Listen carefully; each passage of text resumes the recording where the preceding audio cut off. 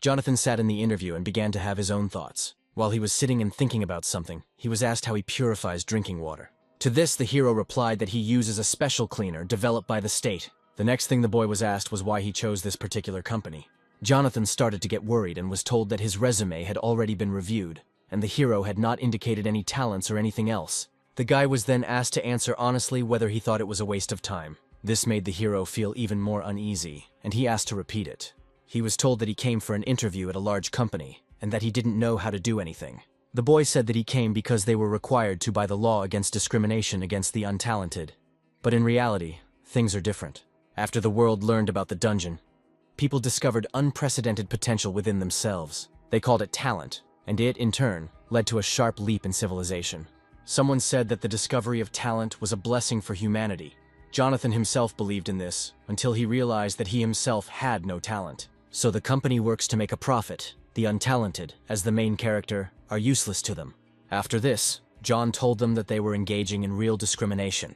The people present at the interview did not understand what the hero was talking about. They said that they themselves were tired of people like him because they had no talent.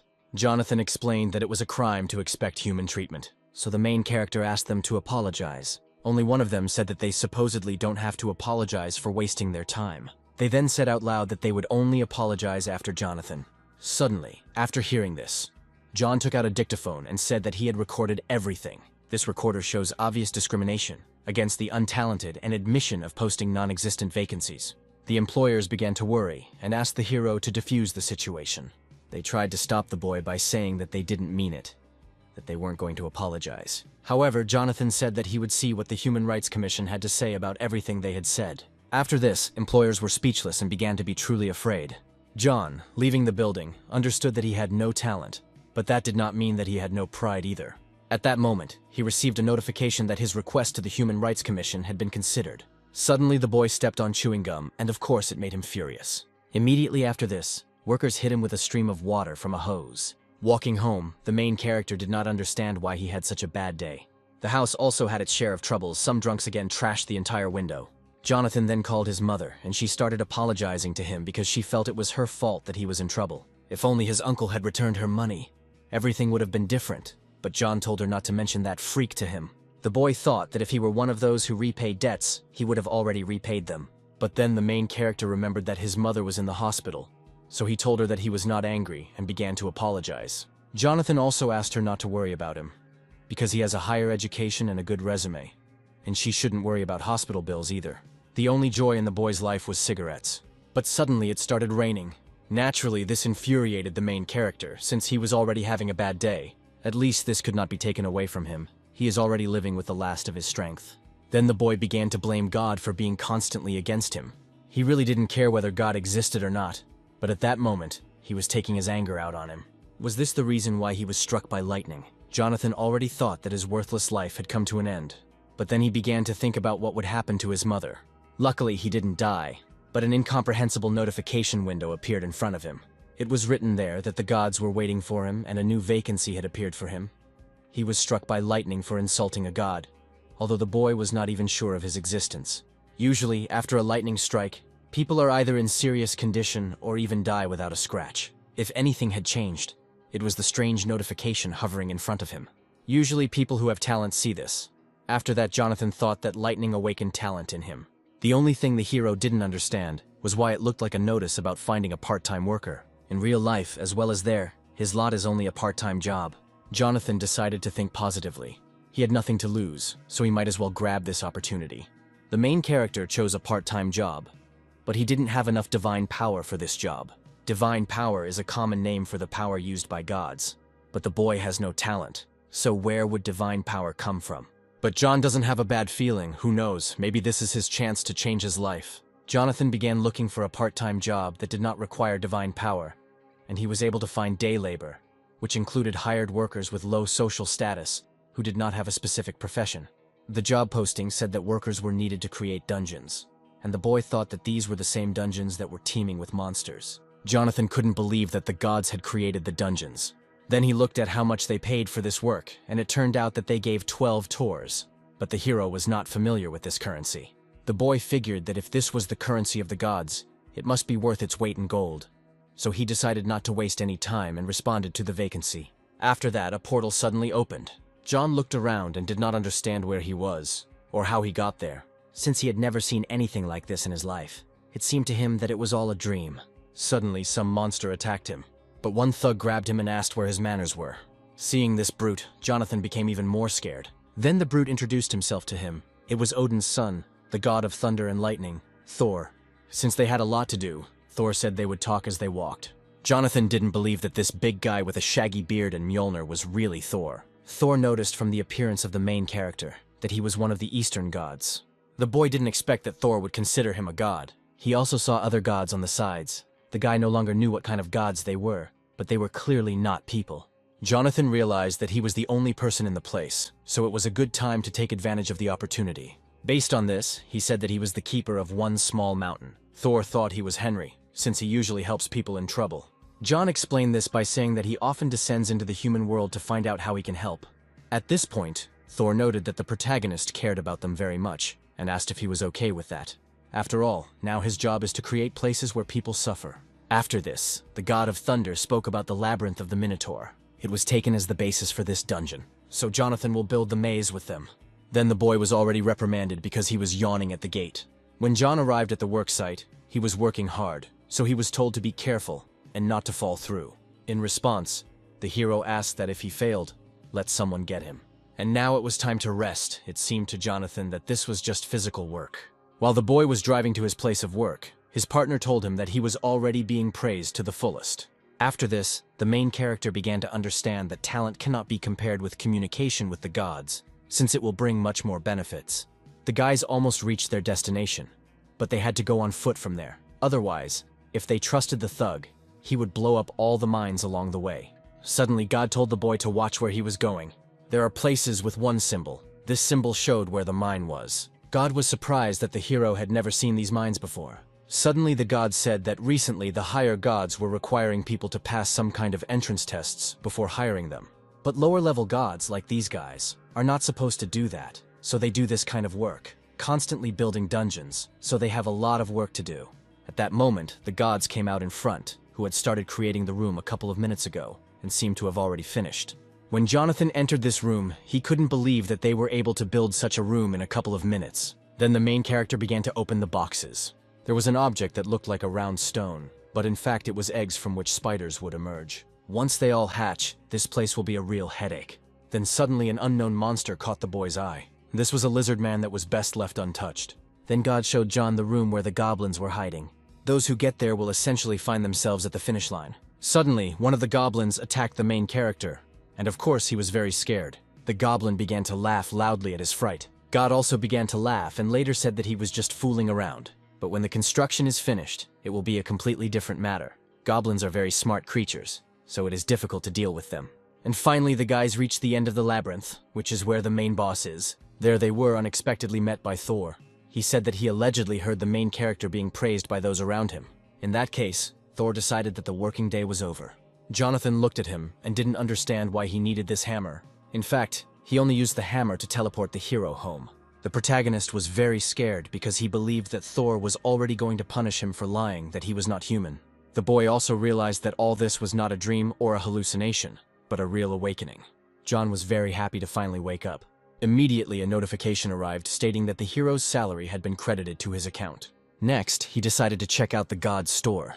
Having visited the store's website, he was convinced that this was indeed a store of the gods. The boy could even buy the power of Thor, a lightning strike, and the powers of other gods. After that, Jonathan imagined how, thanks to this store, he could become a god in a human body. The main character was glad that changes had finally come into his life. However, the price of these products was not the most ideal. The cheapest item cost 70,000 tori. Then the boy decided to see what he could afford. And unexpectedly for him, it turned out that he could simply buy talent. Most importantly, it only cost 12 tori. This wasn't just talent, but SS-level talent for free. He initially chose his talent for fencing because he enjoyed playing with swords as a child. Jonathan successfully purchased SS-level fencing talent. He went out of his way to get at least an F-level talent, and he got this one so easily. Suddenly, the hero received a notification. Supposedly, there was a 1+1 promotion. As a gift, he receives a product of the same level as the purchase that the boy made. In addition, Jonathan chose the fighting talent, and now he was doubly happy. But suddenly the boy fell and his whole body began to hurt. The strengthening of his body to use his talents began. While his body was being refined, he lost consciousness. The body enhancement was successful, but while he was unconscious, he dreamed of his mother. John then decided to look at his window and saw that he was a low-level god, which was why he was able to work in the dungeons. Once untalented, now a god, life is an unpredictable thing. Then the main character's mother called him and told him not to come to the hospital under any circumstances. Jonathan asked what was wrong, but she said just not to come and not to worry about her. Then another person answered the mother's phone. The boy was told that the situation was grave. It looked like a dungeon had appeared near the hospital. They tried to call him, but the phone was unavailable. Until the situation improved, they would not be able to receive visitors. But Jonathan did not listen and ran to his mother. Both journalists and military personnel arrived at the scene, and signs of underground activity were visible everywhere. The soldiers shouted to the citizens that they could not go any further, so they had to turn around. Jonathan stood to the side, not knowing what to do. Suddenly, the hero's concentration skill worked, after which he began to clearly see the soldier's face from afar. The boy also heard the conversations of other citizens, and did not understand whether it was concentration or whether it was due to the talents that he had bought before. It was only then that John realized that he had no time to think, since he had to get to the hospital. The protagonist approached the military man and said that he had to go through, but he refused him because there were signs that they were dealing with a labyrinth. After John heard the word labyrinth, he felt uneasy, and at that moment, an unexpected explosion occurred. Jonathan didn't understand what it was at first, but then he saw in front of him a dungeon that he himself had built. Until that moment, he didn't understand what was happening and couldn't imagine that he would see this there. The hero immediately noticed a man nearby who was feeling ill. At first he wanted to help him. Someone took it and rushed past them, and they flew off in different directions. They were lizard men who mercilessly killed people. As soon as the military saw them, they immediately opened fire on them. At this time, Jonathan was sitting behind the car and shouting that there was a man there. Because of the screams, one lizardman noticed the main character and began to run towards him. The lizardman threw a dagger at him, and the hero activated a new concentration. With this power, he was able to catch the dagger. Jonathan didn't expect this from himself. The lizardman then began to aim his dagger at the other man. The main character noticed this and began to attack him. At this point, the military commander ordered the firing to stop, as he saw a civilian. But Jonathan stood and trembled with fear, because before this he had acted on emotions, and he did not understand what to do next. After that, a lizard attacked him, and the boy successfully dodged its attack. John didn't expect this from the concentration skill. It felt like he had drunk 100 cups of coffee. The boy clearly saw the movements of his opponents, so he decided to act. Jonathan was able to activate the SS rank battle talent skill and beat the lizardman. After that, he still had 2 more lizards to beat. The boy started fighting with them like never before. The military watched him and couldn't believe their eyes. Suddenly, a man approached Jonathan and asked him what guild he was from. This man also added that the boy's face was unfamiliar to him, but he was good. By the way, it was the head of the Sangoon Guild, Logan. Logan said that they came to clear the dungeon, and also invited the hero to go with them. At that moment, John realized that he was no longer an ordinary person, and if the monsters are not stopped now, they will continue to appear. The main character considered it a trivial matter, after which he agreed to the man's proposal. Entering the dungeon, the boy showed them the way through the labyrinth. Jonathan was glad that he still remembered all the moves, of course, all thanks to the fact that he had walked them hundreds of times. Then the boy suddenly asked the guys to wait. He said that he would lead the way himself, but one of the guys started to get upset with his fellow freelancer. It seemed that he didn't like the way John started to command. The main character explained this by saying that there are traps and mines further on. Logan thanked the boy for his concern, but he thought the advance team had already taken care of everything. After this, Jonathan took the stone and threw it aside. The stone fell on the mark, and an explosion occurred on it. Based on this, Jonathan said that he was sure that the advance group had not yet been in this place. The mark is activated under pressure, and the swords are cast from a special alloy. They will pierce most armor like some kind of foam. Logan was curious about how he knew all this, but John knew they shouldn't know that he helped build the labyrinth. So the guy just said it was a company secret. Then they went further, and John said that it would supposedly get even more dangerous further on. Having reached the gate with a picture of a spider, the main character advised the children to get ready. The boys began to think that they shouldn't trust Jonathan, since he could be a spy from another guild who was trying to disrupt their operation. But the boy heard everything. The main character recognized the room, because he had unloaded a bunch of spider eggs there. He knows where they are hiding. But there is no point in complicating things. It will be easier for him to just burn everything to hell. But suddenly the boy's concentration kicked in and he felt people. After that, he stopped the guys. Jonathan told them that they couldn't control the fire because there was a man there. Logan also added that signs of human survivors were found in the stone chamber, so their priority was to save people. He asked the team to form a defensive position as soon as they entered. The guild leader also added that this young man knows where the survivors are, so the support group will act under his command. Jonathan didn't expect this, because he had never even done anything like this. Then a girl approached the boy and thanked him for his help in getting through the labyrinth. They got through it without hitting a single mine. The boy didn't understand anything at first, but the girl encouraged him, telling him not to worry. As she left, she advised him to have a sword, or even two with him. Jonathan found it strange that she came, said what she wanted, and left. She also called the hero by name, and then completely disappeared. When the boys entered the room, it seemed to them that it was very quiet there. But the boy knew that danger could come from above. Suddenly, a huge spider crawled out from above. Logan did not remain idle, and was immediately able to protect his comrade from the attack of this monster. He ordered not to get lost and follow the plan, to line up in a defensive position, and also to avoid contact with the poison. Jonathan then called the support group to his place.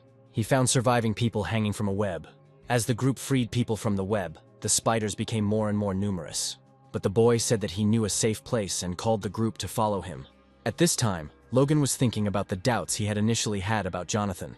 They appeared because the hero knew the passages and structure of the dungeon, as well as where to look for surviving people. Then Logan realized it was just a talent he'd never heard of. The chief was informed that all the survivors had been evacuated. However, there were also casualties, but the injuries were minimal. Logan told the reporter that the team should rest, but he wanted to talk to Jonathan. Taking into account the 2 police officers and the hunters, a total of 10 people were caught in the traps, including members of their group. So Logan said that if it weren't for the kid, they would have burned them all.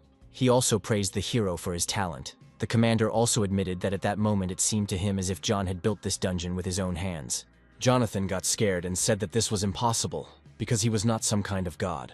Logan told him that he was joking, at which point the boy already thought he was screwed.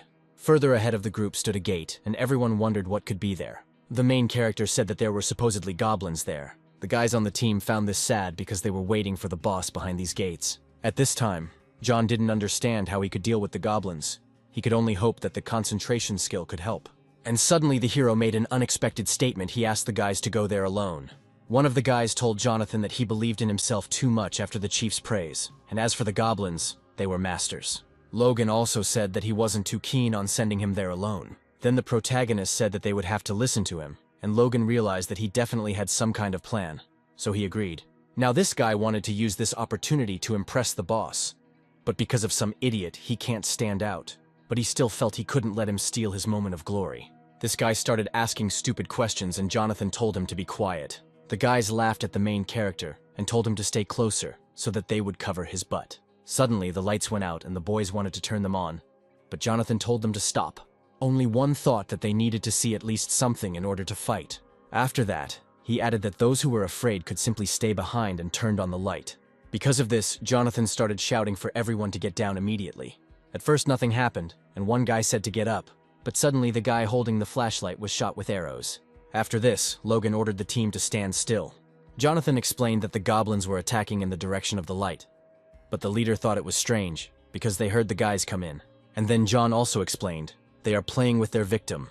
These goblins seem to want to enjoy the children's fear of the darkness. Only Logan said that they can't fight without seeing the enemy, even if it means they have to take losses. At that moment, the boy asked the chief what would happen if they fought even if they couldn't see anything. The protagonist asked him to just rely on him. Jonathan told the boys that he knew they couldn't see anything and were nervous, so he promised to do his best, but they just had to be still and not make any sounds until he said they could. And then the hero tried to concentrate and remember this feeling again. By activating the concentration skill, the boy could sense the presence of every goblin. After a few seconds, John told the team that they could turn on the lights. Logan was amazed by the boy, because he had been doing this all his life. But this was the first time he saw a hunter like Jonathan. And so they came to the end of the labyrinth, to the boss room. Entering the gate, the boys noticed the lord of this dungeon in the distance. As expected, he looked impressive. Logan had a feeling that the boss wasn't going to attack first, so they had time to strategize and explore this room. The hero immediately received a notification saying that the sacrifice of the Minotaur had begun, and that 5 victims had to be chosen. Jonathan believed that there must be a clue on how to get out of there safely, so he should share what he learned. And he decided to say something that might be related to the passage of the dungeon. However, one of the guys is still angry that Jonathan is supposedly taking his laurels for himself. Based on this, he decided that this time he couldn't just stand there with his arms hanging out. He also believed that strategies were for losers who begged for mercy and fear, and he was not going to dance to anyone's tune. The guy wanted to show off his F-level shooting talent, and he thought that with one shot he would get a promotion in his pocket. Jonathan noticed this guy by chance. He shouted at the guy to stop immediately. The guy said that he knew that the hero wanted to take all the laurels for himself. Jonathan tried to stop him, but he didn't have time, and the system was activated. 5 victims would be determined randomly. The commander called this guy an idiot because of his actions. Jonathan already understood that they did not have time to discuss the correctness of the decisions. When the boss got angry, he began to seem much scarier, and the guy asked to quickly release him from this trap. Logan told the team to take positions and act calmly. He ordered to continue attacking with the current number, and also wanted to buy some time. First, Logan delivered a fairly powerful blow to the monster. It was a good hit, but the boss remained intact. Suddenly, John shouted to the commander to be careful. Logan knew it wasn't that he couldn't dodge, he just didn't need to, and all he had done was hook Logan. He also began to think that he would have to be put back together piece by piece. Jonathan could see how Logan was instantly aware of his surroundings and was giving commands, a true dungeon veteran. But this was clearly the best they could afford. The boss didn't even intend to go towards them, as if distance meant nothing. Suddenly, the boy noticed the power of Thor in the monster. Logan thought it was a good moment to attack and went for it, but the main character shouted at him to stop because it was dangerous. However, it was already too late. This boss beat the commander. His team wanted to do something to help before it was too late, but one of them said it was impossible since even the commander couldn't do anything. But Jonathan hit him with all his might, but he didn't care. After so many years at the bottom, John finally got his talent, saw the light at the end of the tunnel, and will die ingloriously like this. But suddenly the main character remembered that they had something else. He didn't try so hard to die in a place like this. The boy told the boss to get ready because he was not going to die so easily and activated his fencing talent. Logan couldn't even scratch him with his axes, and believed that a man who had never held a sword in his hands would not be able to put him down. He wanted to tell the hero to run away, but he couldn't utter a word. The commander began to feel guilty towards the boy, but something happened that no one expected. The main character was able to cut off the boss's horn with the help of his sword. At first he only had excitement, but the moment he took the sword in his hands, confidence came.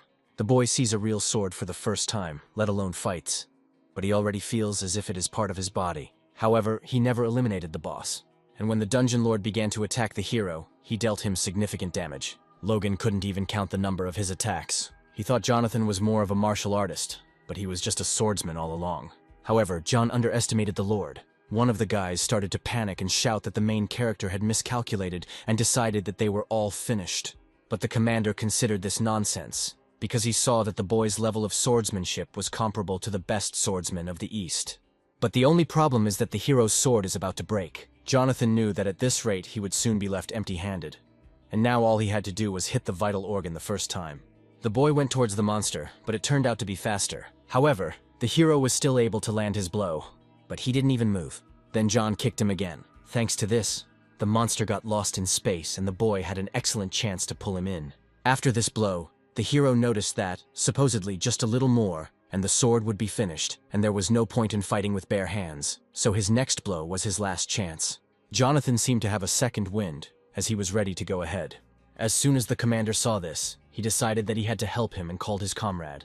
He told him that he had hidden a good thing, and invited him to prove himself. At this time, the main character realized that there was only one chance, and began to aim at the vital organs of the monster. And when he took aim, he immediately began to attack. However, the hero's sword broke and he thought that this was the end. Luckily, the commander asked his comrade to pass the sword to the boy.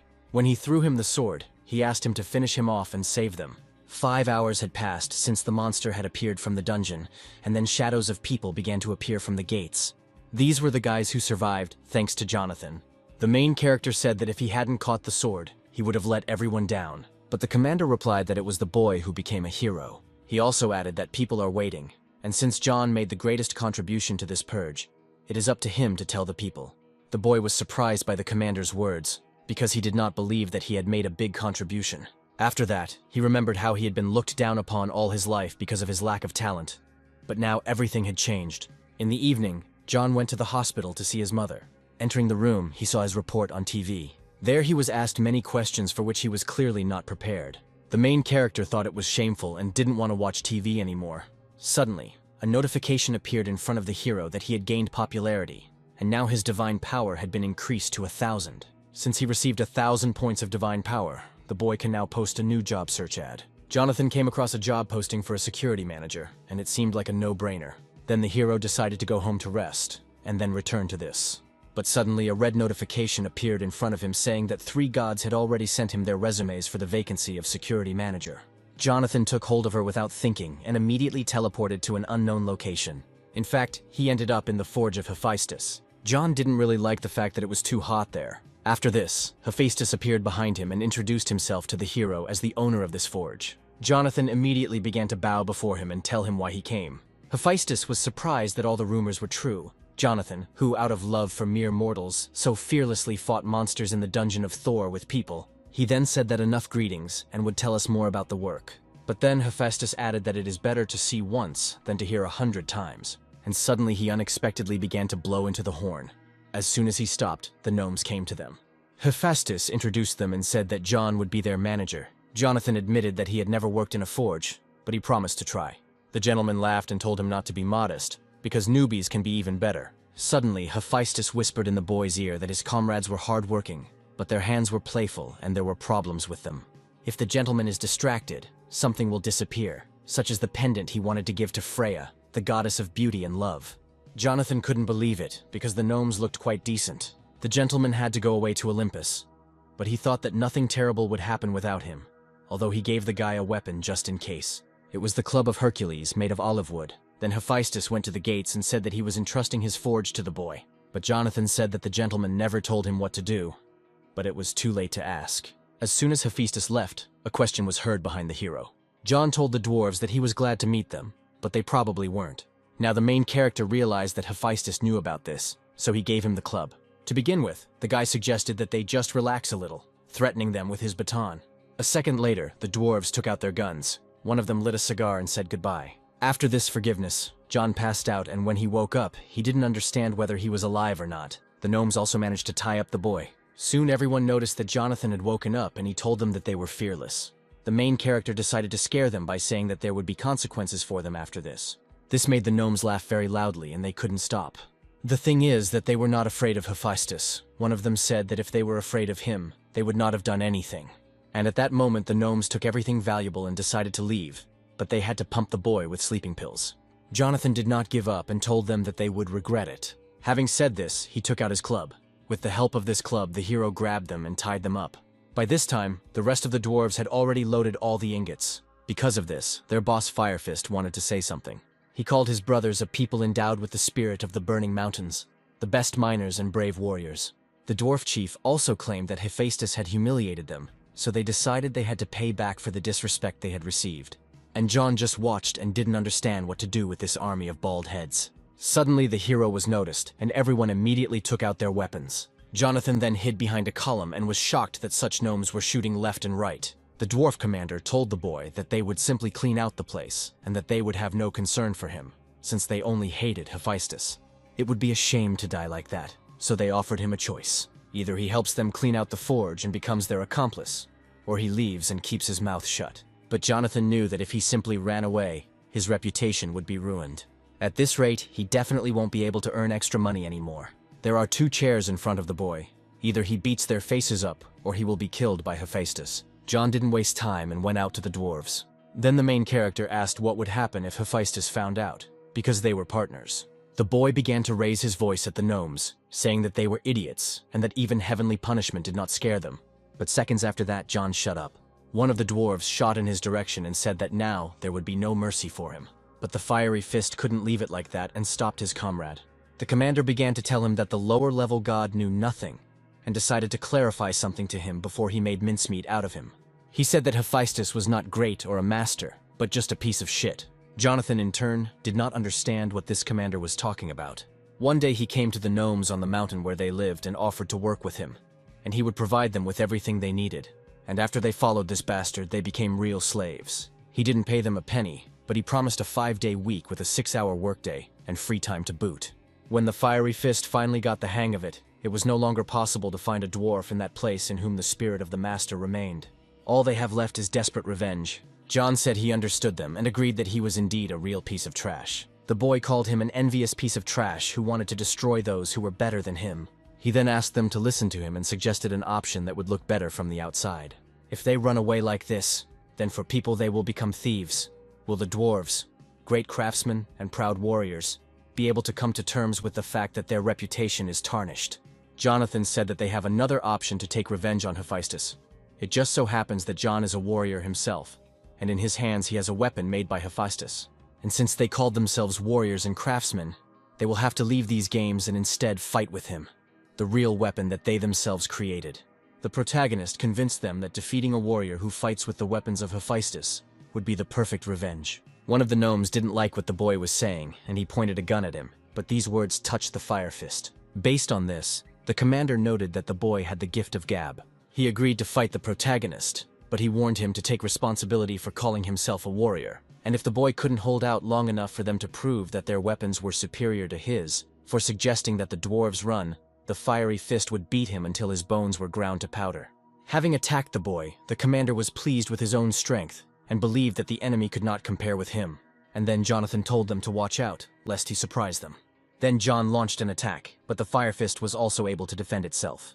The commander praised the boy and said that he immediately found the hero's stance strange.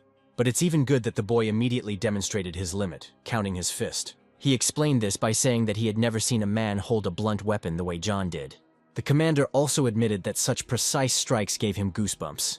It had been a long time since his heart had pounded like that, and from this he concluded that the boy was either his equal or even superior. Fire Fist sincerely apologized for calling him a low-level god and for underestimating him. And in order to prove his sincerity, he decided to respect his strength this time and fight with all his might. Jonathan really liked it and was completely ready. In this battle, the two heroes got nothing but pleasure from the fight. Suddenly the dwarves felt the sound of a forge, the vibrating air and the rumble of metal. After that, the Fire Fist said that the boy had the spirit of a blacksmith. He had nothing to say in response to him, because it was easier to blame the capable than to admit his own incapacity. On the day they received Hephaestus's proposal, they were like frogs emerging from a well for the first time, faced with a storm of emotions and inflated dreams. They constantly reminded us that the dwarves weren't good enough. Everything that happened after the boys came out of the well turned out to be a waste of time. Based on this, the commander realized that this was truly a complete defeat. Suddenly, Hephaestus appeared and stopped the carnage. He said that as soon as he walked away, real chaos began in the forge. The gentleman even thought at first that he had gone to the wrong place. Hephaestus really wanted to know what happened in full detail. The gentleman, of course, suspected that there would be a fight, but this was already some kind of end of the world.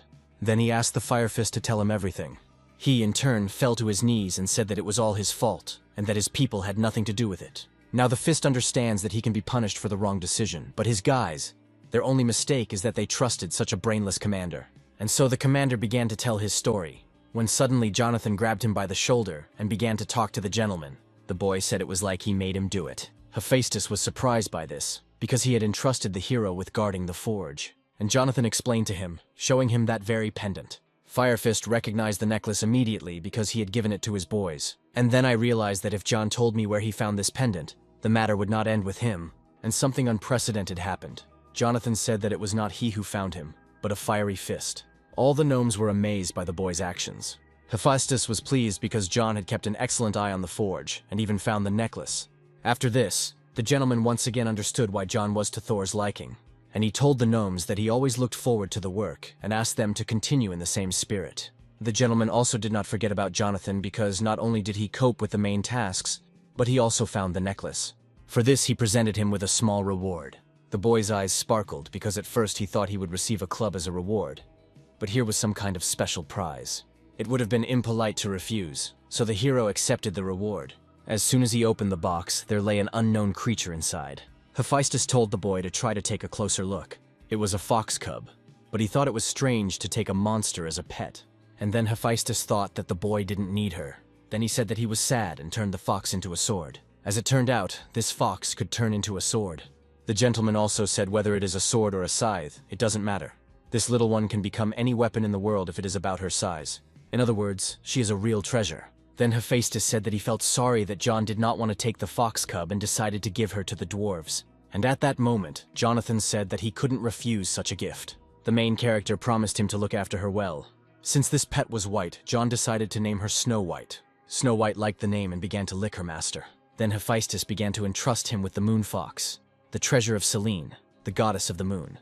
Now the main character has a baby on his neck, and the gentleman also wanted to give him some other stuff from the warehouse. Jonathan packed a whole bag of things and headed home, thanking the gentleman.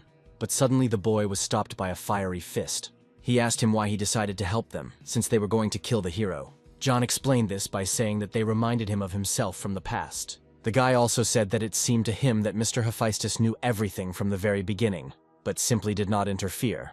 The commander then expressed gratitude on behalf of the entire tribe, and although they could not wash away this shame, he hoped to someday repay his debt. Returning to the city, he headed to the hunter's shop.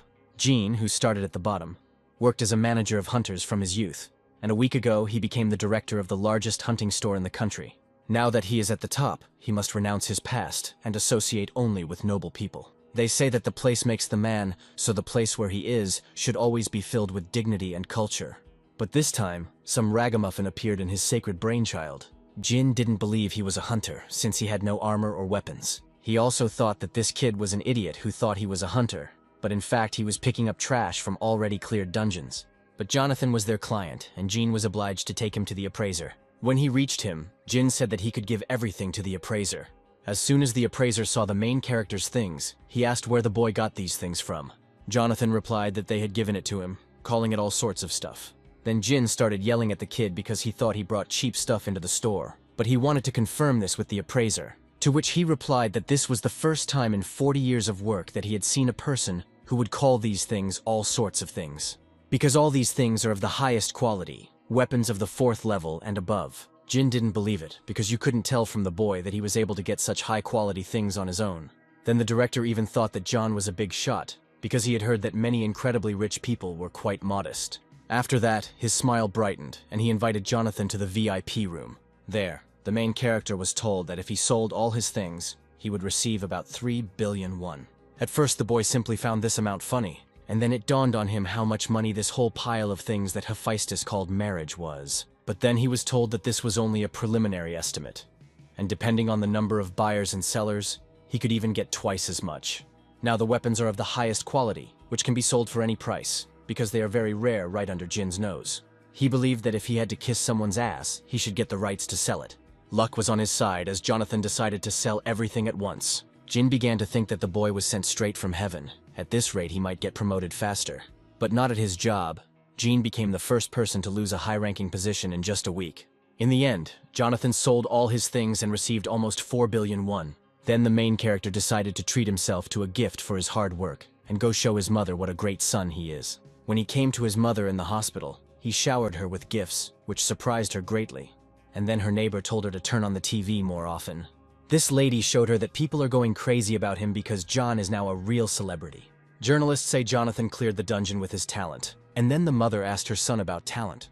The boy replied that it had just opened up the other day, although it was far from being a talent. He also added that it happened so suddenly that he himself did not understand how. Hearing this, mother began to cry. Well, Jonathan stood there and didn't understand why she started crying. And then he realized that his mother always blamed herself for the fact that he was born without talent. At this time, the head of the Sonic Guild, Logan, began to be shown on TV, and they asked him about Jonathan.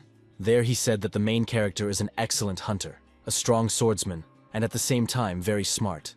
When the mother saw this, she did not expect that he would start talking about her son. And at that moment John thought that this could be his chance. The more popular he is, the more divine power he has, and therefore more job offers. He especially enjoys the reward of the golden apple, the fruit that grants immortality to the gods. Perhaps this apple could heal his mother. Suddenly an urgent message started on TV. In Yeon City, Gyeonggi Province, a gate was discovered and people were ordered to evacuate. And after that, Snow White climbed into the hero's jacket. At first he didn't understand what had happened to her, and then he felt sick. The association immediately requested a convocation of the guilds. Besides, these gates are different from ordinary dungeons. Humans cannot enter them, but monsters can easily exit.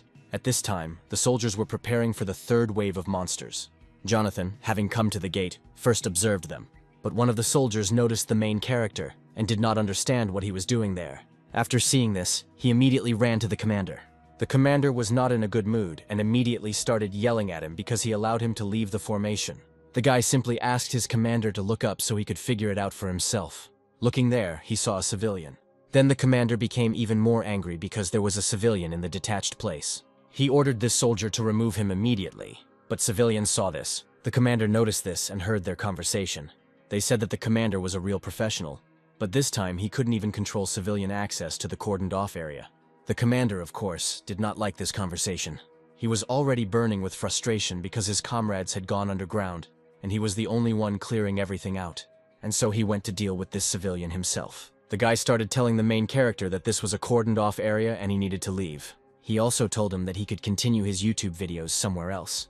In addition, he said that he understood the boy's excitement. After all, he was a third-rank hunter, but if he wanted to get an autograph or an interview, the commander could do it. And then Jonathan said to himself why he needed an autograph and who he was. The commander didn't like the way the boy ignored him and grabbed him by the sleeve. Then it dawned on him that even some left-wing half-poker was looking down on him. He also noticed a small pet, which led him to conclude that John was some unknown hunter trying to gain popularity. Since the boy didn't get it, the commander decided to give him a punch. But unfortunately for him, he missed. Jonathan tripped him up.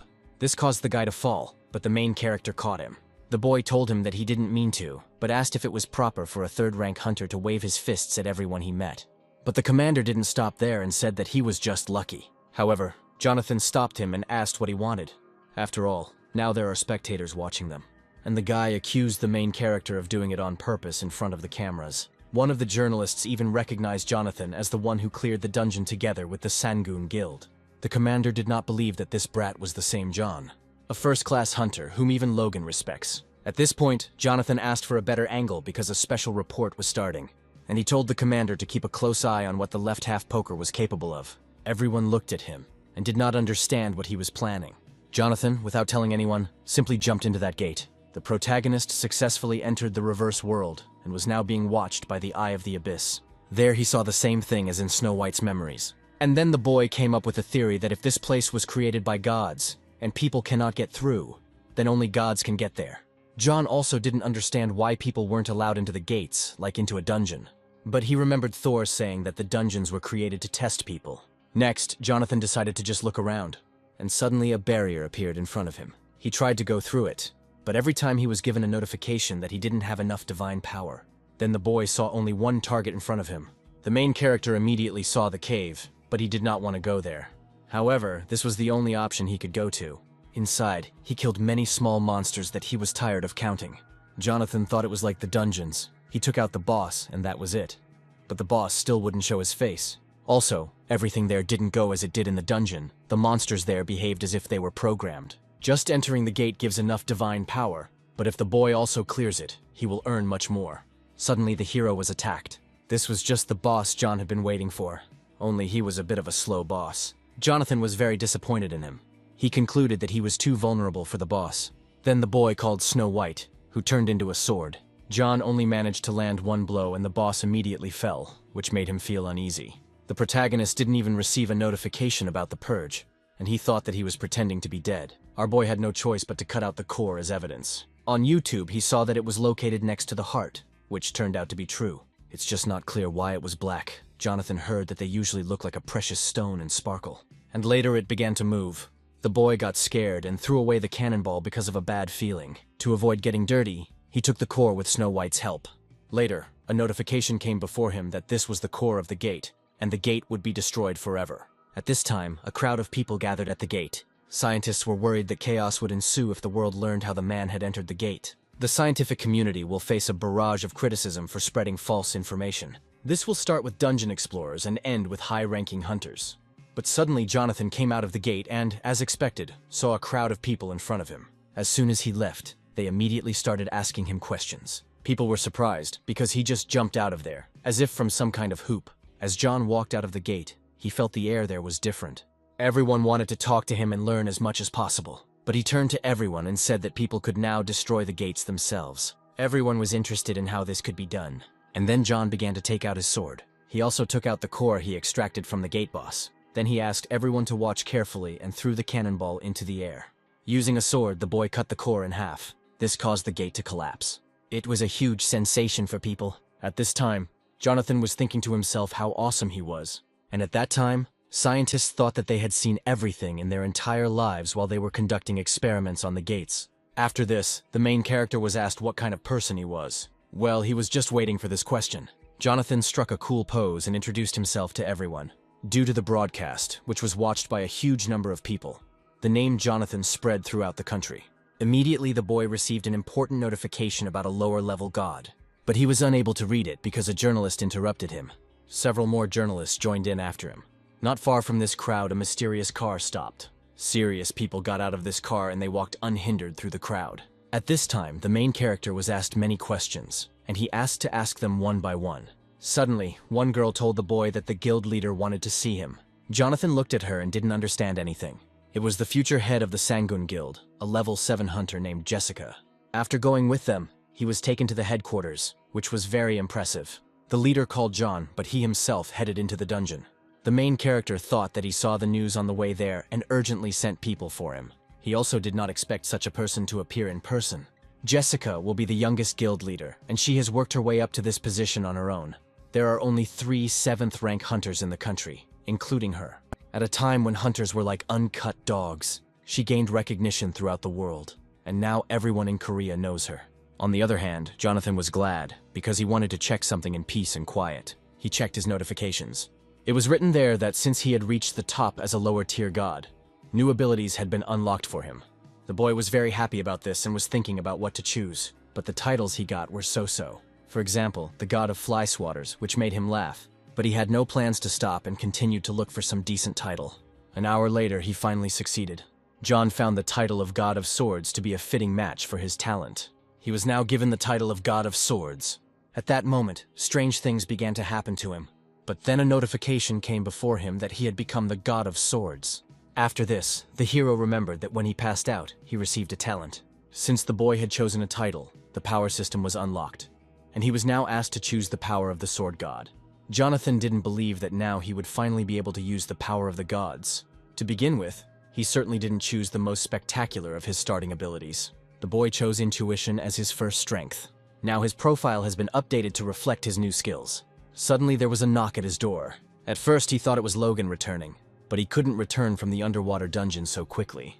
He was a little excited when he opened the door. Jessica knocked on his door. She asked the guy for a minute, but Jonathan first asked her what happened. She said that the chief allegedly gave him something. This is a pass to the guild. Now the main character can use all the amenities and training facilities. At that moment, John thought that Logan had actually decided to take him.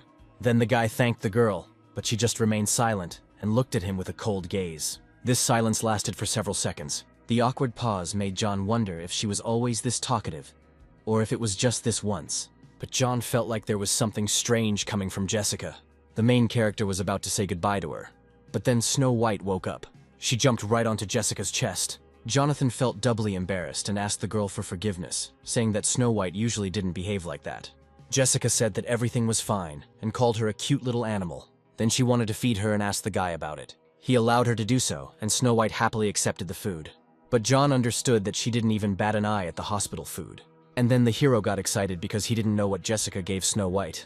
He did not remain silent and directly asked the question about what the girl had given. Jessica replied that it was like a food supplement. Nuts are good for health. Then she told Snow White that they would see each other again, and went on. When the girl left, John sat down and realized that it was strangely difficult to talk to her. But Snow White really liked her, and ate everything she gave her without thinking. But then he realized something. Jessica called Snow White by name when she said goodbye. But the main character didn't call Snow White by name in front of her. Now Jonathan didn't know what to do with Jessica. Then the boy received a notification on his phone. And a second after that, his phone seemed to be blowing up with messages. A new vacancy came to him as a babysitter for Cerberus, that is, temporary care of a pet. The job was paying twice as much, so John forgot about this stalker, Jessica. The main character agreed to this part-time job, and has already begun to get used to these tough movements. There, someone started shining a light in his face. At first he didn't see who was doing it. However, when the boy saw him, he started screaming. John also didn't expect to find himself on a boat. The creature that stood and shone in our hero's face said that he was not dead. They moved along the river Styx, where only the dead move. There is no place for the living. Jonathan realized that this guy was called the ferryman Charon. He told him that he had business there and asked him to help him cross the river. But Charon told the boy to go back, and he asked in response how he could then meet Hades. Tom didn't like that the boy dared to pronounce his name. Well, John asked him what he should call Hades then, by his title or something. Then Charon threatened the main character.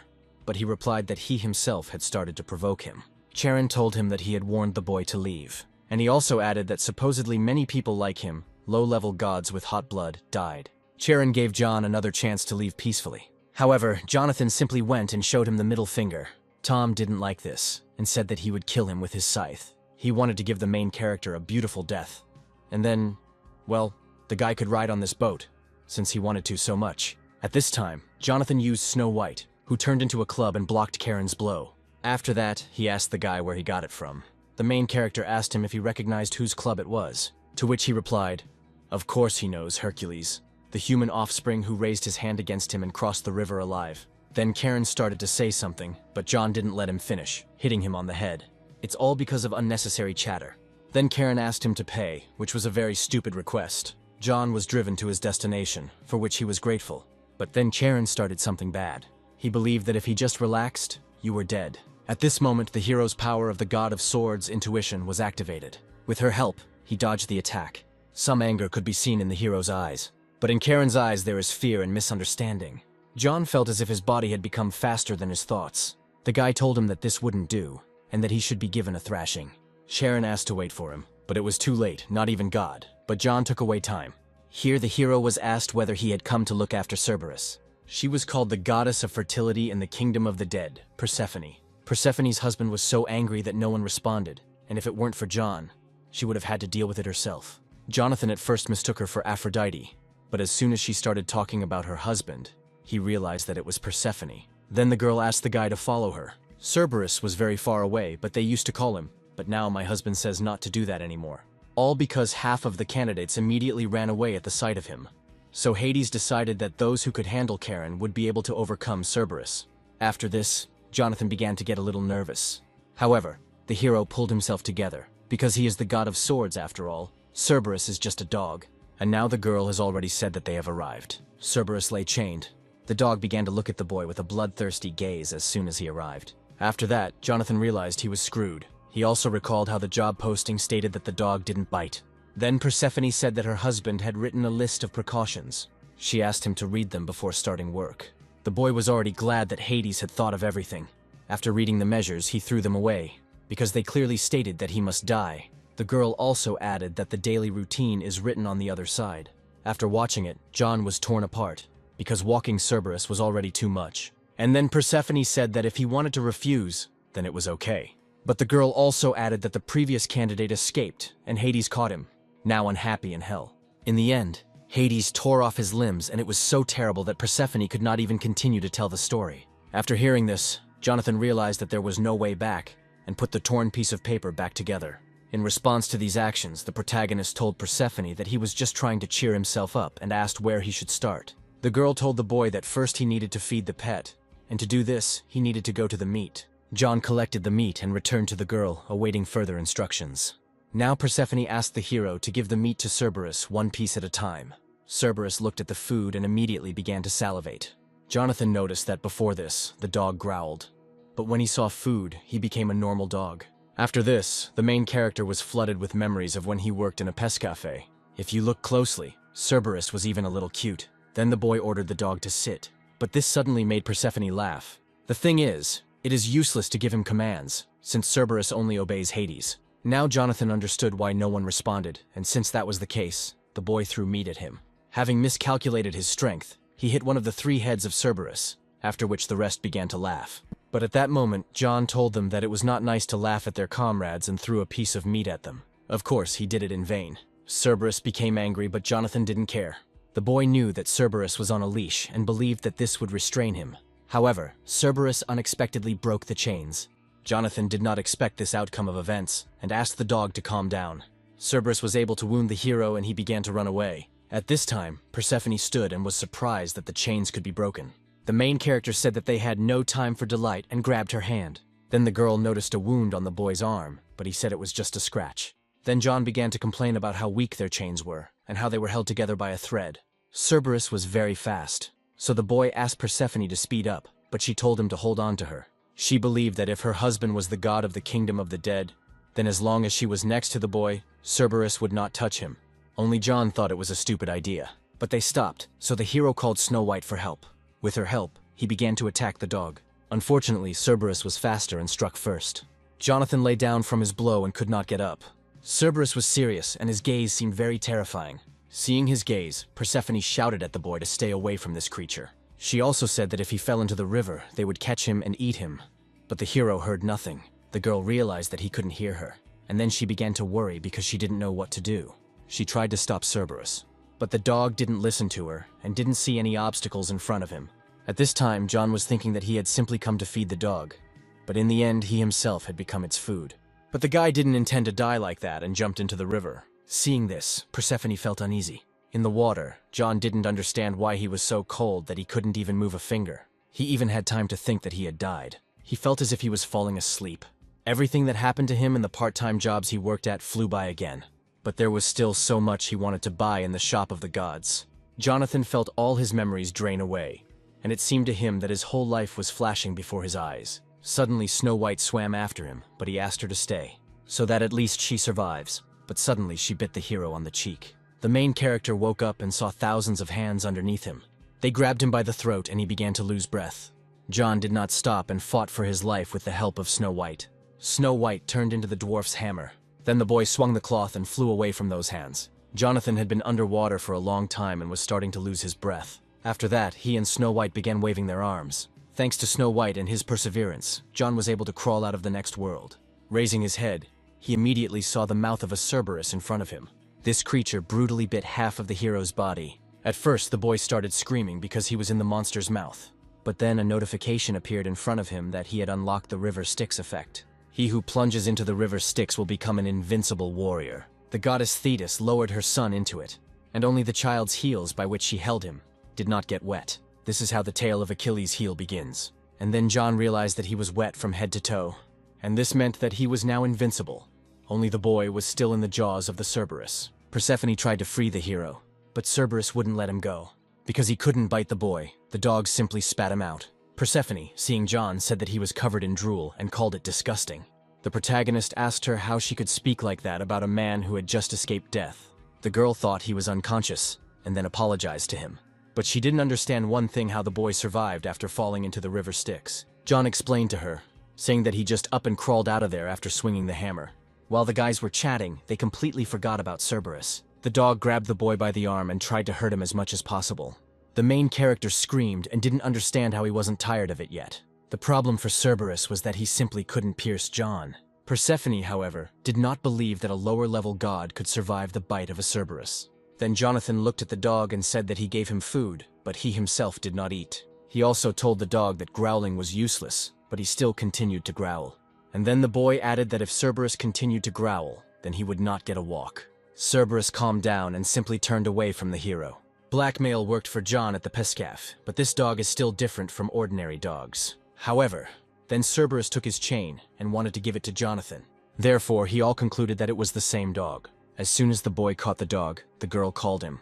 She told him that Cerberus hadn't been walked for a long time, so he needed to walk as slowly as possible. John replied that he understood and that she shouldn't worry. A second later, the boy felt his hand getting heavier. Cerberus took off and John simply flew after him, holding onto his chain. At that moment, a notification popped up in front of him that he had obtained the wind speed skill.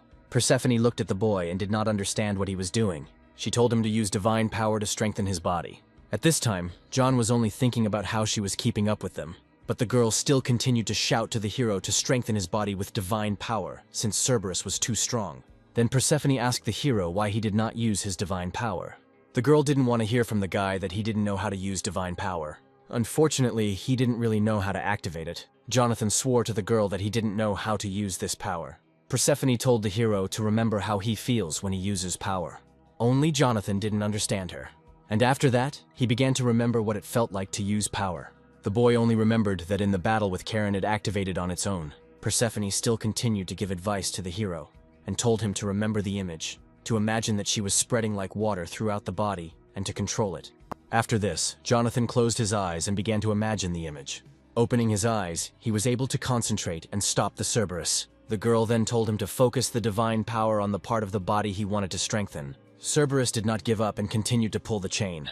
After this, John decided to focus his power and was able to throw the dog. He said that they had had enough walking and needed to go back, but Cerberus was going to resist. Then the boy simply carried him on his shoulders, Persephone was surprised that he was doing so well after using his divine power for the first time. Looks like they have a great worker this time. But the guy found it strange that the girl didn't intervene, because even he, a low-level god, could stop the dog. Based on this, he decided to ask her personally. He also added that he was sure that she could easily handle him. Persephone said it was all because of the restrictions, but the main character still didn't understand it. Cerberus guards the underworld, preventing countless lost souls from returning to the mortal world, and also stops those who try to look in on them out of curiosity. And Persephone is one of them. She is one of those who wants to come back. It turns out that the girl is limited in her actions in this place, and can do nothing with Cerberus. All she can contact are a couple of 3 lower gods, whom Hades allows into his abode. Then the boy remembered that according to mythology, Hades kidnapped Persephone and imprisoned her in the underworld, because he was enchanted by her beauty. He thought it was nonsense, but it turned out to be true. It was hard for him to imagine how much time she spent completely alone. Then he told himself to put aside his sense of heightened justice. Her husband was Hades, the brother of the greatest god Zeus. After that, Snow White, whom he had completely forgotten about, attacked him. At this time, Cerberus simply lay down. He started growling, and John didn't understand what was happening to him. The dog follows the trail of the dead. Despite its appearance, it copes with the job with dignity. And this is also the reason why the girl cannot leave this place. Persephone said that once he put the chain back on, his tasks for the morning would be completed.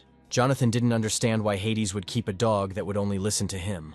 Suddenly, his intuition power was activated. He saw something sparkling in front of him. Persephone told him that the morning's chores were over, and now it was time to prepare for the days. But then something happened that the girl did not expect. The boy simply took and hit the wall from which he took out the collar. He began to apologize, saying that he simply thought there was something valuable inside. This was precisely the collar of Cerberus. With its help, Hades trained the dog. When used, Cerberus will obey commands. The girl didn't believe it, and didn't understand why he was hidden in such a place. Persephone searched everywhere but could not find it, and asked the hero how he did it. The boy replied that it was just a hunch, and asked if the collar was really so all-powerful. The girl said that this is true. Cerberus is a symbol of the underworld, and to rule him is the same as to rule this whole place. But to John, the collar still looked ordinary. Only Jonathan thought that he wouldn't be able to use this collar. But then the girl said that it was not she who found it and gave it to him, and Hades sometimes told her to look for this collar. Her husband told her that he would let her try to train Cerberus if she could really find one. Jonathan couldn't pass up the opportunity to make his life easier. So the hero called Cerberus to try on the collar. The dog refused, but then John told the dog that he would never defeat the hero anyway. But the boy put the collar on him anyway, after which he stood still. Jonathan then began giving the dog different commands. The protagonist made sure that the collar worked and saw that there was something cute about Cerberus. He then put the dog in a corner to make him think about his behavior. Jonathan began to imagine how easy the job would be if things continued to go this way. At that moment, Persephone called the boy. Touching him, she uttered incomprehensible words, and John felt something strange. Then the boy fell to his knees, and the girl told him that her husband had given Cerberus 2 orders. The first is to keep an eye on the dead who are trying to escape from the underworld, and second, keep an eye on Persephone. After this, the main character began to feel sleepy, and the girl wished him sweet dreams. She also added that she would return before Hades arrived. And then Jonathan realized that for Hades, the most important thing was not the underworld. He tried his best not to fall asleep. Waking up after some time, the hero saw Snow White in front of him, and then he realized that he had passed out. The boy began to look for Persephone, but did not see her anywhere. After that, he realized that he was screwed. He also didn't know how long he had slept, so he decided to look at the notification line. He slept for no more than an hour, so he decided to go in search of Persephone as soon as possible, and left Cerberus to guard the gates. Previously, the girl could not leave the underworld because of Cerberus. If it becomes known that she ran away because of the boy, Hades will beat the crap out of him. Based on this, he needed to find her and take her back as soon as possible. Here, the hero remembered the wind speed skill he had acquired. The skill grows significantly based on the user's physical abilities, so the boy was very fast. John then decided to try activating the skill while using divine power. He combined them and was able to jump higher than usual. In the air, Jonathan saw a girl on a boat. While she was swimming, she felt something wrong in the water. At first, it seemed to her that she had simply run over a rock, and then Jonathan swam out of there, which really scared Persephone. He asked her if she was in a hurry to go somewhere. Before this, she told the hero that even the dead are not allowed to cross the river Styx. But Persephone explained this by saying that she simply really wanted to see her mother.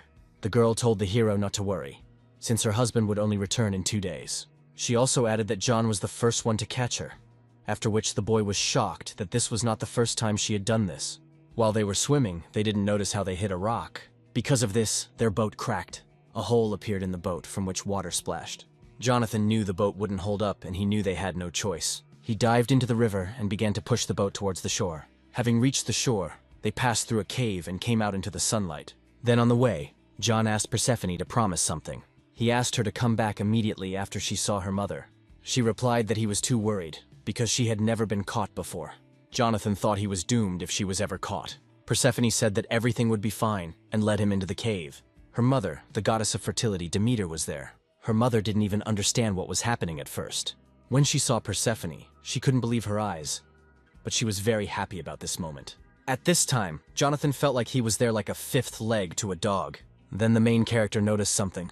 In myths, the earth withered from Demeter's grief for her daughter when she was in the underworld. If we talk about the ordinary world, we can say that winter was beginning. Based on this, Jonathan told the girl that it was time for him to go and arrange to meet by the river at 8.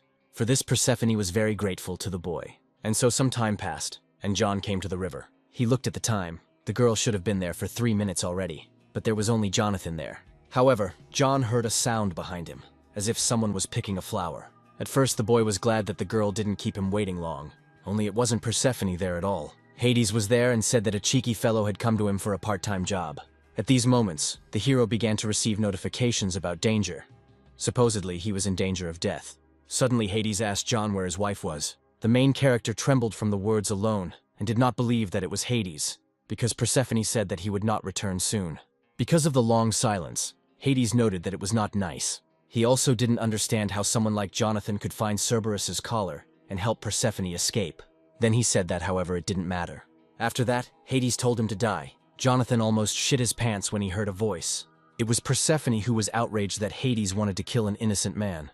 Hades then asked her where she had been. She began to tell him that he constantly told the workers to try to find the collar, and John found him, so the girl asked him why he was angry. Hades took this into account, but he didn't like that she ran away without saying a word. Persephone said she just went away for a while to see her mother and came back. The Lord of the Underworld simply wanted his wife to warn him. At this time, John watched as she pinned Hades. He also noticed a romantic in him. Persephone said that they would continue this conversation in the underworld, but she gave Jonathan a box, which he could consider a bonus. Hades didn't like that she wanted to keep him alive, and he was also curious about what was in the box. She said that the boy had done a great job with his duties, so she was giving him a gift. She then told John that she would take care of the payment, and asked him not to submit a complaint to the system. After all this, he was sent home. When he got home, it seemed to him that each time years of his life were being taken away from him. Next, the hero decided to check the gift he received from the girl. There were 2 apples lying there. The forbidden fruit, which grants the ability to distinguish good from evil, and the golden apple, a symbol of immortality, the fruit of the gods, which grants eternal youth. The golden apple immediately reminded John of his mother, because this apple could possibly help her recover. Only he didn't know whether people could eat the fruits of the gods. But Jonathan decided to keep the forbidden fruit for himself. Already in the hospital, the doctor told them that all the cancer cells had disappeared, and this surprised the doctor very much. He also added that there is no explanation for this in modern medicine. After this, Mother began to cry from happiness and did not understand how such a miracle could happen. Well, John understood that the golden apple worked. The doctor said that his mother was ready to be discharged, so Jonathan called his mother to come home. They decided to go home by taxi. But there, the driver said that they would have to make a big circle. He explained this by the fact that there is complete chaos on the streets now. The driver turned on the radio so that the hero could hear more about it. The radio reported that an underground dungeon had appeared near the park and that the evacuation of citizens was ongoing. Guilds and individual hunters were called to the scene. But traffic jams were making it difficult to get there. Then the hero's mother said that she would get home herself and sent him there. She also wanted to see her son on TV as soon as possible. To begin with, the boy decided to take a look at the god's shop. He hadn't received his salary yet, but he saw in his profile the title of Cerberus Tamer. Now every dog will obey John. He is the master of dogs. Coming out to the people began to point at him. Jonathan started saying that he was being confused with someone else, but they weren't addressing him, but Jessica. This made the hero feel a little awkward. Jessica said that their guild Sangoon, as usual, will give it their all, and that was where she ended the interview. The protagonist was delighted that she simply ignored everyone. The boy didn't have time for this, because he needed to catch up with her, and so Jessica and her team entered the dungeon. Suddenly, the girl noticed something and told the team to shut up. One of her comrades noticed that she was behaving differently this time. She's not a talkative person, of course, but she usually doesn't get angry over such nonsense. At that moment, Jessica said that they were coming. It was a pack of dogs, deadly hounds. When the team saw them, they were scared because they had not been told about such a thing. The slightest bite from their poisonous fangs and in 10 minutes you are dead. Then the girl said that those who are not strong in close combat should step back, and she called the rest to follow her. Then Jessica heard someone making faces behind her. Her comrade told the team to stop fooling around, but it wasn't them. The sound came from a pack of hounds. There they saw a man, and were surprised that he was standing next to the dogs. One of Jessica's comrades told her to move away, and called out to a man from the shadows. Jonathan started to come out from there, and asked to put away the sword. This guy never expected that a person would come out. At this time, one of the dogs, which did not obey the main character, crept up to the girl.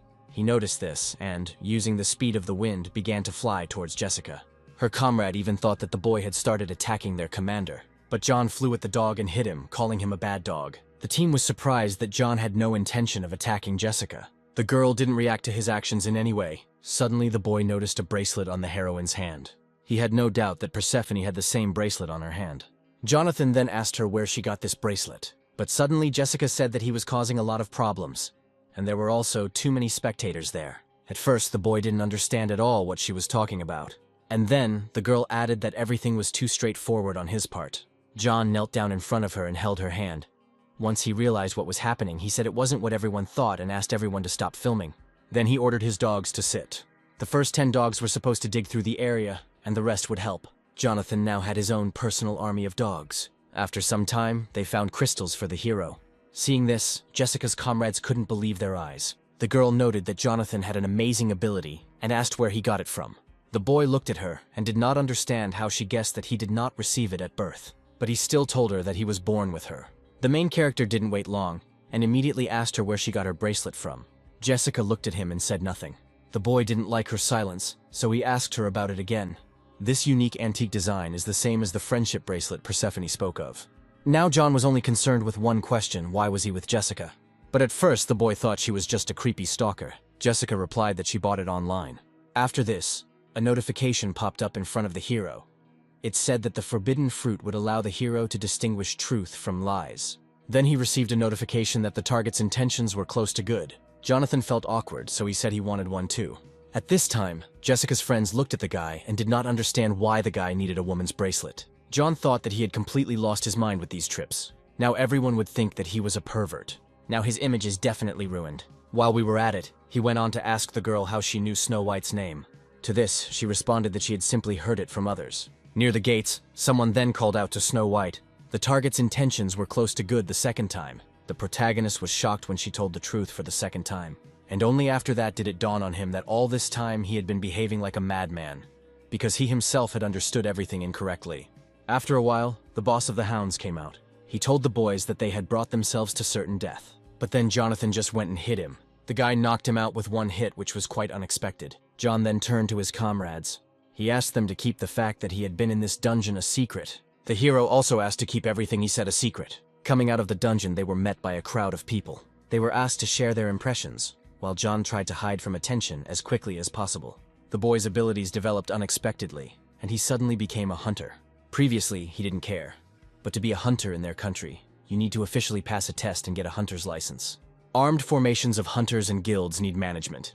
In this world, anyone can search the internet for information on any hunter. Since John, not being an official hunter, was entering the dungeon, it gradually began to attract attention. Again, if public opinion about this is bad, then Jonathan's divine power may also be diminished. Based on this, he left the journalist to Jessica, and it was time for him to get out of there. But suddenly on the way, he came across a man who recognized the boy. This guy asked him what such a talentless bastard bug was doing there. After this, there was some controversy in the crowd, because someone saw on TV that John was not really like that. Jonathan recognized the guy immediately when he looked at him. It was his old enemy, Charlie, a bully from the Cheeble house who casts a shadow over John's school years. The boy even began to wonder that it was not God who ruled the world, but the rich Cheeble families. But now everything is different. The situation has changed. Jonathan is going to surpass his family. Charlie told the hero that he saw him clear the dungeon labyrinth and some other gates there, but he found it strange.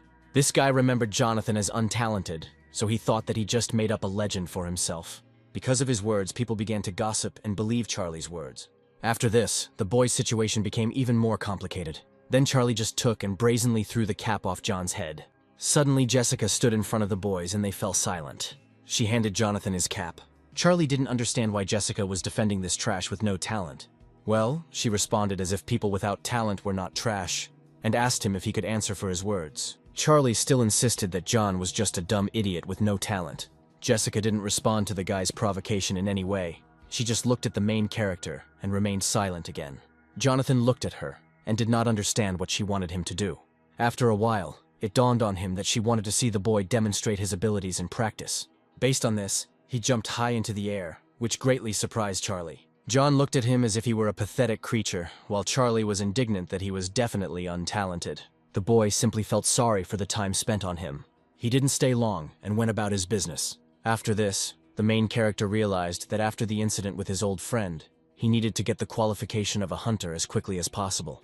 And the news just reached him that a hunter qualification test would soon be held in Dokdo. When he left the house, there was a black car in front of him. At first, he intended to go alone, without attracting attention. But suddenly, Jessica met him and invited him to go together. Having reached his destination, John thanked them for the comfortable ride. But the hero didn't understand why Jessica dragged him there.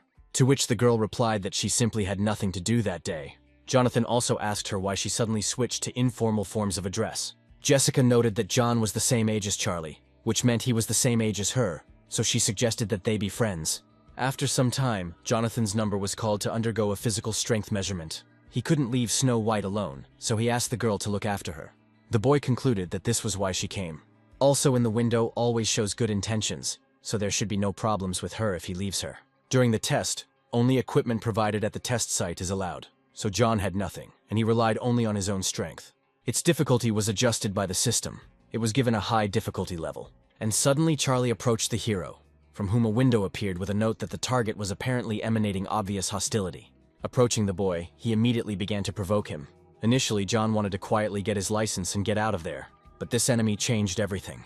He told him that a piece of trash like John shouldn't be sticking his head out of his corner. This had a good effect on the hero because he channeled his negativity into this barbell, causing him to gain the strength of the 6th rank lower body.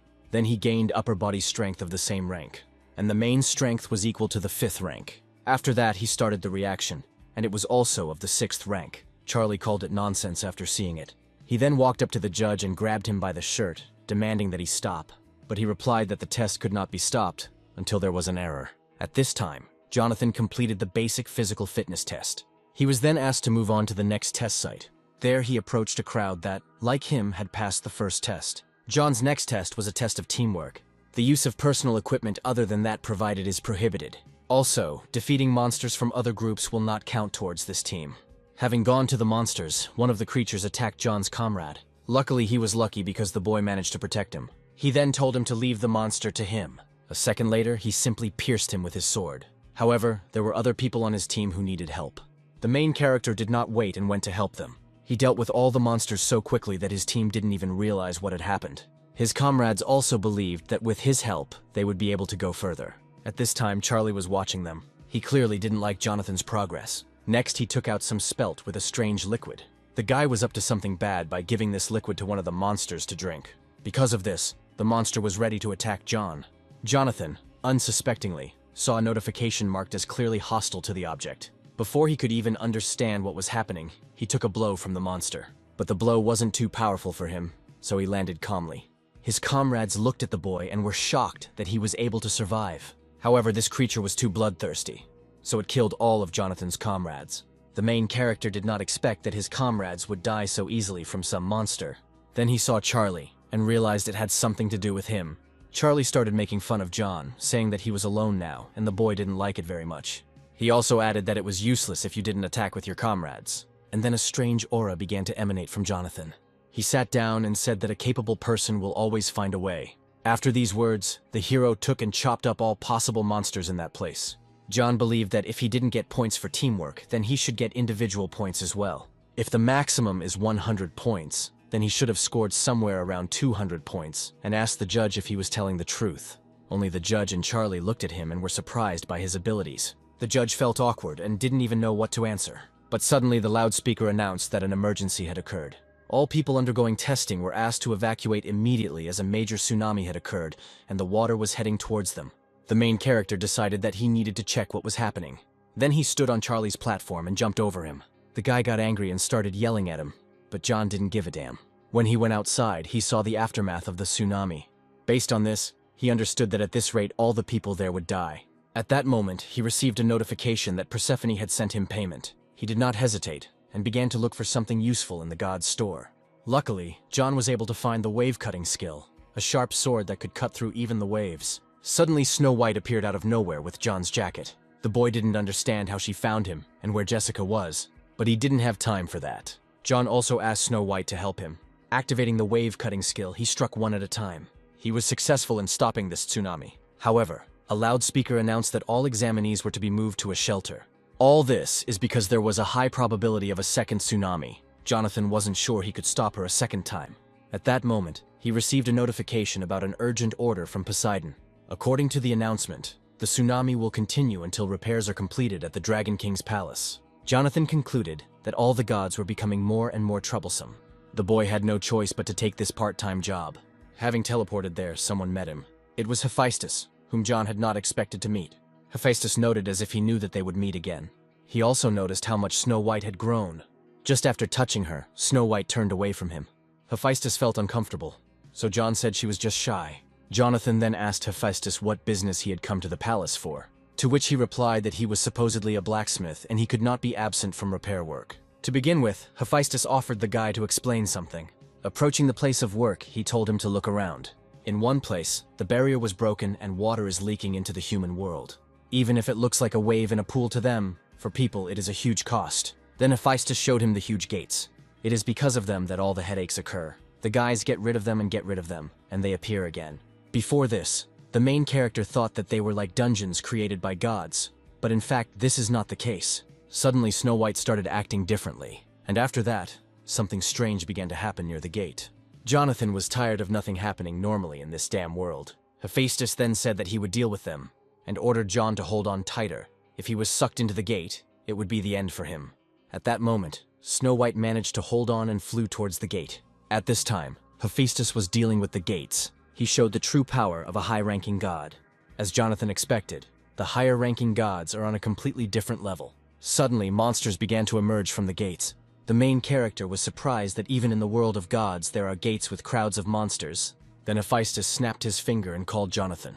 After that, a sword appeared in front of the boy. Hephaestus told him to take this sword and deal with the enemies while he closed the gates. Before this, John thought that this would be a barrier repair, but it turned out to be another job that required combat skills. Because of this, the hero decided that he would need to ask for additional payment. Having attacked one enemy, he thought he had killed him. However, his intuition worked. The monster was able to survive the boy's blow. John didn't even understand what happened because he had hit him quite hard. He hit him with divine strength, but he withstood it. Then this monster began to speak, and John realized that these creatures were different. Up until this point, the gate monsters were very weak, but this time, Jonathan felt like it might be dangerous to fight them alone. Suddenly, the boy felt someone else approaching. It was exactly the same army of creatures. They then started running towards John, causing him to become confused. But they were not running towards him, but towards their own kind. Jonathan stood there at the time and didn't understand what was going on. But then I saw a badge on one of them and realized that Poseidon's reinforcements had arrived. The main character was already afraid that he would have to deal with everyone alone. Based on this, he thought that it would be quite possible to try it with reinforcements. The boy began to inflict many cuts on the enemies, but all to no avail. Then he realized that not being able to cut it in one blow was not a mistake. John cut them with all his might, but only scratches remained. And suddenly the monster said that he was tired of playing with the boy. At this point, Jonathan asked the enemy to endure something. He activated his wave-cutting skill and sent it towards the monsters. All creatures froze in space. Then they just broke into pieces. John beamed and called the next monster to him. They were very angry after the hero's attack and wanted to take revenge on him. The boy was no longer afraid of anything and waited for them to come closer. However, a notification suddenly appeared in front of him that he did not have enough divine power to use wave-cutting. After this, the boy understood why he was so good at it. Jonathan used too much force at once, so he did well, but there was nothing left. The monsters saw the hero's weakness, and he asked them to stop. But suddenly shooting started in the palace. The main character also heard very familiar voices. These were the same gnomes who wanted to take revenge on Hephaestus. They were able to stop the monsters for a while, but they were still alive and evil. One of the creatures began to attack the gnome. He thought he could deal with her with his pistol, but she threw a stone at the pistol. Thanks to this, the monster got closer to him and struck him with his foot. The gnome flew between his comrades with relish. Seeing this, Fire Fist called this creature a bastard. Then he took the dwarf's hammer and chopped it up. As expected, the dwarven hammer is very powerful, if you think about it. When John fell into the river Styx, he accidentally used it once. Because of this, he decided to use the dwarven hammer skill since the divine power requirement was low. Suddenly, Jonathan noticed how one of the monsters grabbed the gnome. He activated his dwarven hammer skill and flew towards him. However, the skill's use was cancelled as it can only be used with blunt weapons. It was a very big mistake for him. The sea creature took it and easily threw the hero away. Because it wasn't a blunt weapon, the skill couldn't be activated, and the boy didn't have Snow White nearby.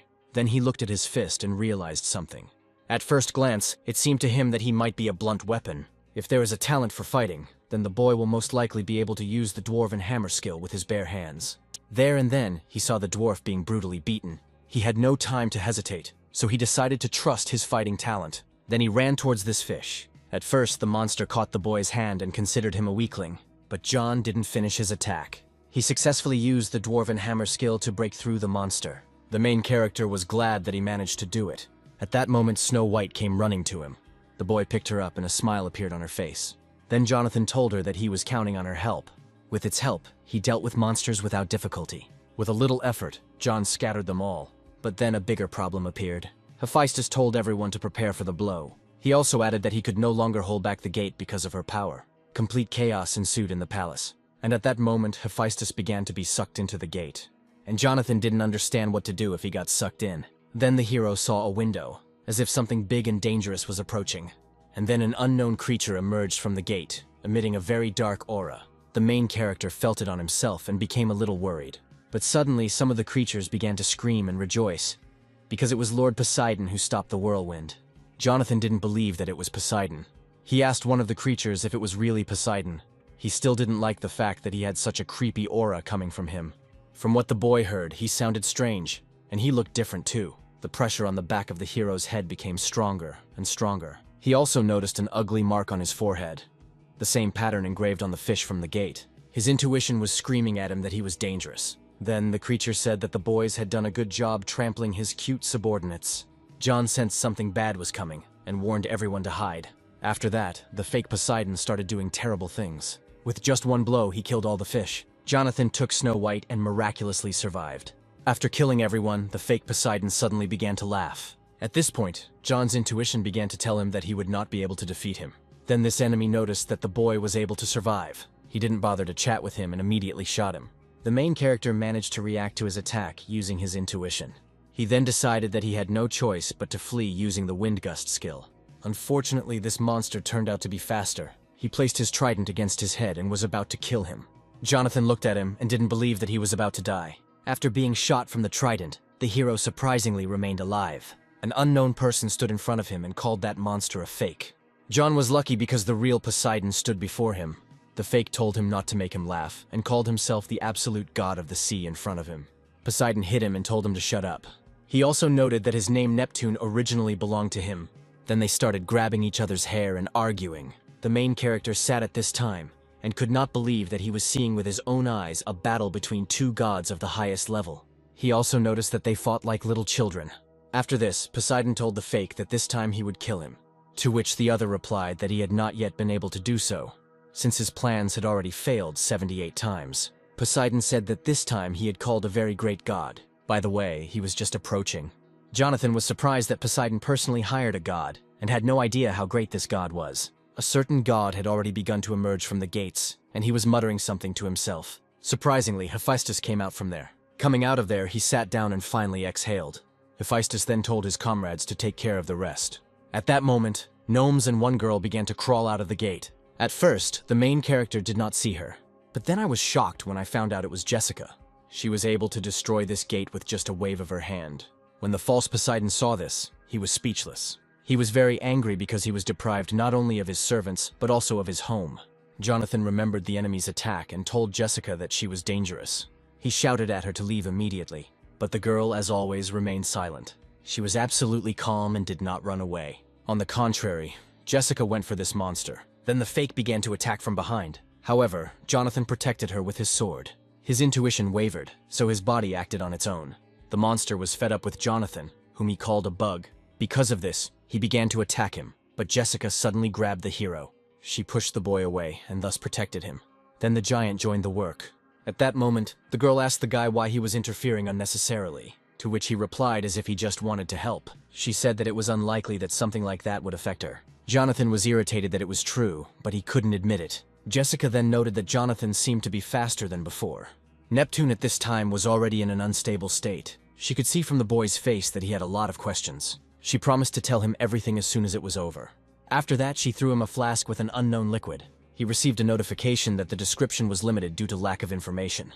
Suddenly, Jessica told the hero to drink it. She also added that he should keep in mind that it was he who had to interrupt Neptune's last breath.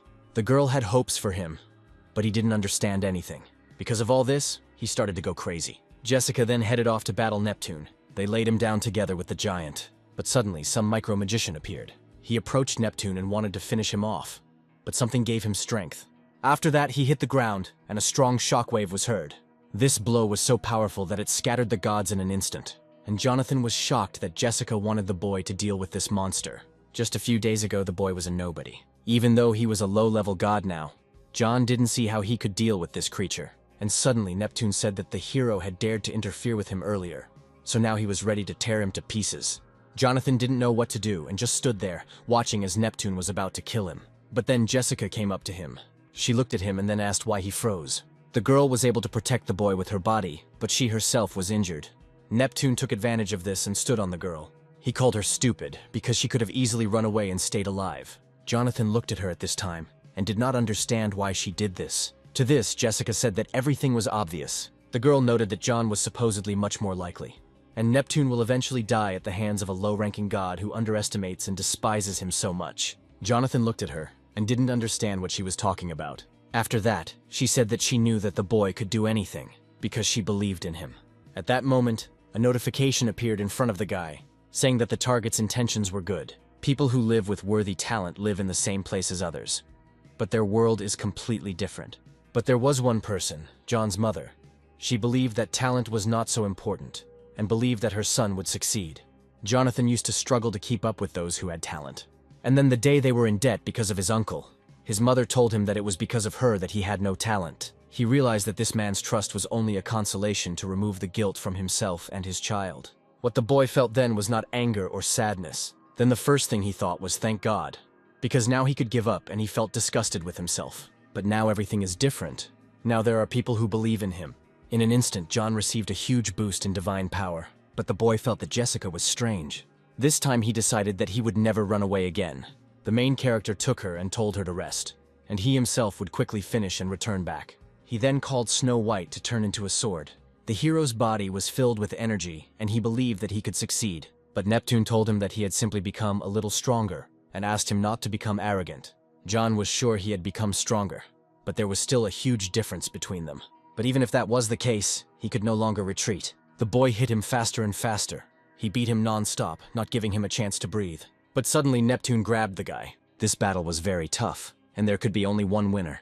Neptune promised the hero that this time he would put an end to everything. He began to use his most powerful attack. When she threw it at the boy, there was a powerful explosion. But John was lucky because Snow White returned to him and turned into a shield. Then Poseidon finally showed up. He strengthened the water dragon and sent it to Neptune. Thanks to this, they were able to catch him. Neptune, out of desperation, said that if we were destined to die, then we would all die together. However, at this moment, Jonathan put all his divine power into strengthening the wave cutting. Faith does not prove truth, but even every fool understands. The boy, who had received only contempt from others, and who for the first time received sincere trust, could not trample all the expectations of this man.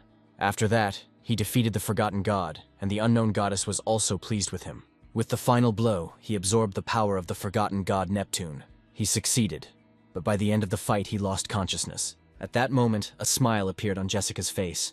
Opening his eyes, he could barely see Poseidon's shadow. When he finally woke up, Poseidon appeared in front of him, sitting on his throne. Poseidon told him that his wounds were healed, and his clothes were returned to their original state. First of all, he thanked the boy for defeating Neptune, but he wanted to ask him something. The god of the seas said that because he dealt with Neptune, most of Neptune returned to him. However, because John dealt him the final blow, some of the power transferred to him as well. With this power, one can establish order in the world, but also create chaos. And now he asked the hero what he was going to do with this power. Jonathan saw and noticed that Poseidon's power, the eye of the deep, could see right through him. He understood that this clumsy lie would not work, and besides, there was a strong anger emanating from him. It seemed to him that Poseidon was probably going to kill him if he answered incorrectly. Based on this, the guy said that he killed Neptune not for the sake of power, but if he allows him to use it, John will use it to become stronger and become a god recognized by everyone. At that moment, Poseidon saw his former self in him. The boy exuded sincerity, like the soul of a newborn god. He went on to say that if that was the case, there was no reason not to celebrate it. So Poseidon decided to throw a party. During the party, he was only looking for Jessica. Seeing her, John approached her and said that they needed to talk. Suddenly, Snow White jumped up to her. Jonathan didn't like her behavior because they were supposed to have a serious conversation. Then a crowd of girls approached her. They just took him and pushed him away. Well, then Poseidon grabbed him by the shoulder. He wanted to have a little chat with him before finishing work, but the boy refused. Back at the testing center, John received his hunter's license. The main character became a 6-star hunter. The ranking system of hunters around the world is based on stars. There are hunters with no stars, and up to 9 stars. Korea has never had a 9-star hunter before, and there are currently only 13 hunters above 5, including John. Seeing the boy with a license, Charlie began to get indignant. Jonathan didn't pay much attention to it, but his eardrums almost burst from the screams of this asshole. Suddenly, the boy noticed that Snow White seemed to have become heavier. Her level also increased. At that moment, it seemed to the hero that she would continue to grow and eventually become independent. But he didn't believe it, because she was such a pure and kind cutie. Then John was met by Jessica, who said that the boy had a good destiny. She called him to follow her, because she promised to tell him everything. Everything he needs to know and what will happen in the future about Ragnarok and the end of the world. In the car, John told her that he now understood why he had such a strange feeling in the beginning, but he was still curious about who she was. A year ago, Jessica had a window in front of her eyes with a part-time job from the gods. Using the reward from her part-time job, she gained power and became a mid-ranking god. And then she gained the ability to foresee, which surprised Jonathan. The girl doesn't know everything, but she learned about the future. The War of the Gods is about to begin. Sometimes the names of the gods differ from myth to myth, such as Zeus and Jupiter, Poseidon and Neptune, Eros and Cupid. People know it as the same poem, but these are different gods with different names. Unlike the gods who survive to their day through faith, the ancient gods, forgotten from the past, accumulate their power through the gates to reclaim their names.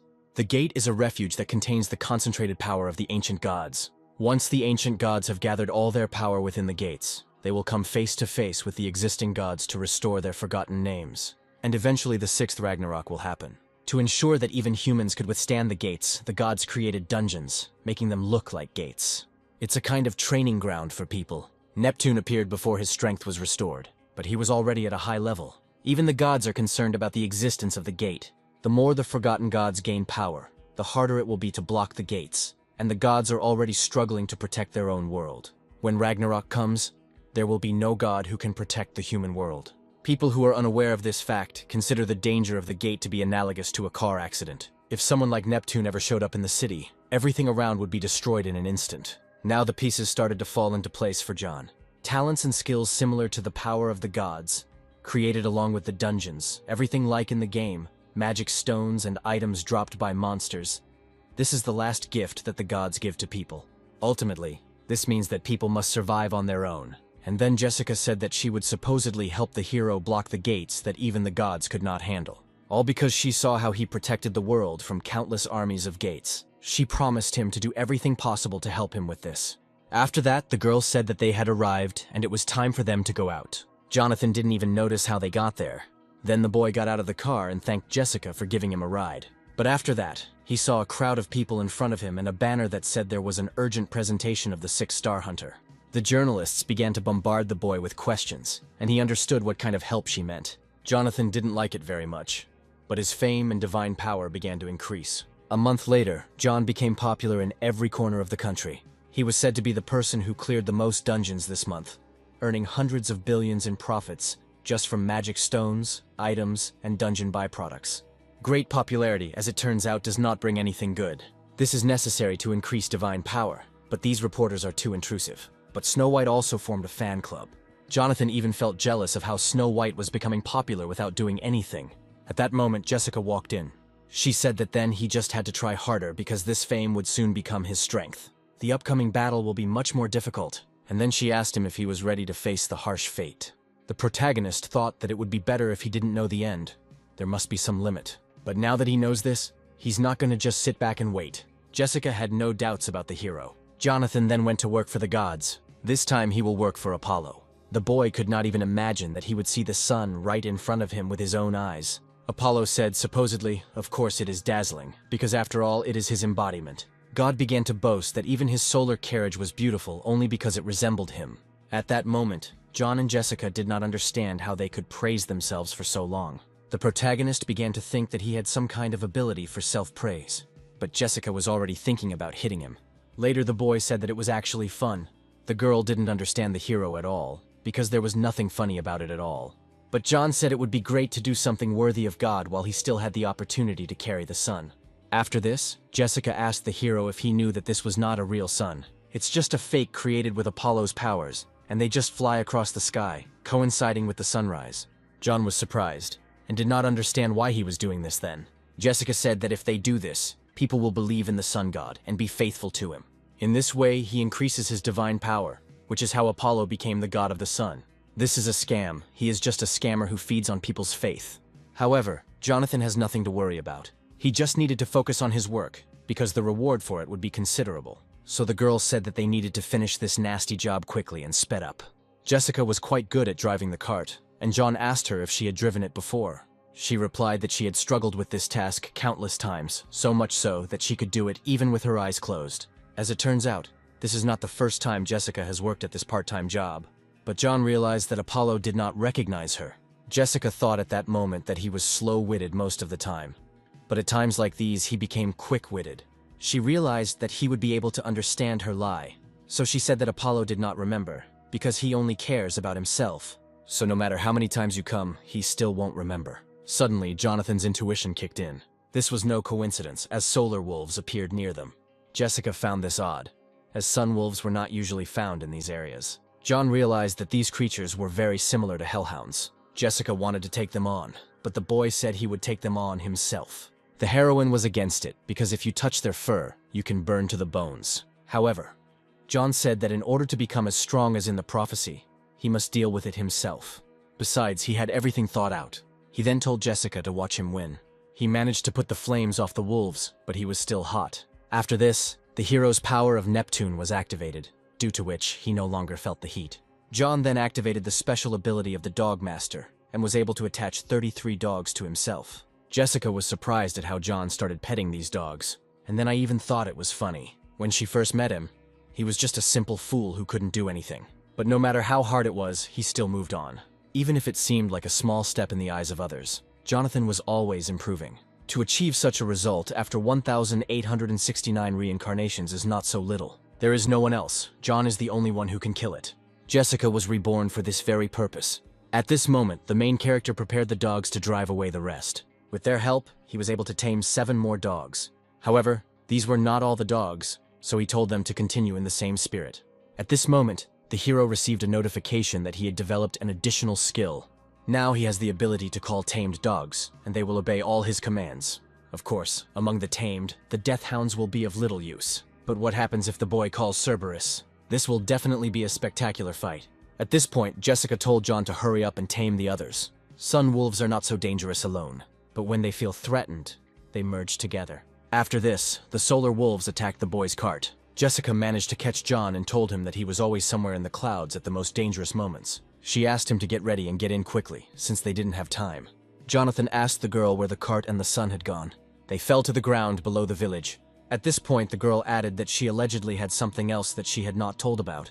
But now the village is in great danger. So first they had to save people. John didn't wait and went to their defense. The reunited wolves were not very weak, so the boy had to sweat. Even if the solar wolves merged together, they would still not be able to defeat Cerberus. So Jonathan summoned this beast to the battlefield.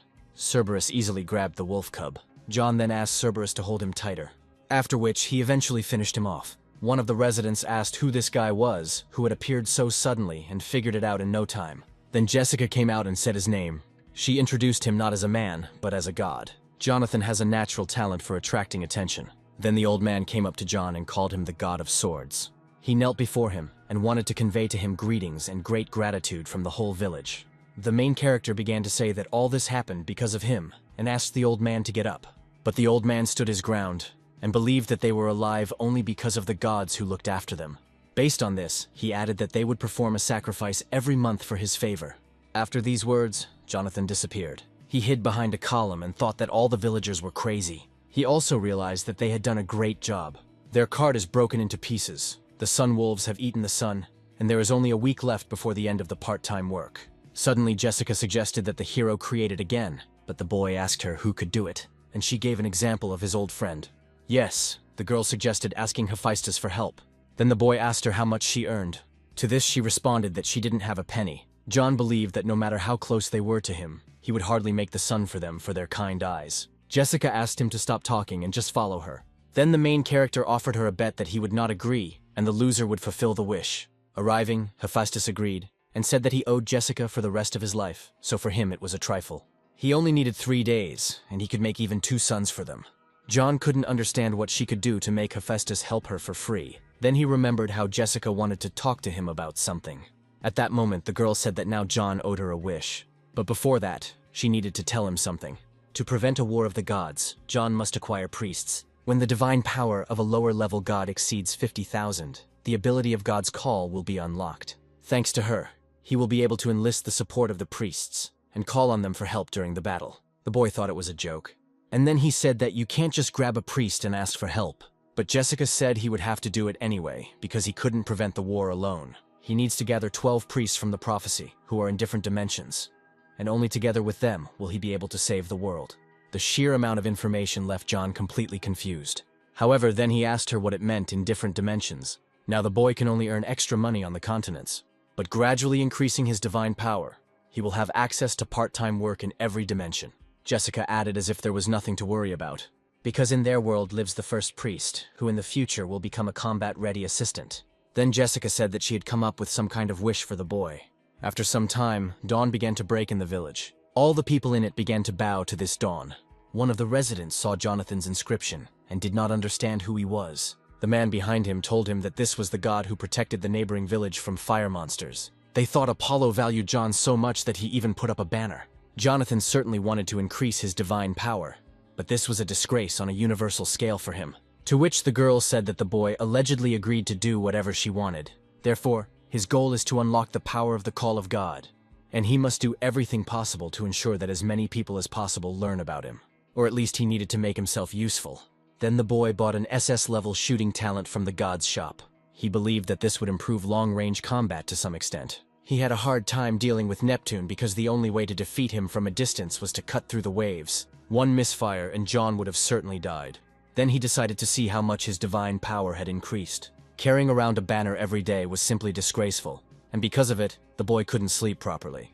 But the banner still worked, because now he unlocked the ability to call the god. After this, Apollo suddenly snuck up on Jonathan and asked him what he was doing. He said that the mother system was not visible to others, so the boy did not have to worry. Apollo asked the hero what happened during the work period, and Jonathan told him about how the sun wolves attacked them. He was delighted and thanked the guys for their work. Then, in addition to his salary, Apollo decided to give him a small bonus. John now had access to Apollo's self-healing ability.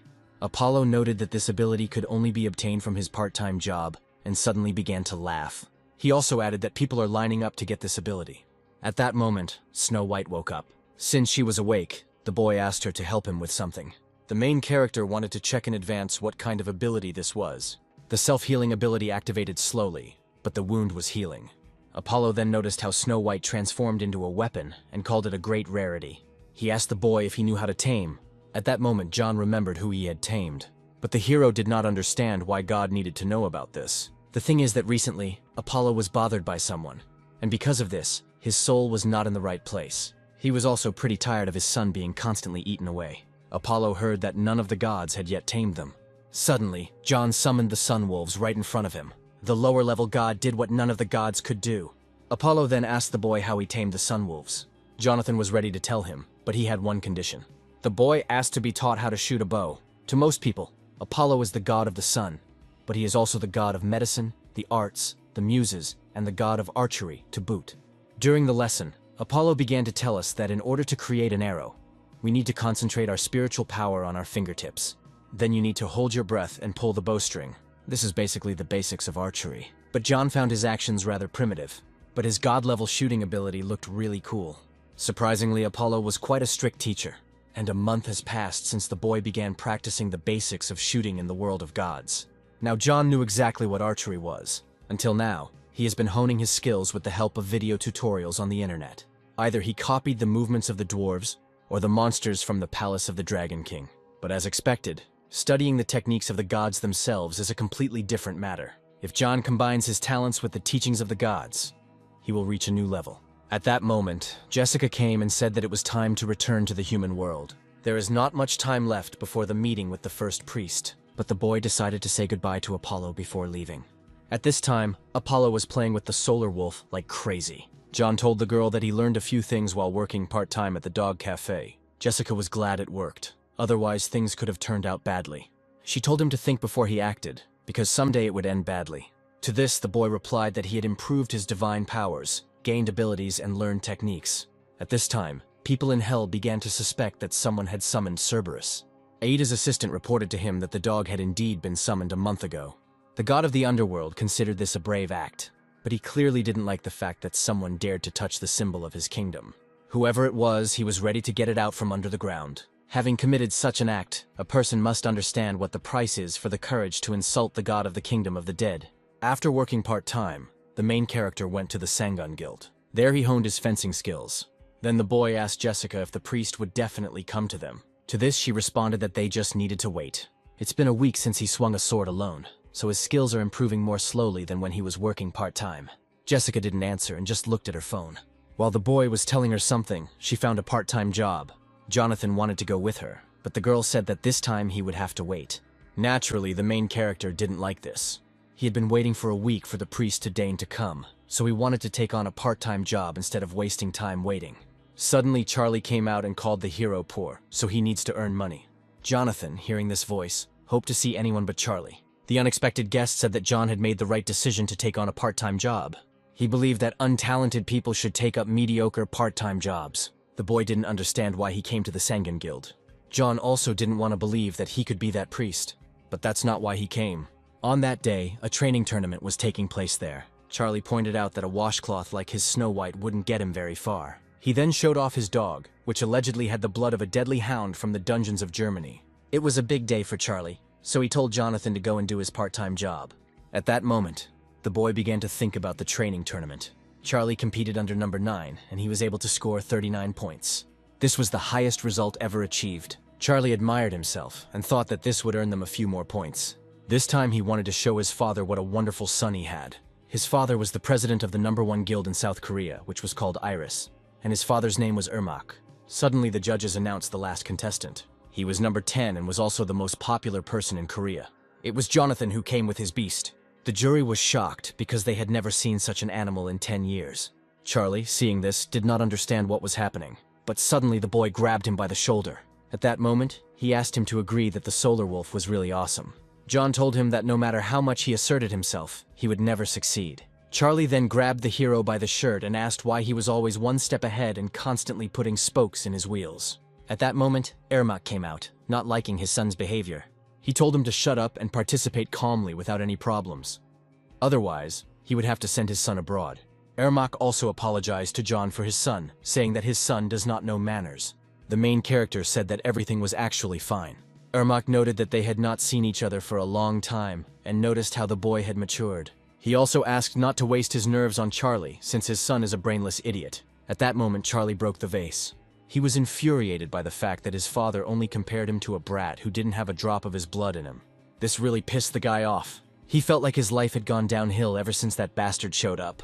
One of Charlie's friends asked him why he was so irritated, but Charlie responded by asking him where he had been all this time. His friend told him that he had simply gotten carried away, and that it was already the last day of the event. After this tournament, John and Jessica went about their business. The boy was happy with how he was able to beat Charlie. It was a beautiful sight for him. At that moment, the girl felt someone's presence. She immediately informed John about this, but he didn't understand what she was talking about. After this, the main character's intuition kicked in and a danger notification was issued. A guy called him and said that he was supposedly in big trouble because he crossed Charlie. The guy asked the hero not to get too angry and attacked him. It was the elite hunter of the Iris Guild, White Cloud. White Cloud was an elite member of Iris's guild and one of Charlie's father's favorites. He was born with SS-level swordsmanship talent, an amazing genius who developed his abilities to master level by the age of 10. Due to his arrogant and ruthless nature, he beat his opponents half to death. For this reason, he received the nickname White Demon. When the guy attacked, Jonathan blocked his blow. The White Demon did not expect such an outcome of events. After that, the main character threw the guy back a few meters and called his sudden attack weak. The demon became truly interested. Before that, he just wanted to finish quickly. However, the guy did not give up and believed that John was now definitely screwed. At that moment, the blonde man suddenly became active. The White Demon approached the hero and asked which hand should be cut off first. John realized that it would be clearly difficult for him to fulfill even the first condition. The first condition was to instill in the enemy a pious fear mixed with worship and deification. There are many ways, but the simplest is to show overwhelming superiority and strength. Suddenly, the blonde man launched a powerful attack and dealt massive damage to John. At that moment, the hero did not understand how he could instill fear in him and surpass him in strength if he wielded a sword better than John, who was the god of swords. You could see a real demon in the guy's eyes. Obviously, he cannot be defeated with just a sword, but why should the main character fight only with swords? He decided to activate one of his skills, and the White Demon started to get confused. Because of this, the White Demon missed a blow from Jonathan. However, he didn't even move after this blow. Based on this, the blonde man called John a coward who uses his fists to fight swordsmen. To this, he replied that there were things that could not be achieved with just a sword. But the demon is still very green, since he doesn't understand this. The White Demon replied that he had simply let his guard down, in which case John simply offered to continue. The guy didn't expect this at all and refused him because he was scared. Then Jonathan went home. He also left him a note asking him to come to his house if he was upset. But will he come in the end? The main character beat him up pretty badly. Jessica was sure that if this was the White Cloud, then it would definitely appear. After all, John had bruised his ego badly. Now the hero began to feel that this was even more tiring than the part-time job. And he needs to fulfill all 3 conditions. In order to gain the support of the priests, it is necessary to fulfill the conditions. The first condition is to earn the respect of the priest whose support you wish to have. The second condition is that the priest must make a clear-headed decision to become your patron. The third is that the priest must take an oath. Therefore, it is often impossible to use the power of the Call of the Gods, even if it is unlocked. Jonathan then asked Jessica if she could use this power. It's just that due to circumstances, she can't use the Call of the Gods. The boy asked why, but she remained silent. Jonathan felt bad because he just asked. The girl said it as if she had a long story to tell. At that moment, the long-awaited guest arrived. John told him to come in since he had shown up and not to stand there like a statue. The guy shut the hero up and wanted to ask only one question. He asked John if he was a wrestler or a swordsman. Well, Jonathan said that he can be both a swordsman and a fighter at the same time. The White Demon called this nonsense, since there can't be a genius who understands 2 areas at once. So he asked him again, fencing or martial arts. After that, John offered him to fight again if he didn't believe. But the demon did not come to fight. He wanted to know and analyze the reasons for his defeat. Jonathan asked him if he really didn't know his mistakes. The main character got up from the sofa and said that he would not tell the reasons for his defeat. He didn't really want to tell the secret of his weak points to such a rude person. But then John said that if he wanted to know so badly, so be it. The boy gave him a condition: he had to call him Big Brother and ask him to take him as a student. This way he was able to take the guy by surprise. The demon began to call him Elder with difficulty. However, he decided that it would be better to bite off his tongue and die, after which he began to leave. It took 10 years for dumbheaded Charlie to even notice him. And he has known this idiot for almost 5 minutes, and he already demands his respect. At this point, John said it was sad. He just wanted to teach him one of his martial arts moves. But it's a shame the guy is leaving. The reason for his defeat was his ego. Maybe John was wrong, but Leon himself understood it. A style that combines martial arts, fencing is extremely effective, and is the key to becoming stronger. At that moment, Leon stopped. He began to mutter something to himself. Jonathan started to tease him on purpose and asked what he was saying. The guy gathered his strength and decided to say it with his eyes closed. He decided that once he mastered martial arts to perfection, he would crush this hero. As a result, he reluctantly agreed to call him Big Brother and accept him as a student. Jonathan agreed to share the secret of martial arts with him, since he asked so. But first he wanted to ask him for one favor. Leon then performed the priestly rite to become a disciple. The first condition, reverent fear, was fulfilled. And when it came to devotion to God until the end of his days, Even John became agitated, thinking that all this might be simple nonsense. But, contrary to all expectations, Leon reacted extremely calmly. The ceremonial oath to become a priest ended successfully. Then John started teaching him all sorts of funny things, and the guy was quite good at it. Jonathan also noted that he was not just good at it. His learning abilities are much better than he expected. It turns out he learned a lesson from that one blow. At this rate, he might be able to use the dwarven hammer strike soon. So Jonathan suggested putting together everything they had learned so far and summing it up. After this, Leon called the hero too cruel a teacher. At that moment, John received a notification that his priest had acquired the 1-2 combo skill, and his fighting power began to increase little by little. If you look at it this way, the priest system is not bad at all, even if it is very reminiscent of hard labor. Because as Leon's power increases, Jonathan becomes stronger. The boy then told Leon that he was not going with him into the dungeon that he had worked so hard to obtain. Leon also learned that this dungeon definitely has a skill rune. Before that, John told him about the War of the Gods. That's why the guy considered it unacceptable to miss the chance to go into the dungeon. Jonathan knew that this was a normal reaction, since he had not told him all the details. Not long ago he was in his place, so the boy decided to talk to him like an adult. He told him that they were going to go to the gate to determine when the War of the Gods would happen, and to find other guardians in different worlds. However, Leon suddenly began to insist that he would not budge an inch if John went there. With him, the main character began to understand Jessica more and more. Jonathan was furious at this and snapped at him, telling him not to ask unnecessary questions, and not to create problems. Then Jessica showed up and said there was another way. After that, John and the girl left together, and the guy stayed at home. While they were gone, Leon managed to complete the game and hoped that everything was fine with the guys. And then he realized that since he was a student, he should follow them. But then he started thinking again that it shouldn't bother him, because he had already paid a lot of money for the dungeon. The more the guy thought about it, the worse he felt. Leon sat at home and just grumbled. But suddenly something happened that he could not have expected. At this moment, a bright light could be seen from the windows of John's house from the street. The main character teleported him to himself. Leon looked at the guys and didn't understand what it was. Jonathan told him to calm down and said that he simply used his powers to summon him, and then he showed him the monster and asked him to deal with it. After this request, not even a minute passed before Leon destroyed this creature.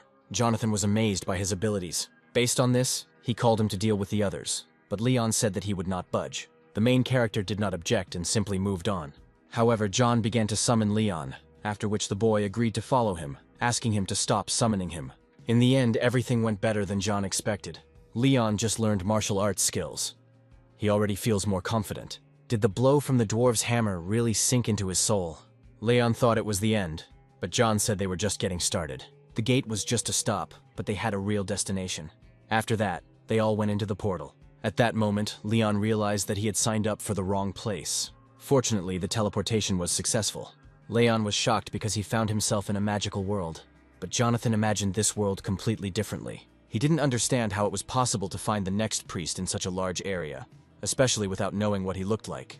But Jessica said he needn't worry because finding him would be easy. This priest was right in front of them on the banner. This priest was an actress, and John could not imagine what he could offer a celebrity to become his priest. The girl said not to get upset, because with the rest of the priests it would be even more difficult.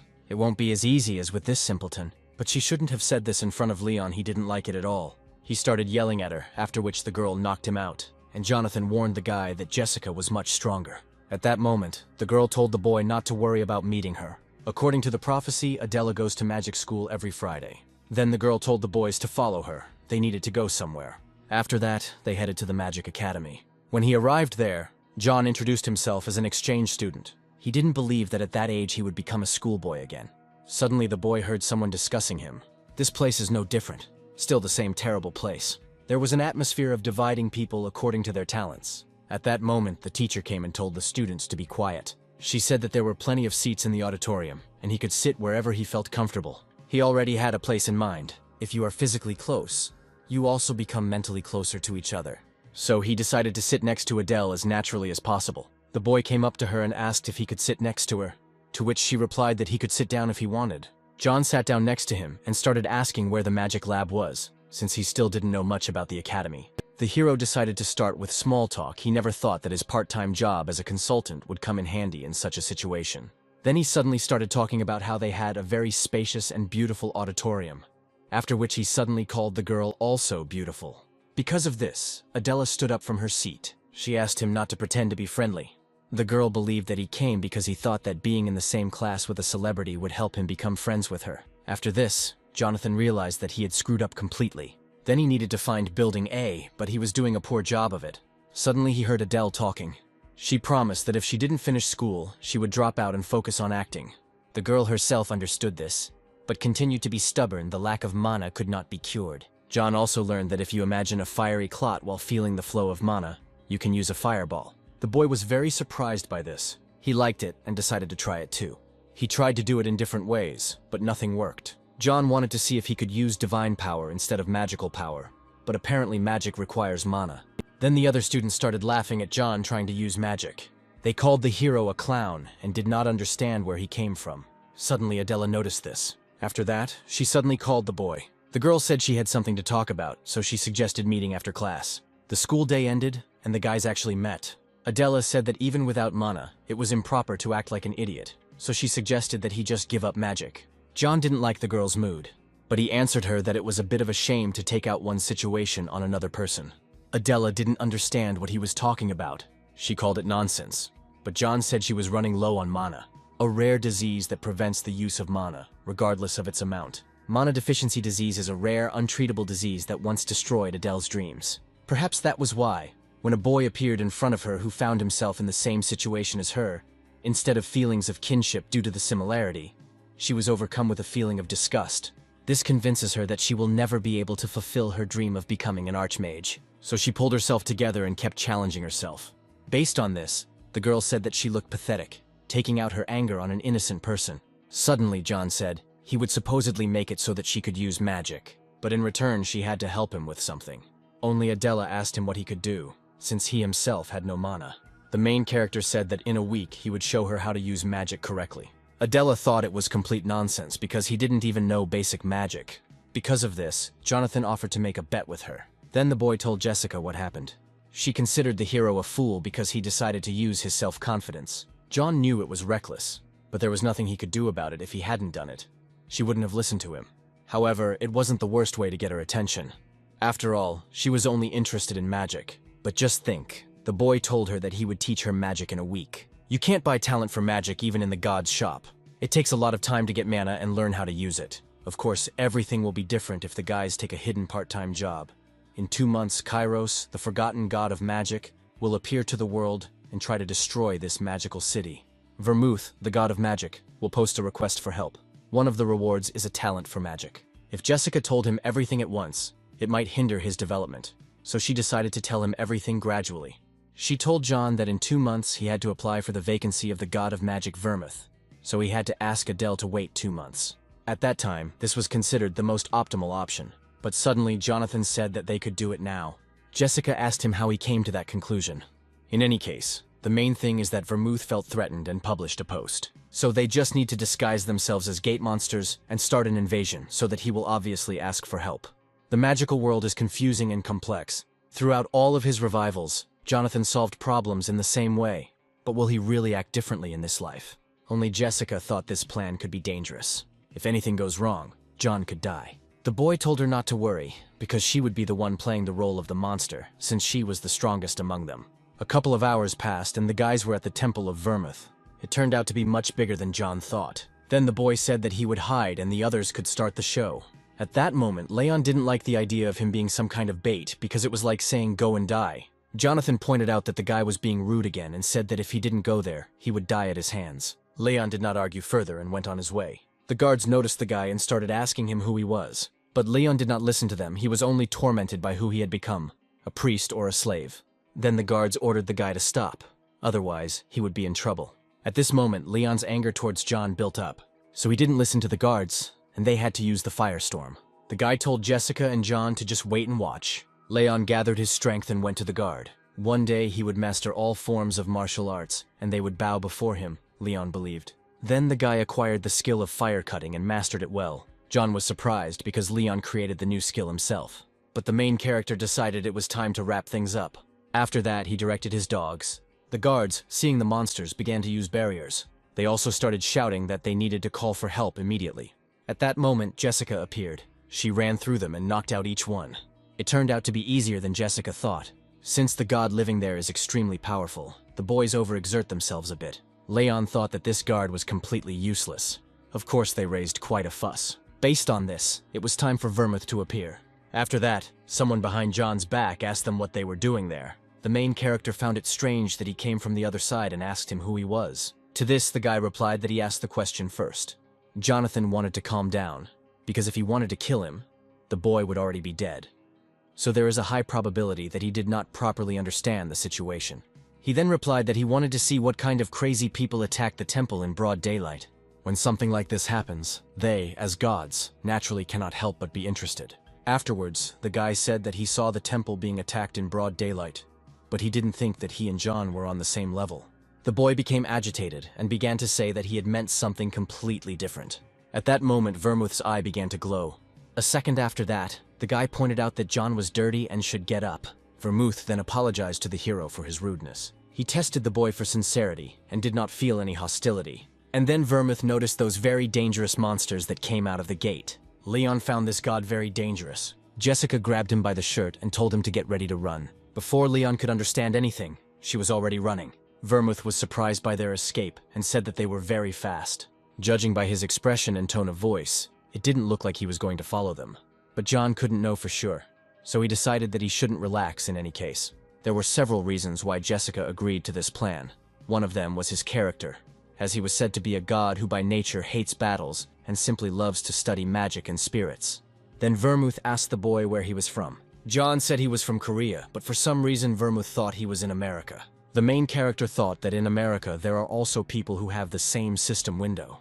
Then Vermouth wanted to ask the god who came from another dimension for a favor. Jonathan said that if it's about suppressing the gate, he's willing to help. The boy sounded reliable, but that was not what Vermouth was talking about. Starting with the monsters at the gate, even a small insect has its own circumstances. The temple can be restored, so if John sees them again, Vermouth asked to scare them a little and send them back. He also called their life truly miserable.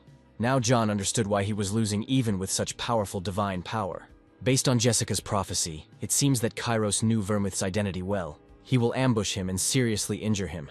And if this is not prevented quickly, the dimension will be swallowed by the gate. So Vermouth asked the hero to merge with people and teach them magic. The monsters crawling out of the gate are like the flapping of a butterfly's wings to him.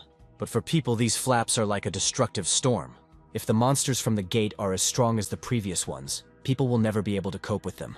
Vermouth himself would have gone, but now he needed to restore the temple. He would have sent his priests, but unfortunately they were defeated. Of course, Vermouth was ready to thank him. Since John would have to teach people magic, he could make it easier for them to use magical power.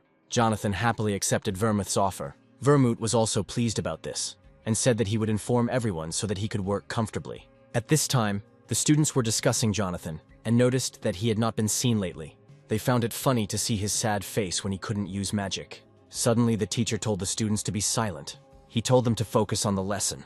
For this reason, Adela did not go to the set, and she began to regret listening to John. But the main character got lost in this academy again. But he still found his destination, and the students started laughing at him again. They also thought that the professor would start yelling at him now because he did not tolerate being late. However, the professor began to rejoice at the boy's arrival. All the students were stunned because they didn't understand what was happening. The professor introduced the boy to the students and said that he was now the most valuable high priest of the Great Vermouth. Also, now he will teach the kids magic. Jonathan addressed the students, saying that they had not seen each other for a long time and that he missed them very much. One of the students was outraged by this. He asked the professor what this idiot could teach them. After all, everyone knew that he had no mana and that he got into this school through connections. The professor started yelling at the student, but John said that everything was okay. The student said that he had no right to teach them. At this point, Jonathan said he would take care of it. However, unexpectedly, the student challenged the hero to a magical duel. He also added that John would come to his senses and called him a mediocrity. The main character had no choice, and he agreed. For starters, he decided to let him attack first. The student began to attack with his fire arrow, but John just stood there and waited for the arrow to reach him. As soon as she got close, the boy used a barrier. His opponent was shocked because he believed until the very end that he had no mana. After that, John said that it was his turn. The hero asked him to make sure to block it. Before this, Vermouth said that using high-level magic at the very beginning is difficult, regardless of talent, so he shared some of his power with him. Thanks to this, Jonathan activated the 8th level Hellfire. The student, seeing this, began to shout that he was wrong. Jonathan, hearing his words, redirected the flame upward. After this, the student finally came to his senses. The boy told him to tell all the people that from now on this mediocrity would teach them. All this time Adela was watching him. She was shocked that John actually did it. Then they met, and the hero told her about his request. However, the girl did not like the boy's conditions. At that moment, John remembered that it was much easier with Leon. Jonathan asked her to calm down, and then he would be ready to tell her everything slowly. The girl listened to him and sat down on a chair. Then the boy asked her what exactly she didn't like. After this question, she started screaming again, because this contract was more like slavery. At first, John called himself a god, but in fact the girl called him a fake. The protagonist said that they just need her power to stop a disaster that will happen in the future. And for the upcoming battle, he was willing to do whatever it took to help her cure her mana deficiency, so that she could master magic. Only Adela said that this could not be fixed even with millions of gold. She asked him how he would do it, to which he replied that there was no way yet, but John wanted to do everything possible. Hearing this, the girl called it a pure scam. John then decided to ask Jessica if there was a way to fix the mana deficiency, to which she replied that there was supposedly no such method. She understood that the boy had mastered magic quickly and had come this far. But Adela Sharon was something of a creature when it came to persuasion. The only weakness of a superstar in the magical world who doesn't envy anyone is the lack of mana. So Jessica asked Jonathan to give her time, all because there is enough of it before the gates are broken through. She advised me to learn magic gradually, but suddenly I had a feeling that something bad was coming. Suddenly a gate appeared in the city. Everyone was confused because there was still a month left before the gates opened. Real chaos began in the city. Seeing this, Adela asked what it was. Jonathan also didn't understand what was happening, because there was a month left before Kairos' arrival. Kairos had never appeared so quickly before. The same thing with the solar wolves. There was clearly something wrong in this life. At that moment, Jonathan drew his sword. Seeing this, Jessica asked him why he took out his sword. Kairos was on a completely different level than Neptune, so going against him wasn't the best option. But John said nothing would change if they sat on the DOP straight, so he accepted Vermouth's request for a part-time job. However, it is fortunate that he can receive an award for this alone. He is the god who never asks, the greatest god in the world. Jonathan realized this when he had to teach students. Since they didn't know how the situation might turn out, Jessica suggested continuing to hold off the monsters coming out of the gate. Even if the situation is different from the prophecy, Vermouth will not lose to Kairos. However, something happened that Jessica never expected. Kairos and Vermouth approached the city and began to fight there. At this point, Vermouth turned to all the gods blocking the gates to listen to him. He considered it unconscionable, but still asked them to abandon everything they were protecting, and then focus on evacuating the citizens while he buys time for them. Jonathan and Leon watched what was happening and asked Jessica where the voice came from. She replied that it was Vermouth's message. Everyone started to leave, but Adela didn't understand where everyone was going. She did not hear Vermouth's message because she is not a god. John then told her about Vermouth's order to retreat. At this point, Jessica entered the conversation. She said she couldn't say for sure because it was different from the prophecy, but this dimension would be destroyed by Kairos. She felt sorry, but she understood that they were not able to do anything. In desperation, the girl asked Jonathan to do something about it. The boy couldn't say anything and apologized to her. Adela fell to her knees and became disappointed in the hero, because he decided to give up so easily. She called him a god, and gods are supposed to help people. After that, John remembered himself. Earlier, he also asked God to help him, and now he is a god himself and they also ask him for help. The main character couldn't look at her tears, and suddenly he summoned the interface of the god's shop. Jessica wanted to stop the boy, but he replied as if he was not going to die. The girl called him an idiot, but he didn't think he could spend the entire reward so easily. After buying the equipment, the boy asked her to take care of the rest. At this time, Vermouth was exhausted from the battle with Kairos. Kairos wanted to vomit because he was a disciple of this god. Vermouth replied that although he had lost his way, he had also forgotten what Vermouth had taught him over the years. The villain said that it was not he who had lost his way, but the people of this world. Kairos also didn't understand why he didn't want more. He believed that only one thing was natural for a magician, and that was entry into the highest level. But Vermouth said that the black flame exists only for destruction, and this is not the truth that magicians need to follow. Gods must use their power to protect people, but Kairos didn't give a damn about them. After this, he began to attack Vermouth, who could no longer hold back his attacks. Suddenly a miracle happened for Vermouth. At this point, Jonathan appeared and pointed out that Vermouth was supposedly having a hard time alone. Now real reinforcements have come to him. Vermouth told the hero that everyone had to leave, and that he, with his level, had nothing to do against Kairos. But the boy said that he didn't come for the reward. The reward is not comparable to human lives. But Jonathan had a plan. As soon as Kairos saw this boy, he started laughing. He thought that this was now his new student. The enemy was happy because he thought that now they would burn together in the series. Luckily, Vermouth managed to use the barrier, but the enemy's strength was enormous. Therefore, Vermouth could not resist him for long. Jonathan said he needed a chance to hit him once, then they could neutralize him. With his weapon, Vermouth could give him a chance, however, he doesn't have the power to protect him from the black flame. The boy replied that this was enough. He had his own trump cards too. But at that moment, John stopped.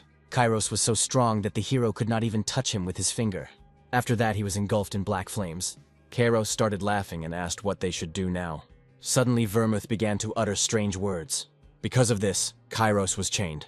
But with the help of this magic, he only gained a couple of seconds. Jonathan then activated Neptune's defenses. Kairos looked at him and did not understand how he was able to get through the black flames. John's baton has a 100% chance of stunning any life form, but is limited to hits to the head. As a result, the main character was able to hit him on the head with a baton. Kairos was defeated and could do nothing. Looking at him, Vermouth remembered that it had been raining then too. The day he first met him, Kairos was not like this. Although he was cursed with a dark fate that no one wanted, he was also a child with a brilliant talent that everyone around him coveted. Vermouth's thoughts were like this when he taught Kairos. It was he who changed the fate of this child. But then he was not aware of the successful desire that was hidden within him and therefore helped him to master the true flame. Vermouth was unable to kill Ung after he showed his true colors, causing him to be exiled, although he knew that one day Kairos would return to kill his teacher. Vermouth is forever clinging to his regrets about the past, but now it's time to let them go. In the end, Vermouth was never able to kill Kairos with his own hands. John dealt the final blow and absorbed the powers of the forgotten god Kairos. The protagonist felt that he needed to use it in the same way he used Neptune's protection to save himself. Leon was delighted by John's sparkle, so he asked the boy to tell him more about this ability. But Jonathan hid his ability and said he would tell later. Leon didn't like that John was putting things off again. Suddenly Adela hit him and told him to calm down.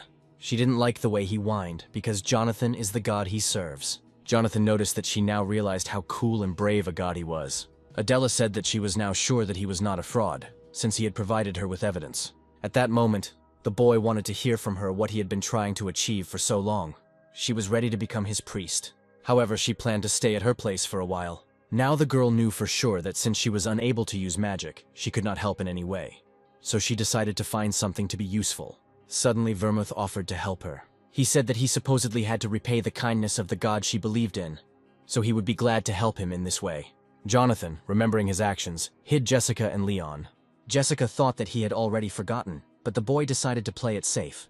The protagonist agreed to Vermouth's offer, because they already had no way to cure her mana deficiency. After this, John wanted to get home as quickly as possible before they were caught. Having moved to another dimension, something terrible awaited him. He called his wolves and didn't understand why there were so many monsters there. He also found it strange that there were no hunters or soldiers nearby. While he was thinking, a snake crept up on him. Luckily, Jessica reacted in time. She said that everything started to happen much faster. It was not a dungeon breakthrough, but a gate rupture. Gate break is at least on par with a C-rank dungeon break. This means that the forgotten gods in this area are becoming stronger. But Jonathan couldn't believe it, because he only found 2 priests. Jessica told him that he need not worry, as he did not sense the presence of the forgotten gods. Suddenly a helicopter appeared above them. It was the people from the Gate Management Bureau who asked to follow them. They boarded their helicopter and headed to the gate office. They were all gathered for a reason. 12 gates in the city were simultaneously torn apart. Human casualties reached record levels, and hunters responsible for the region were unavailable or slow to respond. Hunter Keanu said that he was sorry to hear such things from his boss, so he asked what the Bureau had been doing all this time, since they believed there were no threats, and sat idly by until things got to this point. The Bureau did not accept that Keanu was shifting responsibility onto them. Suddenly, Ermac ordered the guys to stop. They had not gathered to argue. Instead, he felt it was time to take action. Regardless of why hunters have gathered there, they must not turn a blind eye to a country facing disaster. However, 12 of the 18 hunters were late. Ermac had a proposal. He proposed that all the hunters present join forces and begin a large-scale operation to suppress the gate. All participants in this meeting were in favor. At this point, Jonathan said that if all their discussions boiled down to suppressing the monsters, then he would act on his own. Ermac wanted to know the reason for the boy's decision. To this, the hero replied that he was the only one who could enter the gate. This is just a temporary measure. If the attack that happened in the magical world happens here, none of these people will be able to stop it. The only answer is to end the war between the gods that is causing all this. Suddenly, Keanu called Jonathan an arrogant bastard. As Jonathan was about to leave, the guild hunter angrily shouted, that this newcomer from yesterday did not deserve the trust of the authorities, and that the plan should not be changed because of his stupid advice. At that very moment, an agent was rushing into the main office of the Gate Control and Support Bureau with urgent news. Throwing open the door, he shouted loudly that panic had broken out in the city. Security measures had failed, and the problem with the gates was much more serious. Right at the airport, a powerful explosion of the gate occurred, destroying several objects, and the senior hunter was finally forced to believe Jonathan. The agent continued to insist that they needed to immediately move to the site of the explosion. Otherwise, monsters would pour out of the spatial rift and surround the city. It was not yet possible to calculate the damage caused by the gate explosion, since the entrance to the airport was destroyed and the equipment on its territory was out of order. Jonathan understood that only the forgotten god was capable of such destruction, which meant that he had to wait for a new blow. But where would it happen next time? Although they had a strong ally in the magical world that could deal with the forgotten god, if he unleashed his full power, it would be too difficult to control. There was no time to waste, and Jonathan was about to head to the airport, but Jessica suddenly stopped him, wanting to tell him something. Turning around, Jonathan asked the girl not to detain him unless she had important information that would help him in the upcoming fight. Jessica immediately calmed the guy down, saying that it was not the forgotten god at the site of the explosion, and there was no need to ask anyone for help. To Jonathan's surprise, the girl stated that the aliens had good intentions, and the pogrom was carried out only to protect the city from other aliens. This was good news, and the guy realized with a smile that everything turned out to be much simpler than he thought. And then he suddenly asked if a hunter of his rank could take a plane, and the bureau chief, although not understanding his purpose, could not refuse Jonathan. First of all, it was necessary to deal with the open gates hanging over the city and threatening its inhabitants, and then move on to the next step. He soon arrived at the airport, from which all the personnel who had managed to escape after the monstrous explosion had fled. The monster, still there, was quickly neutralized by a creature summoned by Jonathan, so as not to waste energy fighting the mutant. Cerberus quickly attacked the mutant, knocking him off his feet with one deft movement, and he fell to the ground with a crash, raising clouds of dust around him. To summon Cerberus, Jonathan had to use some of his divine power, because he wanted to get this over with as soon as possible and get back to training. It was a handy ability that allowed the guy to simply watch as another mutant destroyed an alien.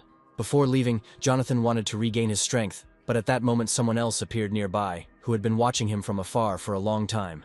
The system immediately activated its premonition ability, and without even turning around, Jonathan realized that they were not alone here.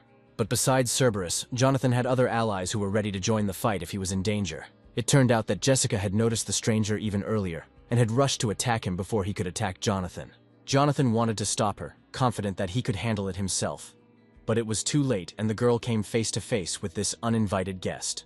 The creature with horns on its head immediately warned the girl not to get in its way if she didn't want problems. But Jessica was not frightened by this, and turning to the Baron, whom she knew well, the girl asked what he was doing here. The Baron warned her once again that stealing a mystical creature from the afterlife and remaining unpunished would not work, so Jessica had better get out of his way. But instead, the girl continued the attack, and her blade ended up right at the Baron's neck. She stated that despite his strength, he would not be able to defeat two first-class fighters at once, because Jonathan was strong not only in magic, but also in physical combat. The Baron replied with a smile that he had already given Jessica enough chances, and if she did not take advantage of the last one, then there was no point in asking for help from the higher gods and accusing him of cruelty.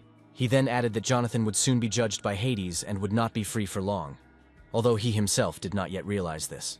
And a second later, the Baron disappeared into thin air, leaving behind only purple magical smoke. Soon Jonathan came back and, seeing his friend, said that it was enough for today and that he could rest. Today, White Cloud, whom Jonathan had called by name for a long time, was especially diligent in carrying out his task of cleaning the room, although he would have preferred something more interesting to do than wash the floors in dust.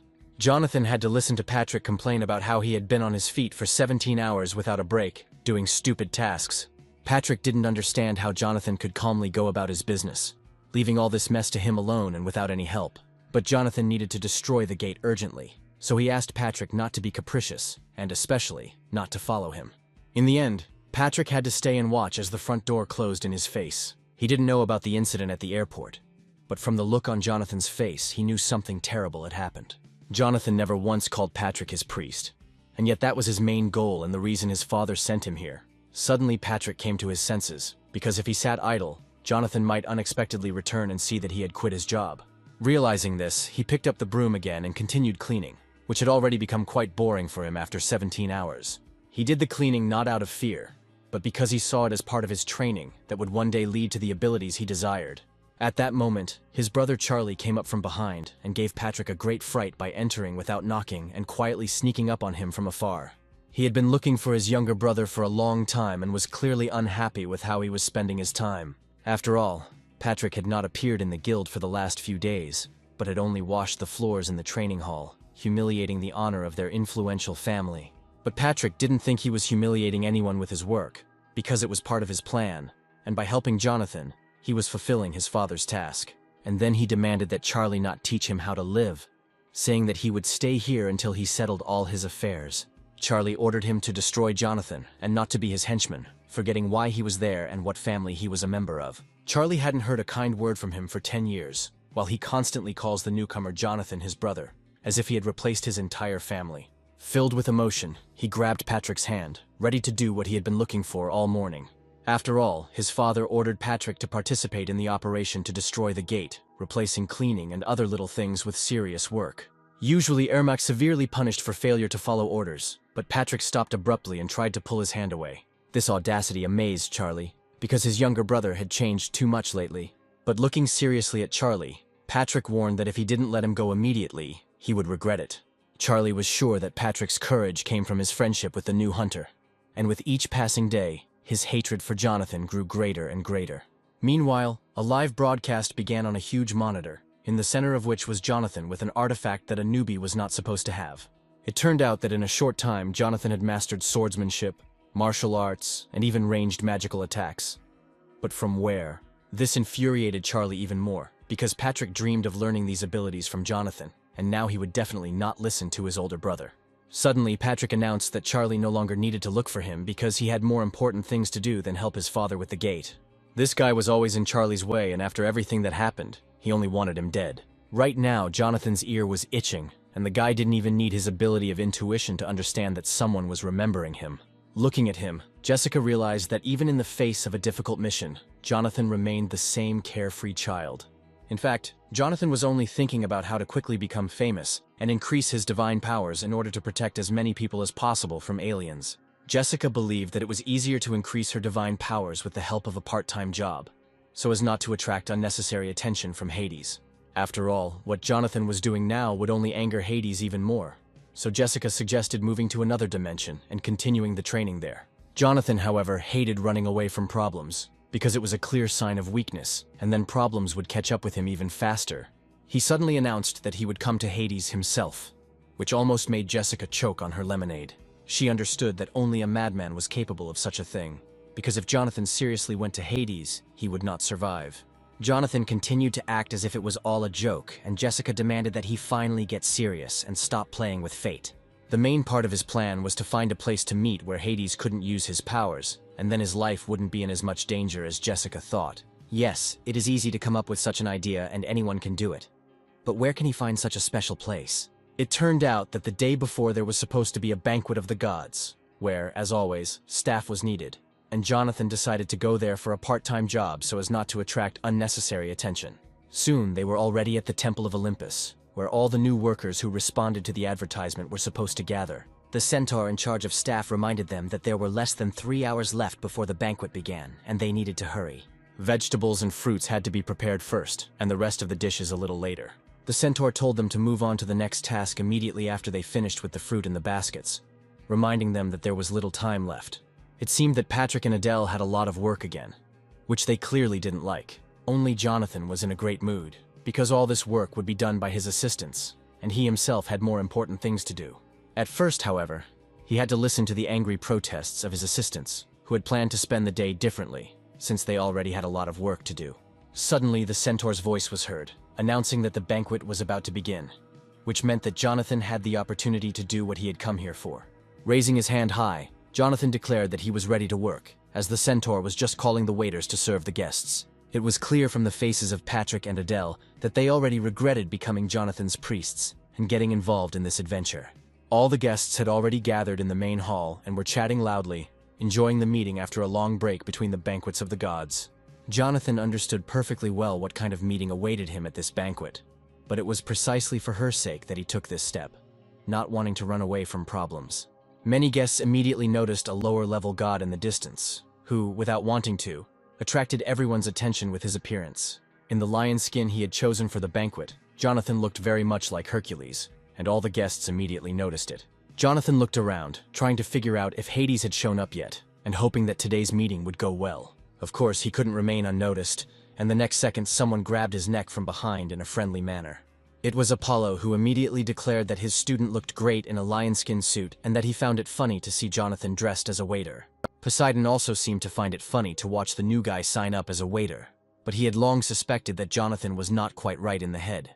Poseidon did not expect that after the meeting in the underwater palace, they would see each other again at the banquet of the gods, and reminded Jonathan of his offer to join the ranks of the knights of the underwater palace. It was an interesting start to the conversation. But Apollo reminded Poseidon that his favorite student was busy right now, since he was the one who started the conversation with Jonathan. However, Poseidon had long wanted to talk to Jonathan about something important, and asked Apollo to leave them alone for a while so as not to interfere with the serious conversation. Now the guests watched as two supreme deities loudly argued over a waiter who had recently become a god. Two celestials were trying to win the right to communicate with the newcomer to Olympus, and it was unclear what attracted them so much to this very ordinary guy. But it is unlikely that Jonathan himself would have liked such a meeting, because he did not come here for this, and did not want to find himself between two warring gods. Luckily, at that moment, Thor's loud voice rang out, joyfully greeting Jonathan and arriving just in time. To escape the clutches of the two gods, Jonathan rushed to Thor, apologizing for the incident in the dungeon. But Thor asked him to get up and not to worry about anything. However, another god present in that place today believed that Jonathan was apologizing to the wrong deity. It turned out that Hades had been watching Jonathan from the depths of the guest room for a long time, as he tried to get lost in the crowd, pretending to be a waiter. And this was indeed the very deity that Jonathan wanted to meet. But he did not expect it to happen so soon. Hades didn't care why this guy came here himself, because he was going to end his miserable life and was already ready to use his deadly magic. If everything went according to Hades' plan, Jonathan would not have a single chance to resist the sinister power of the god of death, and the guy was already mentally preparing for the worst. This dark energy could destroy any lower god, because during his existence, Hades defeated even the highest level gods. But at that very moment, someone's hand grabbed his wrist, and someone was not going to calmly watch as the highest god attacked the weak. That someone was Thor, who believed that a fair fight was only possible with an opponent of equal strength and mastery of similar magic. Hades knew that it was better not to mess with Thor, but he still warned that it was none of his business, and he better not interfere. However, the main deity at this banquet was Zeus, so Hades should not attract unnecessary attention to himself and anger the one who deserved the respect of everyone present. It became clear that they would not be able to disperse peacefully. The power of each of them did not allow them to retreat before the enemy. The guests at the banquet understood that a battle of the higher gods was beginning, and if they did not escape, they could end up buried under the rubble of Olympus. Luckily, they were not alone, and right between Thor and Hades, the trident of the third god, who decided to stop them, was thrust into the stone wall. Poseidon declared that on such a beautiful day, there was no point in shedding blood and angering Zeus, who hated fighting at his banquets. Hades had just tried to kill a weaker god, and Thor couldn't stand to watch. In addition, Hades managed to insult Thor himself, and this was already unforgivable for anyone in this world. As Hades continued to challenge Thor to a duel, he suddenly turned towards the entrance to the main hall, hearing approaching footsteps. Poseidon slammed his trident into the floor of the guest hall with all his might to distract the angry gods and prevent bloodshed. Covering Jonathan with his body, Poseidon once again warned Hades that if he continued in the same spirit, he would have to fight two gods at once. Even Hades couldn't stand up to such a fight, and it seems he has now decided to hold back his hatred for a while in order to let it out at a more opportune moment. However, if these fools decided to die along with the waiter, Hades was ready to give them such an opportunity. There will always be room for new corpses in his underground kingdom, even if not 2 gods but 2,000 come out against him. And the very next second, creatures bringing death and destruction poured from the dark kingdom of Hades straight into the banquet hall. Hades accepted the challenge, and Poseidon watched in horror as many small black creatures rushed at him. It was all really about Jonathan. Hades had been waiting for a long time to meet this lesser god, and did not want to miss such an opportunity. It seems he has seen so much death during his existence that the death of another lesser god will not change anything. But the place for this long-awaited meeting was chosen extremely poorly, and among those present was someone who would never allow this to happen. In the main hall appeared someone whom even Hades would not dare to contradict, because it threatened imminent death. It was Zeus who immediately asked who had started this fight, knowing full well that the host of the banquet would be displeased. Noticing Hades, Zeus reminded him that this was a festive banquet, not a funeral, and that there was no place for the god of death here. Only now Jonathan noticed that in the presence of Zeus, Hades' strength weakened, as if he feared him more than all the other gods of Olympus. Hades stated that a sacred relic had been stolen from his underworld, and that he was simply doing his duty. Zeus could hardly believe that anything could be stolen from the god of death, so this excuse seemed unconvincing to him.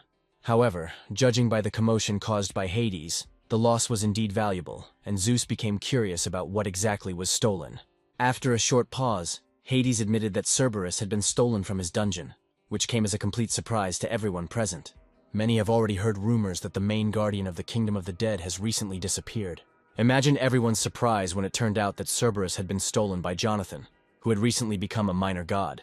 Jonathan immediately began to justify himself, saying that it was not theft, but that he simply used Cerberus for the common good, and then sent him home.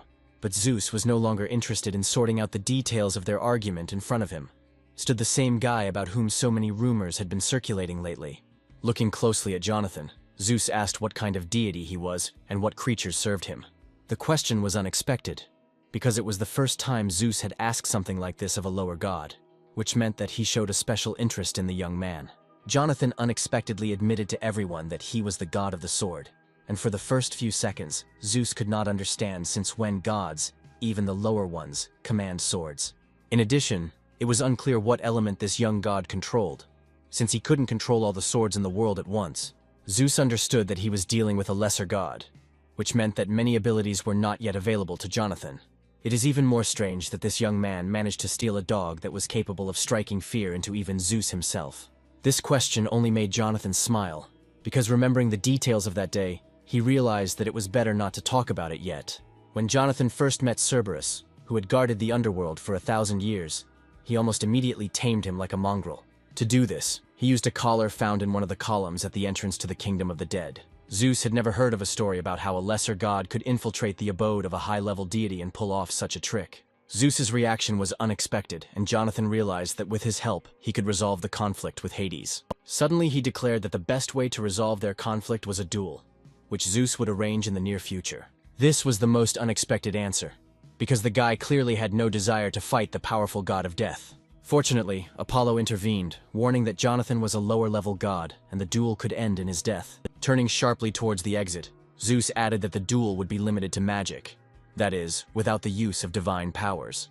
Jonathan could only accept the decision of the chief deity, and Thor and Poseidon could only sympathize with this newborn lesser god.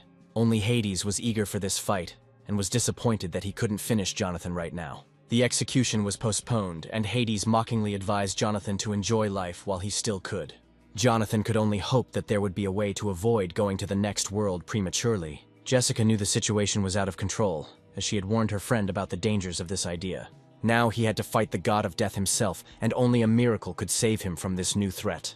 Suddenly, someone's voice was heard, and the guy turned around, trying to see who was calling his name.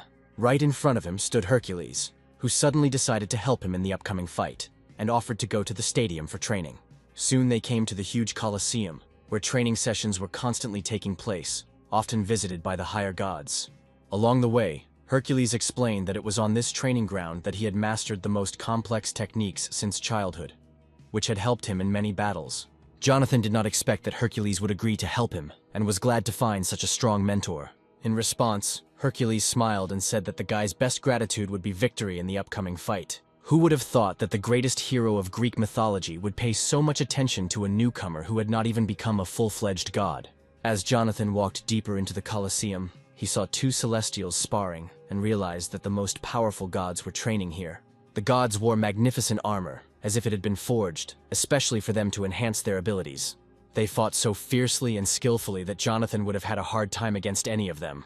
After a deft blow from a girl who had trained in fights against strong opponents since childhood, her opponent collapsed onto the sand of the Colosseum.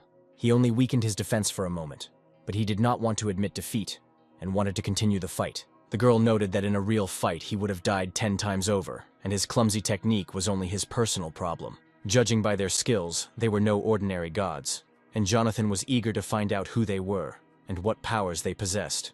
However, they were not at Zeus's banquet, which means they are not as strong as they seemed at the very beginning. Suddenly, Hercules called out loudly to Ares, who had just lost a fight to Athena. Jonathan realized with surprise that before him were 2 of the 12 gods of Olympus, patrons of war, who were now arguing like mere mortals. Jessica immediately realized how lucky this meeting was, because these gods are strong in close combat, and Jonathan will soon have just such a fight with Hades. Out of habit, Ares immediately attacked Hercules, to whom he had lost the last fight and wanted a rematch, but he refused with a laugh. Today, Hercules did not come to the Colosseum alone and wanted to introduce his new student. Turning around, Ares saw the lesser god and did not understand what this runt was doing in the Colosseum. Hercules explained that at the banquet they missed some hot news that they would discuss for a long time, because Jonathan had to fight Hades. The two had caused chaos at the banquet, and now Zeus had ordered them both to prepare for a duel. Athena immediately realized that the girl was superior to Jonathan in skills, but she had never seen such energy emanating from him. Ares just needed a partner for sparring, and he decided not to put it off for long and fight with swords right now. After all, the only way to determine the true level of strength was through combat, so he gripped the hilt of his sword tightly. Pointing his sword towards Jonathan, Ares offered him a fight and only then allowed him to train in the Colosseum.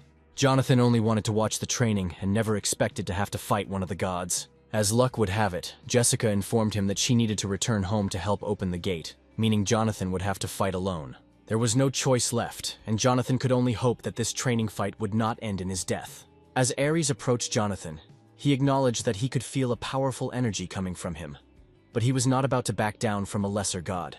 Looking Jonathan in the eye, he warned him that the attack was about to begin and told the boy to get ready. Ares was not surprised that Hades chose Jonathan as his opponent, and, most likely, he simply did not want to take risks in a fight with a strong god.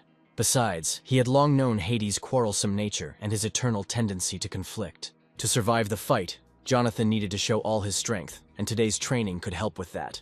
Having said this, Ares quickly rushed at his opponent, ready to fight with full force, without any concessions. Ares' blow was so powerful that the shockwave scattered stones across the entire sandy arena of the Colosseum. The god of war was in his element, and didn't seem to realize that his opponent was not prepared for such tactics. For a long time, no one could see Jonathan in the thick dust that rose in the arena of the Colosseum after the blow. It turned out that, having missed the blow, and almost breaking through the wall of the Colosseum with his back, Jonathan still remained on his feet in a fighting stance. Ares was clearly pleased with his blow, but he was eager to see how the newcomer handled the sword. With these words, he rushed into the attack again, swinging his sword with the clear intention of ending the duel. The blow was crushing, and it seemed that Jonathan would not be able to reflect it. But the guy, to everyone's surprise, fought on equal terms with the supreme deity. And even though Jonathan was only defending himself, not counterattacking, his eyes burned with the rage of a lower deity, eager to prove his right to be in this arena. He parried blow after blow, and, although he did not carry out any attacks of his own, he did not miss a single truly dangerous attack. Athena, watching the duel, noted to herself that this lesser god was doing a good job of repelling the attacks of the mighty Ares. But even with such skills, they were completely different in speed and strength. However, one should not have expected a different outcome in the battle of gods of such different levels, because Ares had long established himself as a formidable fighter. However, he was not going to stop there and, having warned his opponent, began a new attack. It seemed that Ares was so carried away that he forgot that it was just a training fight and fought Jonathan for real. He pushed off the ground with such force that a crater seemed to form under his feet, and the sand in the Colosseum arena was thrown up. Jonathan, realizing that he couldn't withstand a few more such attacks, decided to give up because the difference in their levels was too great.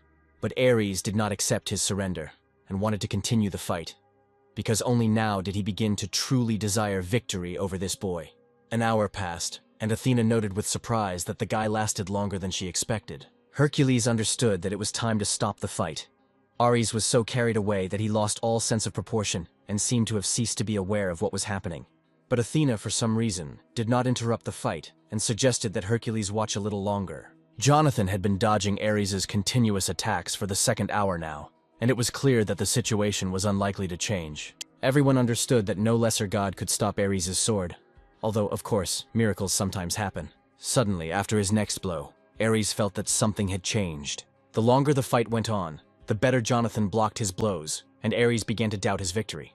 Looking at Jonathan, it was clear that he was determined to continue the fight and was getting stronger with each passing second.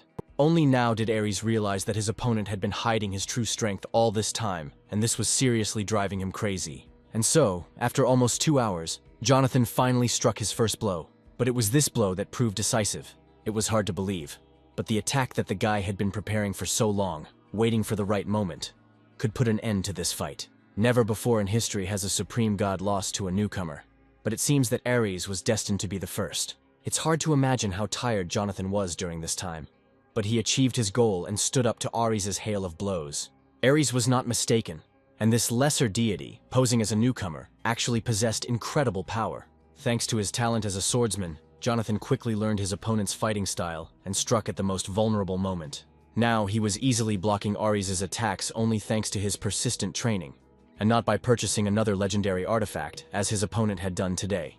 And so, instead of a sword, Ares held in his hand a blade with a blade cut in half, and now, only a useless piece of metal, with which he could no longer continue the fight. Looking at Jonathan, Ares stated that no one had ever managed to break his sword, which meant the guy had lied to him when he said he was just a lesser god. It was a challenge, and Ares was ready to punish Jonathan for cheating because he did not fight at full strength. But the duel was interrupted. Athena blocked Ares' blow and stopped this protracted fight. She asked Ares to calm down and remember that this was just a training match, not a real battle. At the end of the day, sparring is for training, not for fighting to the death. It was true, but Ares' expression made it clear that he was furious and could not accept Athena's words. Jonathan's skill was truly impressive, and Athena also became curious about who this mysterious newcomer was. Jonathan himself did not see anything special in his success, because Ares did not use all his divine power, against which he would hardly have been able to resist. However, the boy understood that his sword skills had improved significantly during the sparring, and at this rate he would be able to gain experience for the battle with Hades. Now, he had to convince Ares to continue training at any cost before the decisive battle of his life took place. Unexpectedly for Athena and Ares, Jonathan approached them with a request, hoping that after today's training they would agree to help him. He honestly admitted that he lacked skill in sword fighting and would be glad to train with them in the Colosseum. It sounded rather strange, considering the high level of skill he had just demonstrated. It was unexpected, but Jonathan was ready to do anything to get Ares and Athena's consent for training. Athena reminded once again that Ares did not fight at full strength, and was only practicing new techniques. The big difference in levels didn't stop Jonathan, but on the contrary, it made him even more excited. Athena agreed to fulfill his request, but warned him that he should not expect an easy walk. Yes, she really kept her word, because from the very first minutes of training, Jonathan understood that everything would be serious. Hordes of stone giants were sent against him, and he had to destroy them almost without respite. And from the podium, Ares shouted that he had only a minute left before the fallen stone mutants would rise again. The monsters in the training battle kept coming and coming, and Jonathan, unfortunately, had already completely exhausted his supply of divine power. Of course, with full strength he would have destroyed them all in one blow, but now it was not enough to use even the most basic magical skills. There was one last chance left, and gripping the hilt of the sword tighter, Jonathan activated a new ability. The energy waves emanating from the sword cut through the stone bodies of the mutants like a hot knife through butter. Ares, who was watching the duel, was amazed, because if he were in his ward's place, he would not have been able to repeat such a spectacular blow. As a result, instead of stone giants, only piles of rubble remained on the sandy arena of the Colosseum. Looking at this side, it was unclear if this newbie possessed such magic, then who he really was. Jonathan calmly claimed that he was a very ordinary god, simply using one of his long-known skills. Suddenly, Ares grabbed Jonathan by the collar, declaring that no one had used such primitive energy for a long time. The girl realized that Ares was still angry about losing their fight, and that was why he was talking nonsense. After all, there was no rule prohibiting the gods from using magic, moreover. It was the gods who once granted people such magic. But Ares was sure that no self-respecting god would use magic against divine power. Seeing that the argument had reached a dead end, Jonathan decided to prove his case and stated that he was ready to prove that he had not used any prohibited techniques. What he was about to do was something only a true god could do, no matter how good the disguise.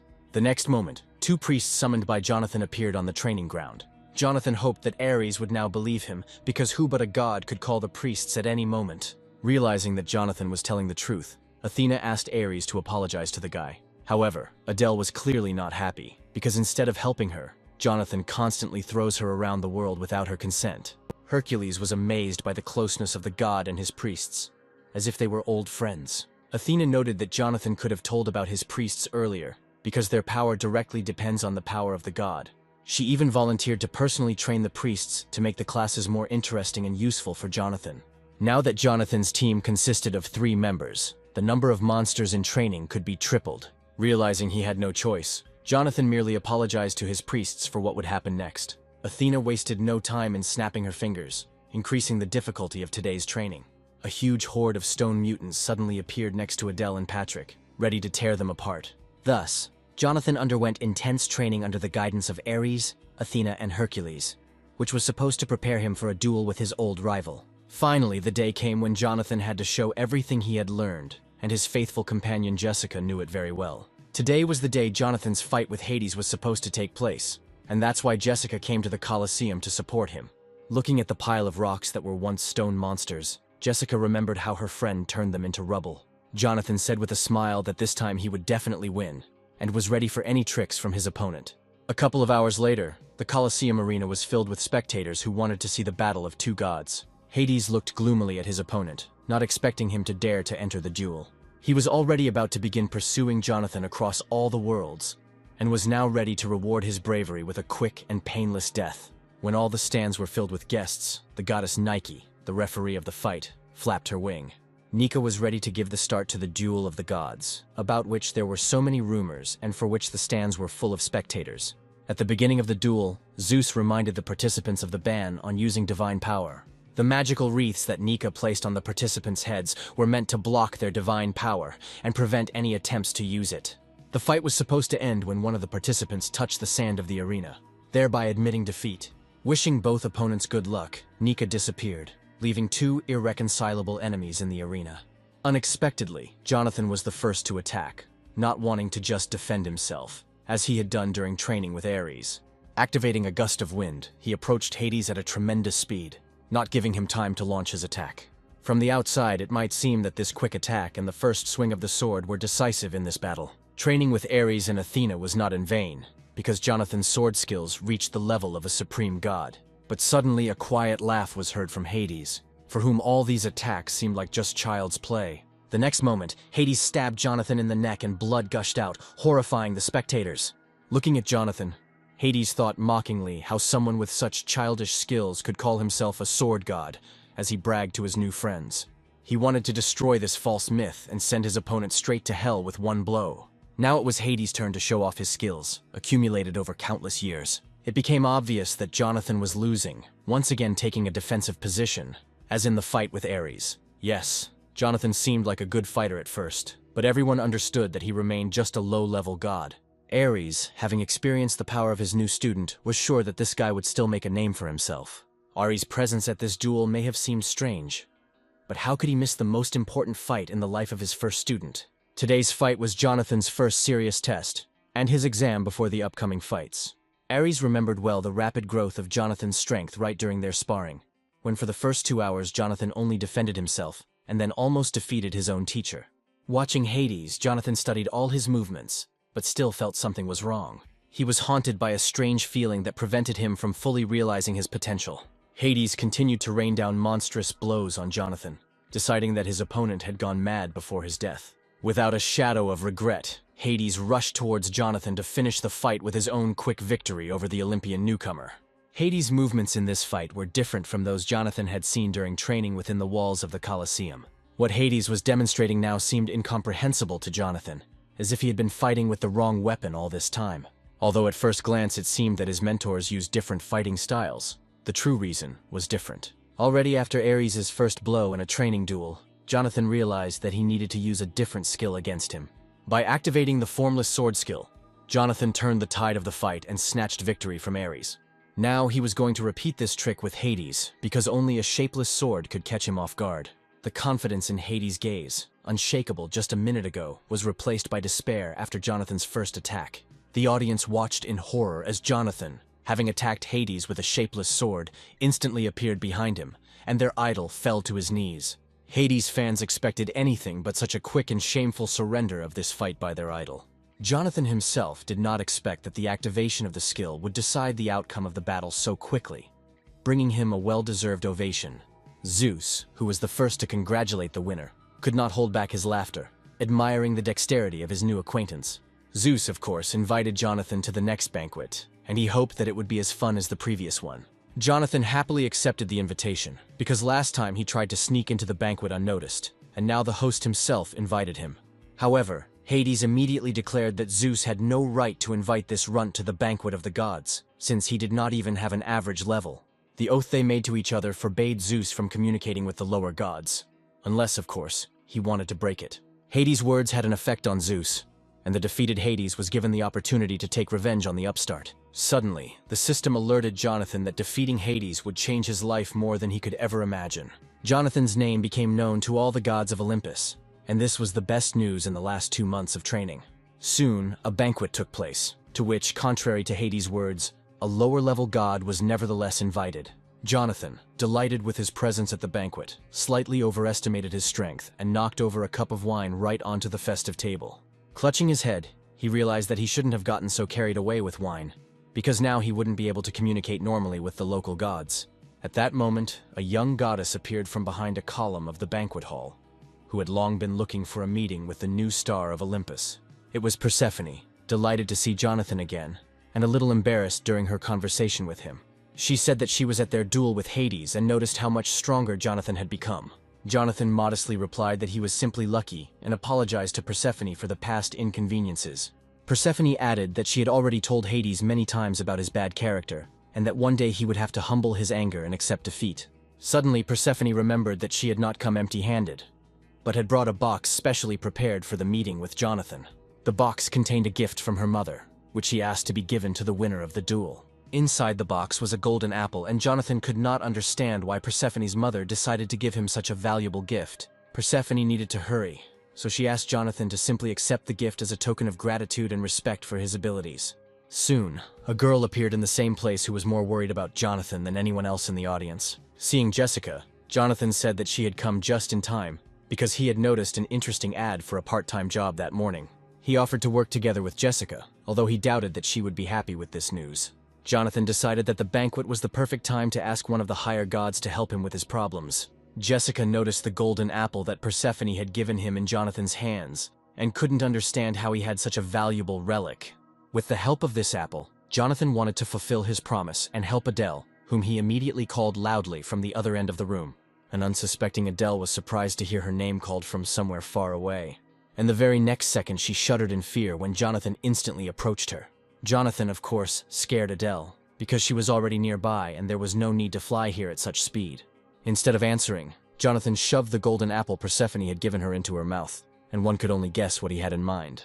After taking a bite of the golden apple, Adele looked at Jonathan for a long time, trying to understand what it was. But it turned out that the golden apple instantly cured Adele of mana deficiency syndrome. Jonathan confirmed with a smile that the apple's magic had worked, as mana was circulating in her body again as before, meaning he had kept his promise. Adele was ready to burst into tears of happiness, realizing that the guy had truly kept his word to her, and it was not in vain that she had agreed to become his priest. Right now, she felt a warm energy in her hand, permeating every cell of her body and concentrated in one small point. Only now did the girl understand what mana was and what a person who possessed it felt. Looking at her, Jonathan suddenly asked how she felt and what had changed in her consciousness after coming into contact with this energy. After a short pause, the girl could only briefly answer that the feelings inside her were wonderful. She had dreamed all her life to see this little light in her hands, and now her dream has finally come true.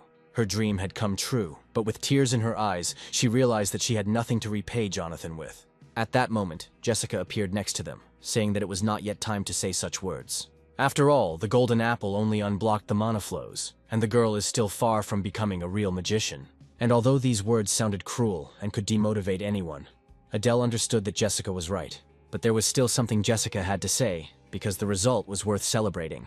And she congratulated Adele for finally being able to use mana once she felt it inside her. Adele did not expect such a confession from Jessica, accustomed to the strict tone of this young girl. In response, she thanked Jessica, calling her sister. But it seemed that the girl herself did not really like this address. Watching them, Jonathan realized that these two beauties would behave like children even if they lived another 100 years. He suddenly realized that Adele had become very attached to Jessica, and that was why she had accidentally called her sister.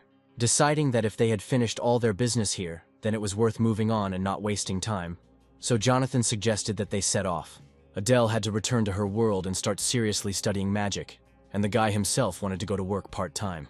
Patrick didn't understand where Jonathan would go next, because he decided to do this almost immediately after his victory. A sly smile appeared on the guy's face, because he already knew which place was best suited for the next step. It turned out that he wanted to go straight to hell for a part-time job. But for some reason, the system did not immediately move him to the right location, as before. Standing on the roof of one of the houses, the guys looked down and heard the noise echoing throughout the street. Oddly enough, there were no problems with all the other worlds, and it was unclear why the system only gave them directions, but did not move them to the desired point. However, the task that Jonathan had to perform was also serious, because right in front of him he saw a huge open gate. This gate was no different from all the others, but the size of the huge circle in the sky was truly astounding. At this moment, one of the agents loudly transmitted information to headquarters that the medium-sized gate had suddenly increased in size. Realizing that his message would reach headquarters much later than the agents could escape, the man ran for cover. Luckily, at that moment, Jonathan noticed him from afar, and he could not allow the gate to suck the agent in or let the alien get close to him. Before the danger became real, Jonathan rushed to the agent, who probably did not expect that he was not alone here. The next second, Jonathan saw a guy lying on the asphalt right in front of him, and he immediately ordered him to leave immediately and save his life. But by saving the lives of individuals, he could not save all the city's inhabitants from danger forever. So Jonathan headed to where the evil spirits from another dimension were approaching. Right in front of Jonathan were those very gates to hell, which meant that soon he would have to complete his next task. While no one was bothering them, the friends decided to immediately go through the gate and see what was behind it. Once on the other side of the gate, they saw a world in which eternal chaos and destruction reigned. It seemed they were finally getting closer to their destination, although all this time Jonathan believed that this was the very gate to hell that was mentioned in the quest. Surely the forgotten gods were not just supposed to be inside the open gates, but right in hell itself. But his thoughts were interrupted by a monster who had been watching the guy who had passed through the gate and found himself in his space for a long time. The mutant was so huge that its mouth would have been enough to swallow Jonathan and all his friends at once. But the guys didn't agree with this, and, without waiting a second, Jessica attacked the monster, not giving him a chance to take a step.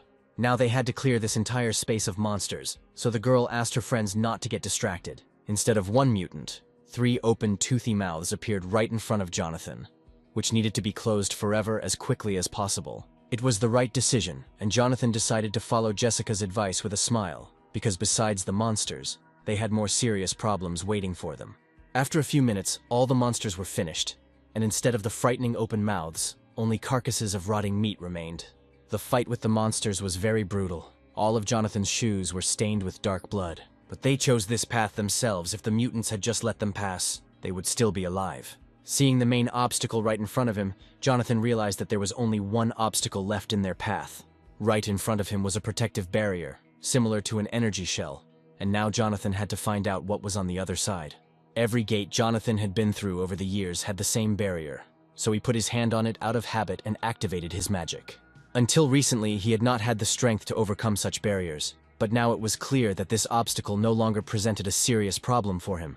And now the moment came when the guy had to use all his hard-earned abilities, honed in battles with strong opponents. The next moment, Jonathan sent such a stream of destructive energy into the energy barrier protecting Kiever, that it seemed that no barrier in the world could withstand it. And although the barrier in this place was quite strong, the guy understood that it would not last long, which meant that his efforts would not be in vain. And that's what happened, because a second later the barrier shattered into small pieces, opening up the space on the other side in front of the guy. It seemed like they were on the right track, and Jonathan, with a smile, suggested that Jessica go further, since they had already overcome the most difficult part. But then Jessica's face suddenly darkened, and she said that she had a very bad feeling. She suddenly felt like turning back no matter how far they had come. After all, now they had a chance to gain power over demons, because only here could these creatures move freely and were found literally everywhere. But why then was there such emptiness all around? And what could it mean for Jonathan and his friends? This could only mean that there was a creature on the territory that was at the top of the food chain and was best avoided. Suddenly, Jessica turned her head sharply and shouted that it was too late to turn back and that the gate core needed to be destroyed immediately. And then, right under Jonathan's feet, a giant red eye appeared. The eye of the very creature that was the master of these territories. The guy only had time to turn around, but it was clear that he would never forget this meeting. Before him stood a huge demon that could have crushed Jonathan with one blow if their meeting had taken place a few months ago. Seeing her friend frozen in stupor, Jessica shouted loudly at Jonathan to move and dodge the attacks. But then a monstrous whirlwind began to swirl next to Jonathan, and it became clear that it was too late to destroy the core, and now the guy had to face the unknown. The next moment he found himself in a space where the sky was strewn with glowing puzzles, and it was unclear where he was. The ground beneath his feet was also made up of the same puzzles, as if it was not the real world, but an illusion in which Jonathan had somehow found himself. Just a minute ago, he was fighting a giant monster in hell, and now he found himself in a completely unfamiliar dimension. Suddenly, loud voices were heard nearby, and the guy turned around to see who else was in this strange place. He saw a little girl he had never met before holding her friend's hand, cheerfully beckoning Jonathan to run after them. It was unclear who these children were, or what was going on here, but they clearly knew the place much better than Jonathan. There was no one else to ask, so Jonathan loudly asked them to stop and listen to him. But after taking just one step, he realized that the puzzle platform under his feet suddenly broke off, and he flew into the void. The next moment, his body began to be enveloped by some kind of dark matter, which seemed to rule this space, subjugating all living things. It was unclear whether his battle with the monster was still ongoing, or whether it was already over, and everything around was the beginning of his new life after death. Otherwise, it was difficult to explain how he ended up here and what was happening in this new dimension. After walking a few more steps, Jonathan suddenly discovered someone's body lying under his feet, which he accidentally stepped on. He realized that the guy lying on the ground was not moving, and all his clothes were stained with blood. Anyone would have been numb from such a terrible picture. But one detail immediately caught Jonathan's attention. The green jacket the dead man was wearing was painfully familiar, and a terrible guess came to the guy's head. Jessica appeared behind Jonathan, her face covered in blood and quietly calling his name, barely holding back her tears. Drawing level with Jonathan, she approached the dead man, as if not noticing the guy next to her. The girl fell to her knees and began to ask the guy for forgiveness for not being able to protect him in the last fight. It was now clear that Jessica simply couldn't hear Jonathan, but he was desperately trying to reach her, not understanding what was happening. Putting his hand on her shoulder, he told her again that she didn't need to cry or ask for forgiveness, because he was alive and standing right behind her. But instead of Jessica, the next moment there was emptiness, and all that remained of her image were fragments floating in the air. It was hard to believe, but Jessica too turned out to be an illusion, just like all this space around Jonathan. But that was not all. Turning around, he saw a picture that he could not have dreamed of even in his worst nightmare. Right in front of him he saw himself, pierced on all sides by swords and clearly long dead. Is he really experiencing a second life after dying in that fight, and simply doesn't remember the details of the fight with the demon? Such a sight could drive anyone crazy, especially someone unprepared for such tests and a meeting with their own dead body in another dimension. At some point, Jonathan's patience snapped, and he screamed loudly, unable to hold back his tears, trying to comprehend what was happening. He collapsed onto the puzzle platform, which still seemed to be floating in zero gravity, and begged them to stop it if anyone could hear him. Suddenly, opening his eyes sharply, he realized that everything he had experienced in the last minutes was an illusion, and he returned to the familiar real world. Jonathan's face was covered in cold sweat. He was greedily gulping air, trying to come to his senses and barely making out his friend's words. Having calmed down a little, he told Patrick and Jessica that he was okay and just needed a minute. And then, turning to Jessica, he said seriously that he needed to tell her something that she might not even suspect. He saw that the magical barrier that separated the two spaces was still in place. And then he confessed that in his vision, which had been just a few minutes ago, he had seen her, Jessica, and the sight had been terrible. And then he asked her directly if they had met in past lives, and if there was something that Jessica was stubbornly hiding from her friend. Jonathan's memories began to return after an encounter with a demon that had killed him many times in past lives, and Jessica noticed this. It was no surprise that the memories surfaced after the encounter with this monster, but Jessica didn't know how to answer Jonathan, who was demanding at least some kind of answer to his question. After a short pause, Jessica lowered her head and said that she simply had nothing to say in response. Not understanding what the girl was talking about, Jonathan asked her to explain herself and stop evading the answer with cryptic phrases. Jessica then explained that they were still being watched by the Eye of the Abyss, and that they were under its close surveillance right now. She believed that it was better for Jonathan not to know everything that happened to him in his past life. Otherwise, he might go crazy. The truth is not always useful. And Jessica, knowing much more than one might think, chose silence rather than telling the whole truth. Jonathan trusted her and therefore did not pry, because she knew more and probably made the right decision in hiding the truth. Although, in reality, Jessica was a little surprised that the guy gave in so easily and didn't continue asking questions as usual. Of course, the guy would be lying if he said he wasn't interested, and Jessica should have known that. He then asked her with a smile if there would ever come a time when she would be forced to leave him. It was a strange question, and Jessica immediately replied that such a thing would never happen and that she would always be there. Now they had to decide what to do next, because to defeat the third guardian, both of them needed a high level of strength. Returning to Hell now was dangerous, because the monster was somewhere nearby and was probably waiting for the right moment to attack. Only now did Jonathan realize that Jessica had already met this monster, and he was annoyed that she had not told him about it before their journey to Hell. However, the girl herself did not expect to see the monster here, because if you believe her memories from her past life, her meeting with Jonathan should have happened much later. Now that Jessica couldn't fully use her gift of foresight, they needed to find another way to complete this mission. The next day, Jonathan took part in the filming of a commercial in one of the office buildings. The main camera was pointed at him, and the director had already explained his role to the guy.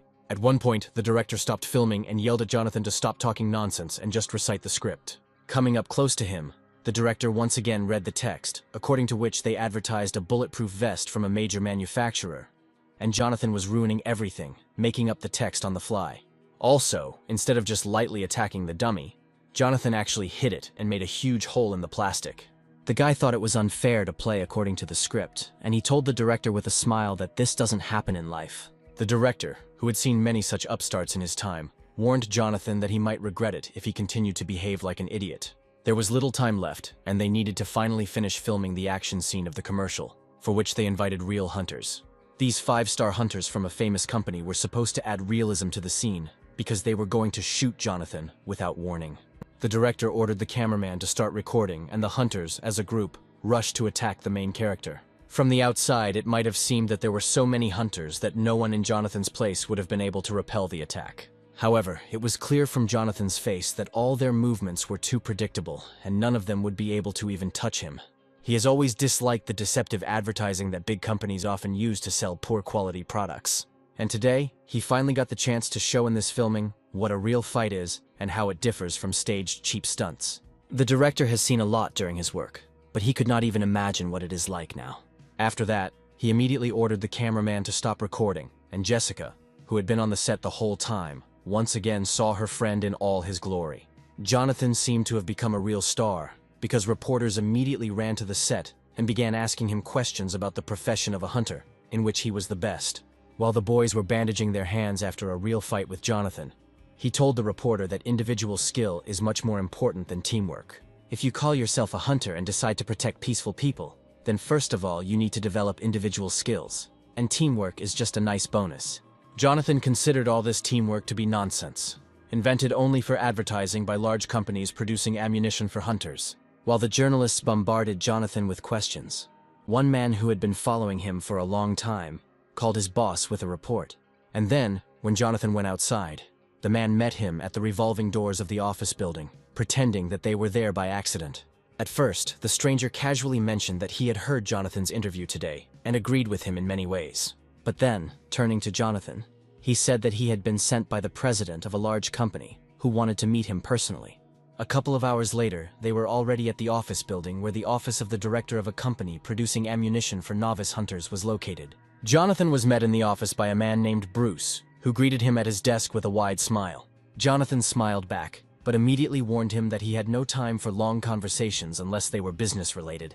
It was a great conversation starter, and Bruce got straight to the point by asking Jonathan to apologize for what he said on set that was now costing the company money. This young upstart immediately seemed to Bruce to be just another stupid hunter who cared only about his own glory. Bruce then promised that if Jonathan made a formal apology, the company would provide him with unprecedented financial support. The man continued to calmly drink coffee and smile affably, confident that everything was going according to plan and the day had begun with good news. Meanwhile, Jonathan was talking about a magnificent weapon that he had long had his eye on, and that he could get thanks to Bruce's company. The man knew nothing about the rare sword and wanted to ask the guy more about it. When Jonathan admitted that the sword was Excalibur and that he was going to go to the place where the artifact was hidden, Bruce almost choked on his coffee in surprise. He reminded Bruce with a smile that he had promised Jonathan to fulfill any of his wishes, and promises must be kept. Even Bruce knew that Excalibur was considered the most powerful sword on the planet, and no one could find it for the last 20 years. It was Bruce's company that got hold of the sword, but all information was kept a closely guarded secret. He pretended not to understand what was being said, but his lie was revealed by the cold sweat that covered his entire face. The guy said that he had known everything for a long time, and would only accept Excalibur and nothing else as payment for his services. He knew not only about the sword itself, but also about the brutal methods Bruce used to obtain it. The director, loudly banging his fist on the table, warned the guy that he was too young and was crossing all boundaries with his statements. Jonathan hastened to calm the director, explaining that he did not want to take the sword for himself, but only to look at it and return it to Bruce. He promised to take back his words spoken at the conference if the director agreed to this simple condition. Not wanting to continue the conversation, the director turned his chair, considering that the young upstart wanted too much. He said that the guy was talking nonsense and that they would not be able to have a productive conversation. In fact, he knew he couldn't agree to the young hunter's terms, even if Jonathan really did know where the sword was. Jonathan had hoped that this conversation would be a success, but the director turned out to be smarter than he had expected. Although he expected such a reaction, he still hoped that Bruce would at least show him the artifact so that he could take it himself later. Jessica had just heard from Jonathan about his attempt to negotiate with Bruce about Excalibur, and the idea seemed strange to her. She was amazed by the courage of the guy who personally asked Bruce for a rare artifact that had disappeared a long time ago. He knew at what price, at the cost of how many human lives, Bruce had acquired this rare sword, and without hesitation, he would have taken it for himself if he had known where it was. Jessica understood that such an act was entirely in the spirit of Jonathan, who would stop at nothing to achieve his goal. Even though his current level was not enough for the next promotion, he was going to visit a few dungeons while they had some time. The guy explained with a smile that this was why he was going to the dungeons and asked the girl to wait for him in the guild. A month later, Bruce, in the same office, saw news that made him change his mind. His tablet was broadcasting a live news feed, reporting that a young, famous hunter had cleared the dungeon in record time. Understanding the threat this presented, the director could not contain his hatred for the upstart, realizing that Jonathan had been playing his game for a long time. In addition, Jonathan cleared previously impenetrable dungeons within a month using the same strategy. The guy was undermining Bruce's business by declaring in every interview that equipment didn't matter and that success depended only on the skill of the hunter.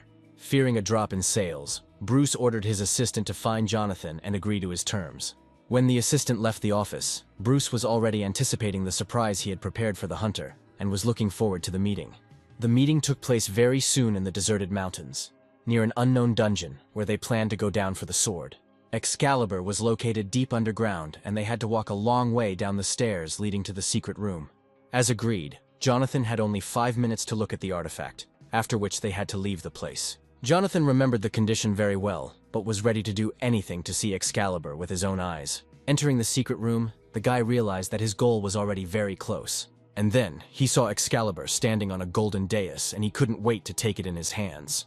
The sword was truly a legendary artifact, and Jonathan was likely the first hunter to come this close to it. The sword increased the owner's fighting spirit and doubled all abilities for 10 minutes without consuming energy. The spectacle was mesmerizing, and it seemed to the guy that he had achieved his goal even easier than he had expected.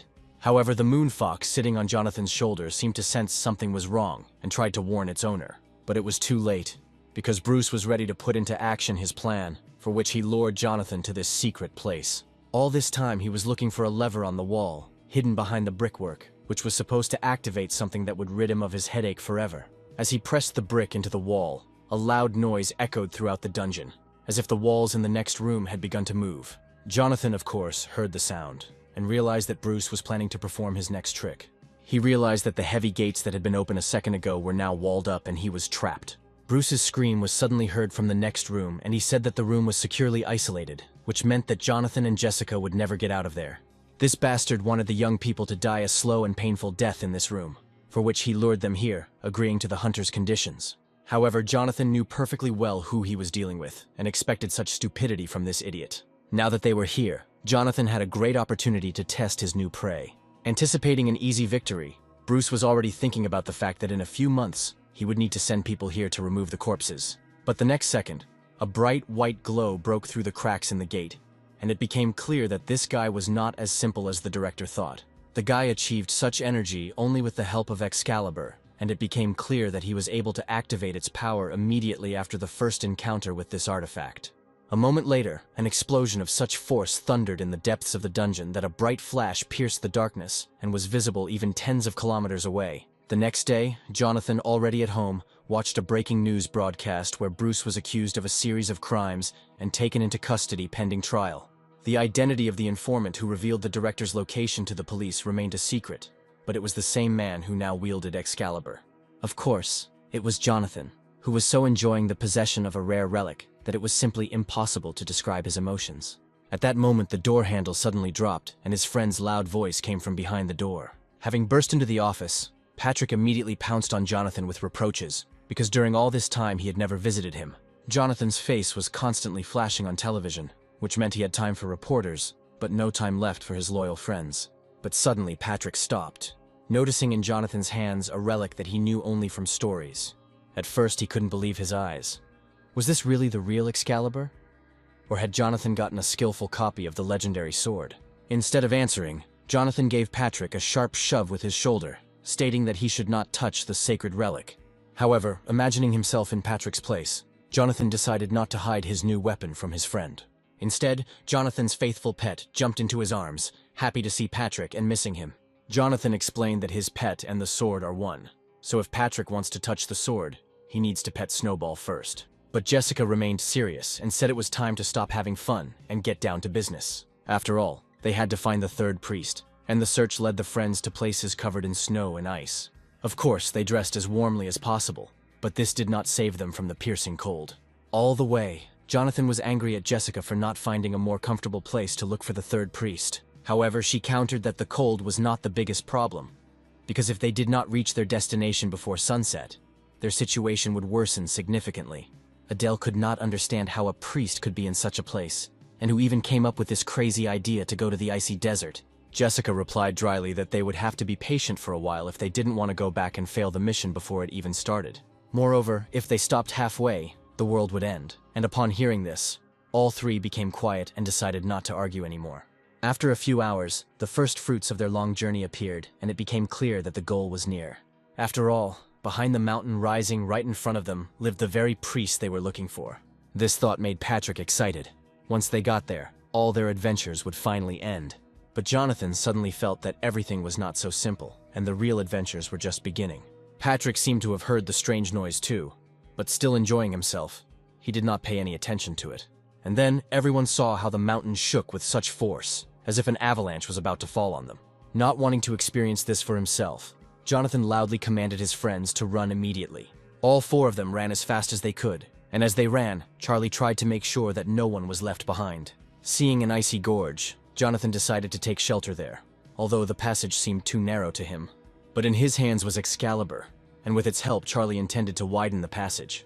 Then, running forward, he wanted to use the power of his new sword to provide himself and his friends with an escape route. However, it soon became clear that widening the passage with magic would take several hours, and they did not have time. Jessica also tried to help, but the passage was too blocked by snow and all her attempts were in vain.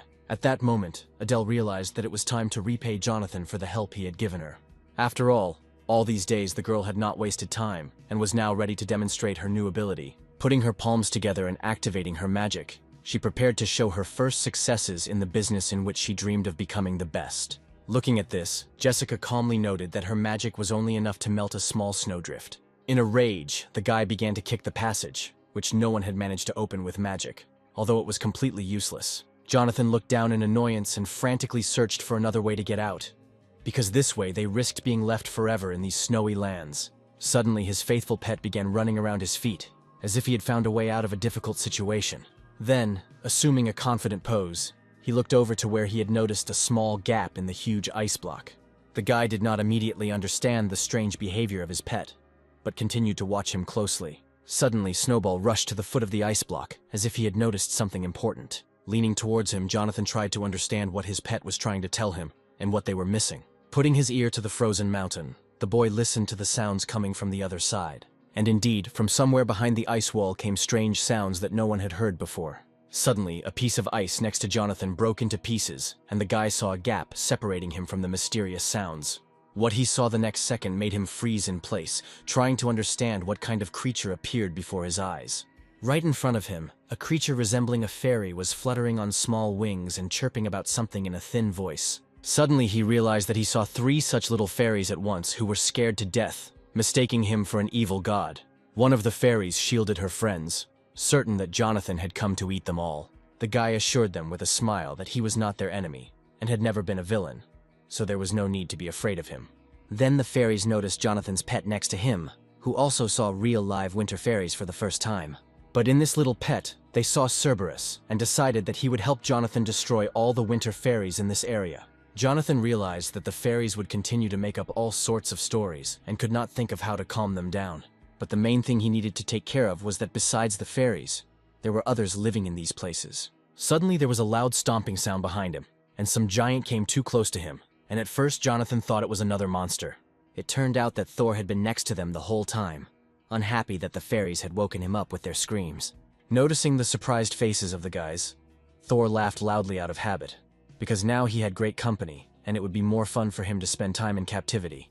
Jonathan couldn't believe that in such a forgotten place he would meet Thor, who was wandering alone through this dead, icy desert. But Jonathan was not laughing, and he understood that Loki had locked Thor here, and that the avalanche they were running away from was his doing. Thor's expression suddenly changed, and he said that this idiot dreams of creating an army to overthrow the current rulers and take their place. Avalanches like this don't happen often, and it's a shame that this disaster happened at such an inopportune time. It was unclear why this big guy hadn't gotten out of here yet, and how Loki managed to hold him back. It turned out that the snow in these places was special, and even Thor's hammer could not crush it. It was strange that even Thor's hammer, capable of crushing everything in its path, could not cope with ordinary ice. However, the big guy told them not to lose heart and not to worry, because they would surely come up with a plan and destroy Loki's plan. Besides, these little fairies will take care of their food, so they just have to wait until the ice melts. But it is unlikely that the fairies themselves agreed to this, and, turning away, began to discuss the words of the red-bearded giant. Realizing that the fairies were not thrilled with the offer to become food providers, Jonathan abruptly intervened in their conversation. Coming close to one of the fairies, the guy asked if there was a way to get out of here and if they knew another way. The fairy replied that even if she knew the method, she would not tell about it, because the strangers themselves came to their house. Then the boy sadly said that they would have to spend the winter in these places, and the fairies would need to get much more food than usual. Of course, in that case, they themselves could die of hunger, giving all the food to these giants, so the fairies will have to tell Jonathan the whole truth. Returning to the guy, the main fairy warned that upon hearing the answer to his question, he must promise to leave this area forever. It was a great offer, and the guy, without hesitation, agreed to leave immediately after he learned the secret path. Realizing that he was not lying, the fairy smiled and promised to fulfill her part of the agreement and tell Jonathan the way to salvation. True, what was about to happen after that was too dangerous, so she asked the guy to move away a little. Then, swinging her small fist, she headed towards the ice wall that blocked their path. It was unclear what the little creature was planning, but it seemed she was planning to use magic to make a hole in the wall. It was not often that you saw such behavior from the tiny fairy, and Jonathan watched her work with amazement. Having finished her work, she proudly declared that in this way, it was possible to split the ice block and open a passage. But the fairy seemed to have forgotten that such a small passage was only suitable for creatures of her size, and Jonathan and his friends needed a much larger tunnel to get out. After all, if these creatures open the passage at such a slow pace, they risk dying before they succeed. However, the fairy said that all their magic would run out if they put all their efforts into this. And besides, the boys had not done anything good for them to make them try so hard. It seemed like the little creature was holding something back when she made her deal with Jonathan. Even though she had said they would be able to get out, she suddenly stated that if the boy tried to master the ice attribute attack himself, he would be able to make this passage much faster. Patrick immediately picked up on this idea, because if he had used the wave cut like his friend, he himself would have been able to punch a large hole in the ice wall. However, Thor believed that only such a fairy could handle the mana of the ice attribute, and that this magic was not subject to anyone else. The fairy angrily stated that the big guy was used to relying only on brute force, believing that it was not worth studying magic and wasting time on it. Then she loudly asked the one who owned the ice attribute mana to raise his hand, and to her surprise, she received no answer. None of them knew how to use this magic, and Adele, although she was somewhat familiar with it, had not yet studied the water attribute. The fairy could not believe that none of them were familiar with the attribute of water, because it is the basis of any magic. However, Thor was still in a great mood, and assured them that sooner or later the snow would melt, and they would get out to freedom. This attitude shocked the little fairy, because she realized that this big guy was planning to stay here for the whole winter. To everyone's surprise, Jonathan raised his hand and declared that he possessed such mana. The guy completely forgot that he had the attribute of this mana at his disposal, and immediately activated the protection of the forgotten god Neptune.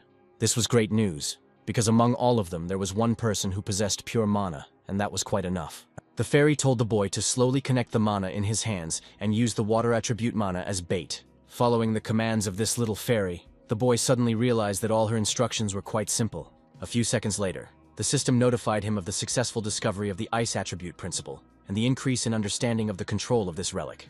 Even the little winged fairies were surprised by the speed with which Jonathan learned the truth of the new, previously unknown to him mana. It was so impressive that Patrick immediately wanted to have the same talent as Jonathan. A few seconds later, a piece of ice formed from the water in the guy's hands, a shape that could only be given to it by magic. This was only the beginning, because now Jonathan had to apply his new attribute in practice, and the fairy was ready to help him with this. But then Jonathan had a better idea on how to break down the wall faster, and he decided to put the original plan on hold.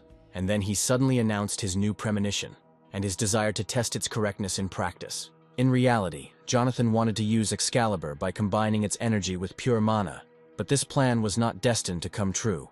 As he approached the edge of the ice mountain, he noticed below him a huge column of walking creatures that he had never seen before. Taking a closer look, he realized that those creatures were the masters of these places, and meeting them would lead to serious trouble. His fears were soon confirmed, as a column of the strongest monsters in the area was moving towards its master through the icy surroundings. They were gigantic snow giants, covered in fur from head to toe, and it was scary to imagine their strength. It remained a mystery who was directing these monsters to them, and how they knew about the location of Jonathan and his friends near Ice Mountain. Thor suspected that Loki was behind this, because only a scoundrel like him would be capable of such a thing. At this point, Jessica stated that she felt the presence of a guard nearby, and her senses rarely deceived her. It seemed to her that the king of the ice giants was somewhere nearby, and this entire group of creatures was mentally connected to him. Suddenly, Jessica realized that the third priest they were looking for in the icy mountains was the king of the frost giants, who served Loki. All these monsters were closely connected to each other, so their leader could watch them from hiding. Most likely, Loki controlled the king of the frost giants. Otherwise, he would never have united with such a vile deity and served his interests. Hearing this, Jonathan became eager to see Loki with his own eyes and evaluate his abilities in real combat. Meanwhile, Thor was already fighting the snow giant, and it was clear that even such a strong man would not easily defeat such a serious opponent. He promised to finish off Loki immediately after dealing with his puppets, and this time, their battle would be the last. All this time, the deity controlling the column of monsters watched what was happening, sitting on a huge ice cliff. He enjoyed watching Thor and his friends try to fight off the onslaught of the frost giants, and clearly had no intention of stopping the fight. Turning to the king of the monsters, Loki noted that Thor was trying to kill his loyal subjects, and that he should intervene. He urged the giant to enter the battle personally, without any concern for his life, or for the lives of anyone else at the foot of the cliff. Knowing that the scoundrel could hear him, Thor offered to settle the matter fairly in an open duel. But instead of seeing the culprit of the attack, Thor saw a huge creature coming straight at him. He didn't have time to react to such an unexpected attack, and the king of the snow giants threw him aside with a powerful blow from his shoulder. The blow sent Thor flying straight into one of the icy stone walls that littered the area. He hit her with such force that deep cracks appeared in the wall, and it was obvious that this blow would be difficult to survive. The meeting with the giants did not end there, and Thor saw monsters rushing towards him, ready to tear him to pieces. Obeying their king, the two snow giants swung their huge fists to turn their opponent's body into a pancake. Looking up, Jonathan knew that if he could deal with the main culprit of all their troubles, they would be able to quickly get out of this area. Patrick warned Jonathan that Loki was a very powerful god, and that fighting him one-on-one was dangerous and could end much worse than he imagined. However, Jonathan's expression made it clear that he was not easily intimidated by someone like Loki, and was ready to fight him right now. Jessica always liked the way Jonathan handled difficult situations, and she was ready to support him at any moment. Now nothing could stop Jonathan, and he realized with a smile that the moment had come to show all his abilities. Without wasting any time, he headed to the top of the highest ice mountain, where Loki was hiding under the protection of enslaved monsters. Jonathan didn't know how the deity was able to control the frost giant king, but he assumed that the ability required a high level of concentration that needed to be broken in order to free the king. Loki's control would likely immediately weaken if he were distracted for even a second and stopped controlling the king of the frost giants. The problem was that while Loki controlled the monster, the king did not let anyone get close to it, preventing it from attacking. Jonathan was right, because as he approached Loki, the king of the frost giants chose the moment and struck him with his huge, heavy paw. Jonathan was thrown to the side by the force of the blow, miraculously escaping serious injury after colliding with such a giant. All this time, Loki was under the tight protection of his huge puppet, and the king, who in any other situation would have killed him on the spot, continued to protect him. Turning to Jonathan, whom he had noticed long ago. Loki warned that he would never get to him this way. He spent too much time trying to subdue this mutant, who was the strongest creature in this area. Moreover, Jonathan tried to attack Loki from behind, and he immediately realized that only a god from another world was capable of such a humiliating move. Jonathan rushed towards his target, trying to catch her off guard. But he didn't consider it mean, because Loki deserved to be punished.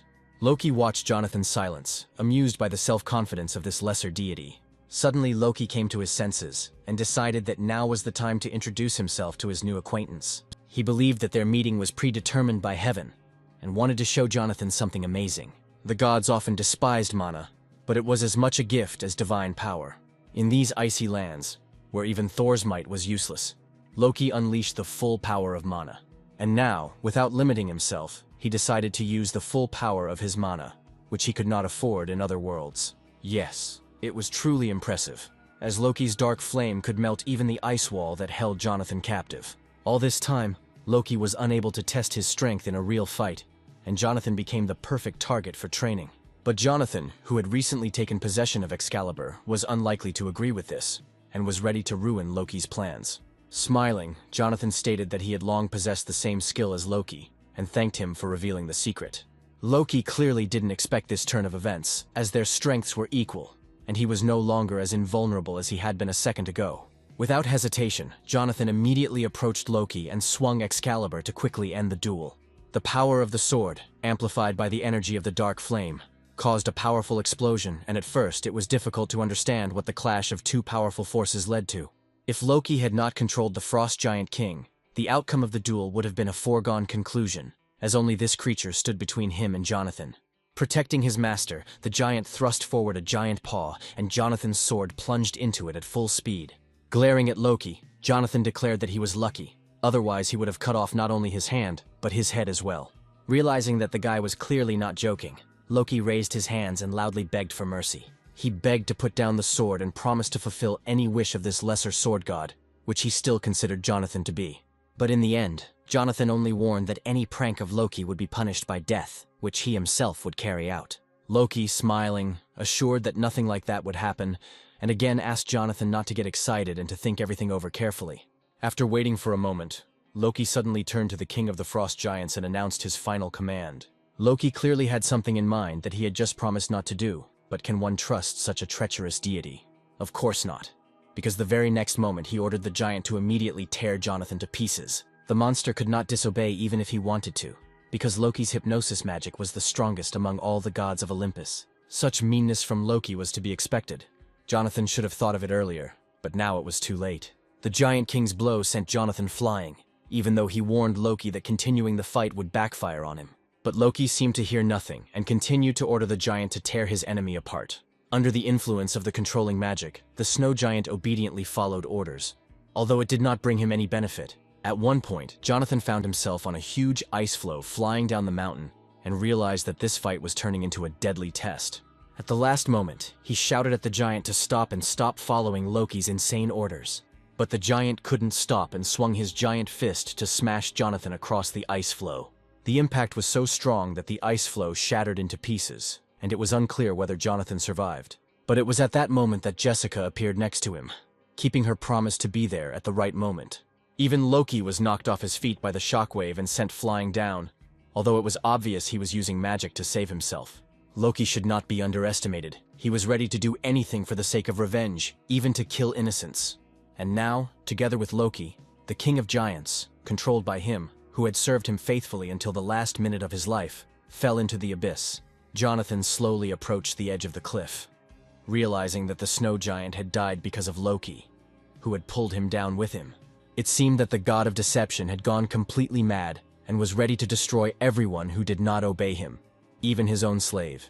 Peering into the darkness of the abyss, the guy didn't even see the bottom and was sure that the giant had crashed. But suddenly he noticed that someone's eyes were looking at him from the abyss, and this creature was definitely alive. What kind of creature was this? Could the king of the snow giants really survive a fall from such a height? And from the darkness of the abyss, the burning eyes of a monster looked at him, as if waiting for the moment to attack. And suddenly this mutant flew out of the abyss with such speed that the rising icy whirlwinds almost knocked all four of them off their feet. Jonathan didn't understand what Loki was planning and whose help he would resort to next time. It had already become clear that this mutant did not look like the snow giant. But who could it be? It turned out to be a huge ice dragon, on whose back sat Loki, who had somehow tamed this monster. Loki laughed maliciously at the naivety of these, as he called them, lesser gods, who thought that he would remain in the abyss. Now, he was ready to continue the conversation with Jonathan. But this time, one of the strongest dragons in the world would intervene in their conversation. However, Loki seemed to have forgotten about another deity who also longed to meet him, not for a conversation, but for immediate destruction. This idiot's jokes went too far, and Thor decided to put an end to this endless fun. Thor had no idea how dangerous a pet Loki had tamed, but when he realized it, it was too late. A powerful blow from the dragon's icy tail caught Thor by surprise, and he flew at great speed straight into the icy mountain. Loki immediately used his ability to quickly descend from the dragon's head to the ground. A second later, he was already standing below, ready to continue the fun that no longer amused anyone except this enraged god. With a snap of his fingers, Loki summoned another pet, tamed in the same manner as the Frost Giant King. Raising his head, Jonathan recognized the familiar roar he had heard back in the kingdom of Hades. This monster, tamed by Loki, was as strong as the king of the Frost Giants, and was ready to fight for his master to the death. It remained a mystery where Loki got so much mana to tame 3 powerful creatures at once, and make them his loyal subjects. His most beloved pet, the Ice Wolf, was ready to tear apart anyone who dared to approach Loki. Loki considered himself a genius, because he, unlike other gods with whom he lived in another world, knew how to use mana. He hated those who underestimated his abilities, and saw Jonathan as someone who doubted his true strength. Jonathan didn't want to waste time talking, and loudly ordered Jessica to take everyone away, promising to deal with Loki alone. Loki set his loyal wolf on Jonathan, ordering him to be eaten alive when his magical powers ran out. The size of the monster was astonishing, and just one of its paws was several times larger than the height of an ordinary person. When the mutant opened its mouth, it became clear that it could fit 100 people, and this could instill horror in anyone, especially Jonathan. It was surprising how Loki managed to tame such a monster, which by its nature did not obey anyone, especially the god of deception. Approaching his pet and patting him, Loki was glad that he had not spent so much time training the Ice Wolf in vain. Now he wanted the wolf to catch up with Jonathan's comrades and deal with them before they got too far. Suddenly, Loki noticed that the Ice Wolf was standing still and for the first time was not following his order. It turned out that Jonathan, having stolen Cerberus from the abode of Hades, received the ability to subjugate any dogs and now set the Ice Wolf on his former master. This order was carried out instantly, and the Ice Wolf attacked Loki with all its mass, leaving him no chance to dodge. When the wolf raised his huge paw, Loki's motionless body lay beneath it.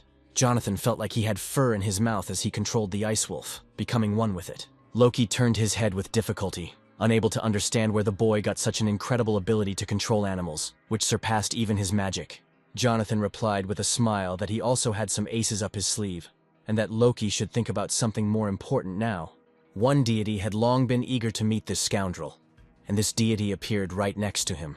Loki immediately begged Thor for forgiveness for everything he had done, admitting that his joke had gone too far. He offered Thor any drinks in the bar at his own expense. But from the look of the big guy, it was clear that Loki would not get off with just drinks. It seems Jonathan has once again demonstrated the power worthy of a supreme deity, defeating a giant monster that until recently had been an obedient toy in Loki's hands. Thor was amazed at Jonathan's rapid progress and solemnly vowed to never forget this day and to repay him in the same coin in the future. Now he had to deal with the vile god who had started this whole mess, and who now found himself completely defenseless. A few seconds later, Thor watched as his opponent instantly disappeared into thin air, taking the culprit of all the troubles with him. It seemed Thor wasn't going to stand on ceremony with Loki, and Jonathan smiled as he watched the departing couple, who clearly had something to discuss. However, there was still one problem left, and Jessica, looking at Jonathan, gently distracted him from his thoughts. The king of the snow giants was still lying at the bottom of the abyss, and it was unclear whether he was alive or dead. They had to go down themselves to find out, although it was clear from the young men's faces that they were not happy about this prospect. Looking into the abyss, Patrick realized that he would have to be crazy to risk his life and climb there.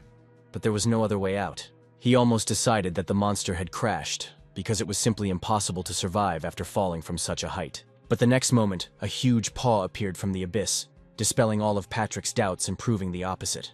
The boys watched in amazement as the monster, having gathered the last of its strength, climbed to the surface. The king of the snow giants somehow miraculously survived, and it became clear that this big guy possesses not only impressive dimensions, but also an incredible will to live. It remained to be seen how he would behave now that Loki's magic was no longer effective, and he had gained his freedom. Out of habit, Patrick immediately hid behind Jessica and shouted that he would fight to the last if the giant attacked them. Jonathan also tried his best to suppress his fear, because if they had to fight this giant, the outcome of the battle was unpredictable. Suddenly, the Giant King spoke first, and to everyone's surprise, he knew who Jonathan was. In a loud voice, he declared that he would be grateful to this lesser god for the rest of his days for freeing him from Loki's control and destroying the ice dragon. Loki had been controlling the inhabitants of the frozen wastes for centuries, and the Giant King was not the only monster turned into a puppet. For thousands of years, Loki kept under his control everyone who possessed at least some power and was suitable to be his bodyguard. As a token of gratitude, the giant was ready to fulfill any wish of Jonathan, which of course could not fail to please the guy. However, before that, the king of the snow giants put forward one condition that Jonathan should remember. It was not yet clear what condition was being discussed, but in the current situation, it did not seem all that important. The king of the giants would agree to grant the wish, but only if he did not have to leave his native snowy wastelands, because he was the only one who could protect them from the dragon's attacks.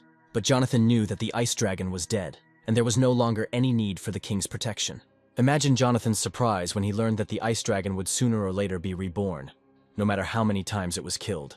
The king of the snow giants and his subjects waged an endless war with the ice dragon, and this became the meaning of their existence. Was there no way to prevent the dragon from returning and end it once and for all? Then the giant told of an ancient prophecy that had been passed down from generation to generation, which Jonathan needed to know in order to get an answer to his question. The ice dragon, from the moment of its appearance, possessed such icy energy that it could turn even the hottest object in the universe into ice. The prophecy said that with the emergence of a new god, the ice dragon would meet its death and the world would gain freedom. But was this new god Jonathan? The boy lit a dark flame in his hand so that the king of the snow giants could see it with his own eyes, because perhaps this was what the prophecy said. The giant looked at the flames, not believing his eyes, because this young man really had the power to destroy the ice dragon once and for all. It was hard to believe, but the prophecy spoke of this very magic that Jonathan possessed. Although it was not enough to defeat the dragon, Jonathan had not yet mastered the circular aura, without which it was pointless to fight the dragon. But then he remembered that the prophecy said that the savior would only gain a circular aura during the battle with the ice dragon. And then, without wasting a second, he took a step forward, and it was clear that the giant had already begun to suspect something. He asked Jonathan to follow him, promising to lead him to someone who would help solve this problem. Soon they found themselves in the dwelling of the snow fairies, and the main fairy was perplexed as to why these two had come to her. Moreover, the Giant King brought with him not only Jonathan, but also two of his friends, and it was obvious that the fairy was not happy with the uninvited guests. The giant understood that he had disturbed the fairy at the wrong time, but this guy and his friends could save them from an endless war with the ice dragon. Holding the fairy carefully in his huge paw, he explained that these tiny creatures would help Jonathan master the circular aura technique faster. The question remained open as to why the fairy would help strangers who had come uninvited. The fairies were busy looking for food, and Jessica seemed to have already figured out how to bribe this little creature. Taking a cookie out of her pocket, Jessica handed it to the snow fairy, who was surprised to find that the small piece in her hands was quite edible. Taking the cookies in her tiny hands, the fairy immediately felt a pleasant aroma and realized that this food would be enough for her for a whole month. And when she tried it, she was convinced that these cookies not only smelled wonderful, but were also the most delicious food she had ever tasted. Having received a cookie each, the fairies joyfully spun around in the air, realizing that they were holding in their hands the very food that, according to legend, their savior was supposed to treat them to. Jessica, having taken out all her supplies, handed the fairies enough food that it would be enough for these tiny creatures for the rest of their lives. After such a generous treat, the fairy immediately explained that the circular aura is a technique that powerfully compresses mana, greatly enhancing its properties. She happily agreed to create an ice aura, knowing that this magical technique was far more powerful than any Jonathan knew. The main difficulty was the simultaneous use of auras of different elements, which required a special talent. It would seem that we could stop, especially considering Jonathan's lack of time. But the little fairy suddenly began to loudly protest, because she had just begun to explain the essence of the technique to him. It was strange, because just recently she didn't want to talk to Jonathan, and now, in spite of everything, she decided to help him master complex magic. She stated that she would not have started if she had not been confident in Jonathan's ability to master this technique using dark cold energy. And now, concentrating thick, strong cold mana in his hand, Jonathan began to better understand the essence of the technique and felt that he had not ended up in this place by accident. Within a minute, the Frost Giant King watched in amazement as Jonathan stabilized his new cold aura, which only a true god could control. The fairy had no doubts about the success of this strange guy from the very beginning, especially since his Excalibur combined perfectly with the cold, dark energy. Coming close to the Ice Dragon, the main enemy of all the inhabitants of this snowy world, Jonathan put out his sword, ready to fulfill its purpose. Now in his hands was not only a rare relic, but also a technique of circular aura charged with dark flame. Raising the weapon high above his head, which was many times greater than the sword of any lesser god, Jonathan felt an unprecedented power, similar to what Zeus probably felt with his trident. Thanks to his title as the sword god, Jonathan easily learned the new skill in just a short amount of time. Jonathan used the black sword strike skill to launch only one attack, but the energy that burst out illuminated the space for thousands of kilometers around for a few seconds. Everyone watched as Jonathan executed the blow for the first time with his new logical skill, leaving behind a long, wide mark, as if it had been scorched by hellfire. It was incredible. But what the Frost Giants had been waiting for their entire lives happened after one blow from Jonathan, and the biggest problem of these creatures was solved. The system announced that Jonathan had killed the Ice Dragon and received an unprecedented number of new abilities for this. Turning to the Giant King, Jonathan reminded him of his promise to grant any wish, and now he wanted the king to become his third priest. After all that Jonathan had done for these snowy territories, the Giant King could not refuse and agreed to make a contract. Having become Jonathan's third priest, the king wanted to know if this was enough to consider the promise fulfilled and to be even with the guy.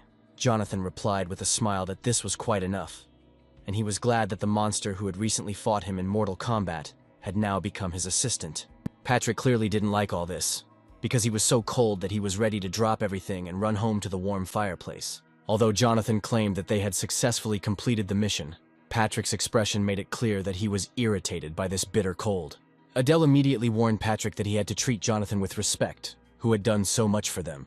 Patrick had to tone down his ardor, but he believed that in the future he would learn everything that Jonathan could do, and then he would be able to talk to him on equal terms.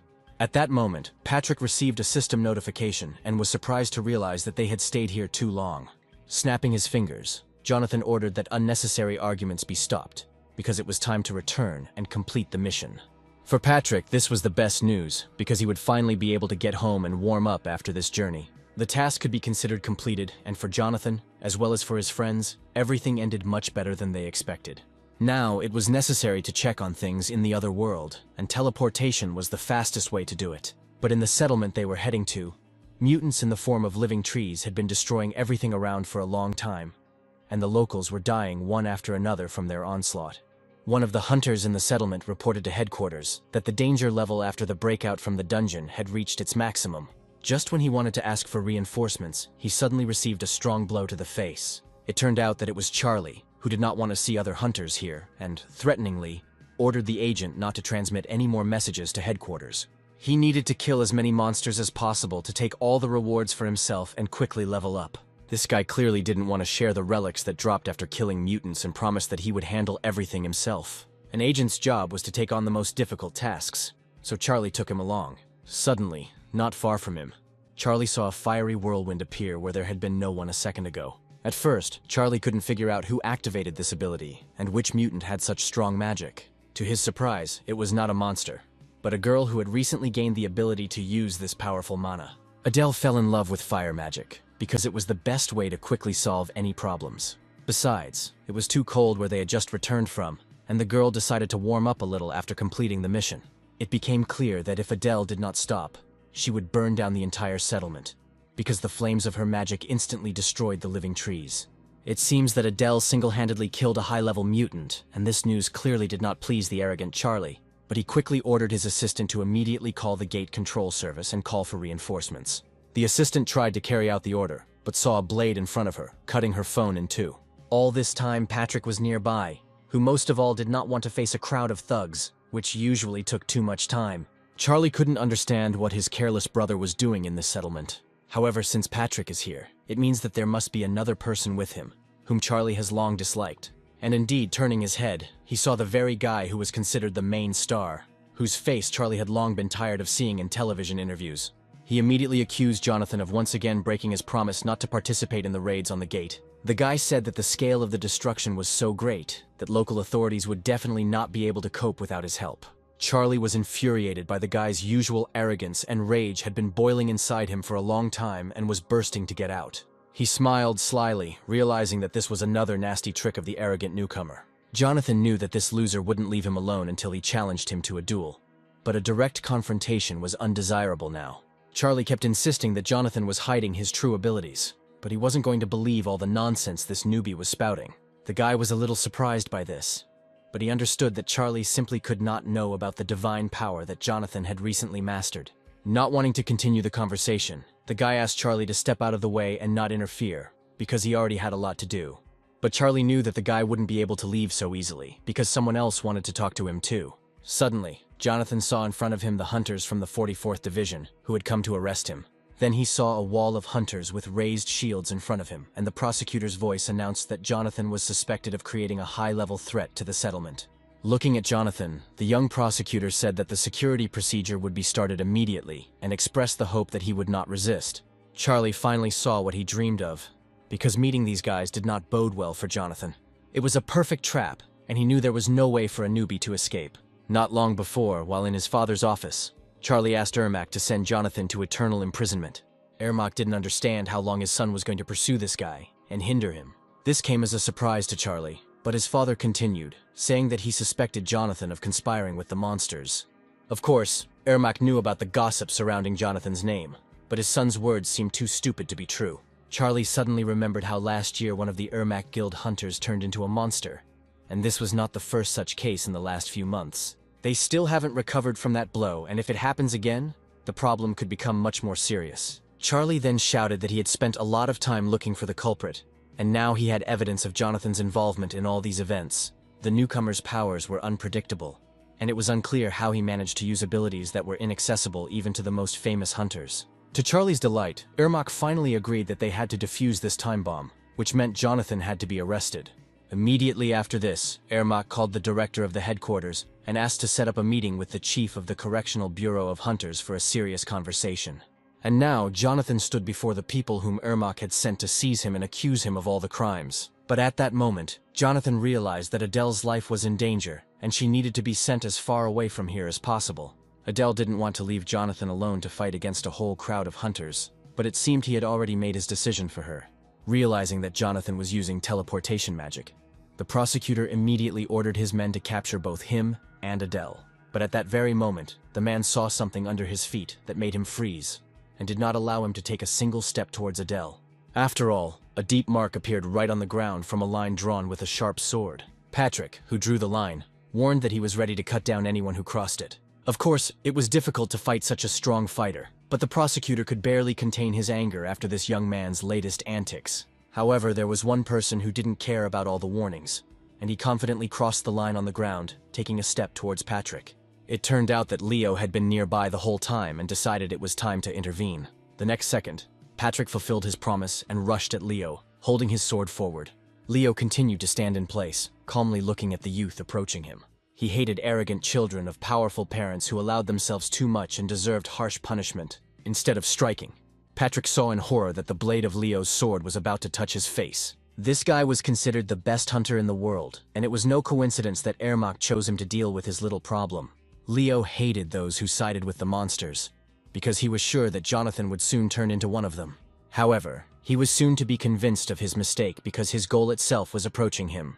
Jonathan couldn't leave Patrick in trouble, and loudly demanded that he take his hands off him. Suddenly, Jessica appeared behind Jonathan, who was also ready to stand up for Patrick, and now Leo had two opponents at once. While Jonathan was fighting the hunter, the girl rushed to help Patrick, hoping that he was still alive. It seemed that Leo had not expected such serious resistance. But all his troubles today were just beginning. All the rumors about Jonathan turned out to be true, and anyone in Leo's place would have felt the powerful aura emanating from him. Jonathan shouldn't have been distracted during the fight, because his opponent was also experienced and had seen dozens of the strongest mutants in his lifetime. However, Jonathan was most concerned about Patrick's life, because Jessica noticed that his wound was much deeper than she thought. It was necessary to buy time so that the girl could calmly begin treatment, and Jonathan loudly declared that he would take the rest of the problems upon himself. After this, he clashed with the famous hunter again, and in the first seconds of the fight, it was unclear who would gain the upper hand. Usually, at the beginning of a fight, Jonathan studied his opponent, but this time he immediately went on the offensive without waiting for Leo to attack. However, the opponent turned out to be more cunning than the previous ones, constantly repeating that he only wanted to kill the one who would soon destroy the entire settlement. Jonathan's supernatural powers remained a mystery not only to Leo, but to many other hunters as well. Stopping, Leo explained that Jonathan was undergoing a transformation that gave people unusual abilities, but it always ended tragically for the person. Yes, Jonathan saw this as only an advantage now, but over time his personality would collapse, turning him into a bloodthirsty mutant. All the recent events that had excited the hunters coincided with the appearance of Jonathan, which was clearly not an accident. It seemed like the powers of dozens of monsters were concentrated in this strange guy, who surpassed any hunter of his initial level. Those affected by the virus usually had no idea what was happening, but Leo knew exactly what the problem was. He believed that once the transformation was complete, Jonathan would become not just a monster, but the greatest threat in human history. Turning to the prosecutor, the guy warned that if he and his men interfered, then Leo would not be responsible for their lives. Taking the hint, the prosecutor ordered his men to leave, hoping that Leo would sort things out himself. The next second, Leo activated his most powerful ability, and it became clear to everyone why he was considered the best hunter in the world. Now they stood opposite each other, and Leo was ready to fulfill the mission for which he had come here. He pushed off the ground with such force that Jonathan saw only a trace in the sand, and the guy himself seemed to dissolve into thin air. It became clear that Leo was not going to limit himself to a regular fight, and was ready to use the magical skills he had acquired during his service as a hunter. Leo always understood that Jonathan was not fighting at full strength, hiding his true abilities. Now Jonathan could show all his power because he had no other way to save his life. Leo didn't want to give in either, and was ready to show everything he was capable of right now. He struck down with his giant sword with such force that the stones flew in all directions, as if from a blow from Thor's hammer. Jonathan jumped to the side in time, and finding himself above Leo, shouted that he didn't understand what was happening here. After all, if Leo wins, he will only receive a monetary reward, and in case of defeat, he will lose his reputation forever. Unexpectedly, Leo replied that he didn't need money, because the fate of the world was at stake, and that was much more important. With these words, he rushed to attack Jonathan, ready to use all his abilities at once. During the fight, Jonathan tried to prove that he was hearing for the first time about the transformation into monsters that Leo was talking about, and therefore their fight was pointless. It was unlikely that these words could convince an experienced hunter who had heard similar excuses 1,000 times. He always killed those who told him these stupid excuses, and thanks to this, the world has remained safe until now. Jonathan knew he had to remain calm, because hunters like Leo would still be useful to him in future battles. Swinging his sword, Leo seemed to go mad, reminiscent of the very mutants he had fought with all his life. Bright energy beams flashed from the guy in all directions, and now he was ready to use all his energy against Jonathan. Leo decided that Jonathan would thank him in the afterlife for preventing him from turning into a monster and becoming a threat to humanity. Imagine his surprise when he realized that his opponent didn't even feel his magical blow. Jonathan had magical armor that he kept for just such an occasion, meaning all of Leo's efforts were in vain. It was hard to believe, but Jonathan really was one of the strongest hunters, surpassing even Leo in strength. Suddenly, a bright flash flashed in the distance, and this energy seemed all too familiar to Leo. Activating his ability, Jonathan struck with the black sword, responding with the same powerful move from the hunter's arsenal. For the first time in his life, Leo's sword had a dent that could only have been left by the strongest hunter or deity. Looking at his defeated opponent, Jonathan loudly warned that he was holding back his strength because he had no need to kill the best hunter with whom he would like to fight shoulder to shoulder against monsters someday. To Leo's credit, he withstood a blow that once crushed an ice dragon, and even Jonathan didn't expect it. Perhaps Leo somehow transferred the force of the impact into the ground using electric mana. But either way, his entire face was covered in blood. It was perhaps one of Leo's best skills. And even if it was his only talent, Jonathan knew what a serious warrior he was facing. Jonathan remembered his last conversation with one of the best magicians, who told him about an unknown dimension where they practiced such magic. Coming closer to Leo, Jonathan asked if he had ever heard of the system, and if so, they had something to discuss. Still bleeding, Leo quietly replied that everyone had heard of the status window, if that was what Jonathan was asking about. But now Leo had to stop what would soon become a monster before Jonathan went mad. However, his body did not obey, and it became clear that now Leo could not even help himself. Jonathan realized that his opponent was trying to hide his use of the divine system, but decided to continue the conversation as soon as he woke up. Grasping the hilt of his sword tightly, Jonathan decided to finish the job that could not be left unfinished. After all, the one who had set this hunter on him was still here and he could use a good thrashing. Sitting on the ground, Charlie already understood that he was the next target of this strange guy. Looking at Charlie, Jonathan warned that he had crossed all boundaries by declaring war on him, and forgetting that Jonathan never forgives his enemies. The idiot was always so useless that he was simply wasting his breath, and Charlie realized with horror what Jonathan was getting at. After a heated encounter with Jonathan and the ensuing fight, Charlie ended up in a hospital bed, where the doctor informed his family of multiple fractures and bruises.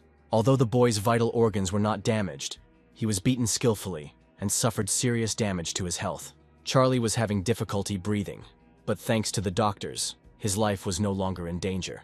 Ermac thanked the doctor for his excellent work, but he was tormented by questions about his son's last meeting with Jonathan. The worst part was that Charlie would need at least 6 months of rehabilitation before he could return to his job as a hunter. Ermac did not expect such cruelty from Jonathan and realized with horror that he had raised a real beast in human form. Meanwhile, Patrick complained to Adele that he almost died and showed himself to be a real hero. Adele immediately realized that Patrick was exaggerating and gave him a friendly pat on the back. Laughing, she said that Patrick still fought well, and she saw every move he made. At this time, Jonathan was talking seriously with his friend Jessica and asked if she had ever met people like them. Jessica didn't understand what Jonathan meant by this question and how they were different from the others. Jonathan explained that they had been working for the gods for a long time, and it seemed to him that no one else was doing it. Jessica unexpectedly admitted that she had long suspected Leo of such work, and was sure that he was hiding something. Jonathan also began to suspect Leo, because a reliable source told him that a lower god had worked in this place before him. Jessica countered that any god in control of the system could have gone there alone. The girl was surprised that this lower god, who arrived before Jonathan, was from America.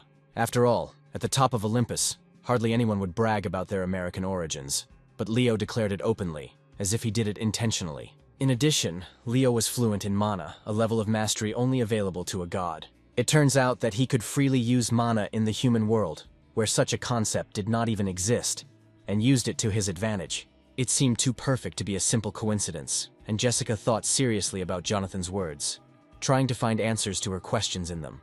She understood what Jonathan meant, but to conclude that Leo was so much like them would be wrong. Jonathan continued to insist on his suspicions and did not understand what more evidence Jessica needed. Jessica explained that people cannot say exactly how the god system is controlled, but one thing is clear to her. She reminded that only 2 people in the world can control this system, and these 2 people are now in this room. Jonathan, who had never heard such a confession, asked if she was really sure about it. Jessica replied that he would understand everything himself when the time came, and would be convinced that they were the only ones who could use the system for their own purposes. Jonathan had to take her word for it, because Jessica had never lied to him, and there was no point in arguing with her. Jessica was always right, because it was she who taught Jonathan in the very beginning how to prevent wars between the higher gods. Suddenly, Jonathan received a notification on his phone from the Hunters Association that the gate in the nearest village had increased its rank. Patrick jumped, because it was in this village that Jonathan had recently fought with Leo, and he wondered if it was just a coincidence. It was unclear what had happened to Leo, but Jonathan knew they needed to get to that village as soon as possible. They soon approached the village, but Jonathan was confronted by mutants who had emerged from the gate. Jonathan did not expect that the gate could grow to such a size and release all the evil that had been hiding behind it for a long time. First, it was necessary to deal with the mutants, because each of them could single-handedly destroy an entire settlement. Jonathan, using magic and other abilities, instantly destroyed an entire squad of mutants. Suddenly, Jonathan heard someone crying for help not far from him, and the voice grew louder with each passing second. It turned out that one man had broken away from the others and was running towards Jonathan in a panic, screaming in fear. Running towards Jonathan, he collapsed to the ground, and Jonathan tried to figure out if he was okay and if he needed help. The man grabbed Jonathan by the hand, and it was unclear what had scared him so much and who he was running from. He said that they needed to leave immediately, because if the old man found them here, he would kill them both. Jonathan did not understand what old man they were talking about, and what was happening to this man, who was clearly not himself after the horror he had experienced. He also couldn't understand what was happening in the fog, but he had a bad feeling. Jonathan thought that if a forgotten god had emerged from the gate, then this skirmish with the monsters would seem like a cakewalk. When new mutants appeared behind Jonathan, the system activated the intuition skill and he turned around in time. The blow missed Jonathan's face, and he was lucky that he had the skills he had gained in past battles that had saved his life more than once. Jonathan didn't keep us waiting long, and with a direct kick to the head, he instantly killed the monster. But the adventures did not end there, because these mutants had abilities that Jonathan had never encountered before. It became clear that they had the ability to regenerate, and soon, right before Jonathan's eyes, their bodies were restored. These mutants turned out to be much more difficult than Jonathan initially thought, and now he will have to use mana to deal with them. Jonathan was a little upset that he had to waste mana on monsters that he wanted to save for the gate. There was no other choice, and Jonathan prepared to use his power, but the next moment he froze. Right in front of him stood the very guy for whom he had come to the settlement, and Jonathan had never expected to see him so soon. It was Leo, as if he knew of Jonathan's arrival and was hurrying to meet him himself. It turned out that Leo still doubted Jonathan's innocence, despite everything that had happened between them, and their conversation required continuation. But now the most important thing was to close the gates and save humanity. Because if the monsters continued to break through, the inhabitants of the settlement would come to an end. Deep in the forest, a battle was already raging between hunters and mutants trying to break through to the defenseless inhabitants. Even the bravest hunters had difficulty resisting the terror inspired by these creatures, each of which was more dangerous than any forest beast. In a moment of despair, when one of the hunters was ready to run, he noticed in the distance another monster, more dangerous than all his minions. A previously unseen creature appeared directly above the hunter's head, and it was unclear through what gate it had entered the earth.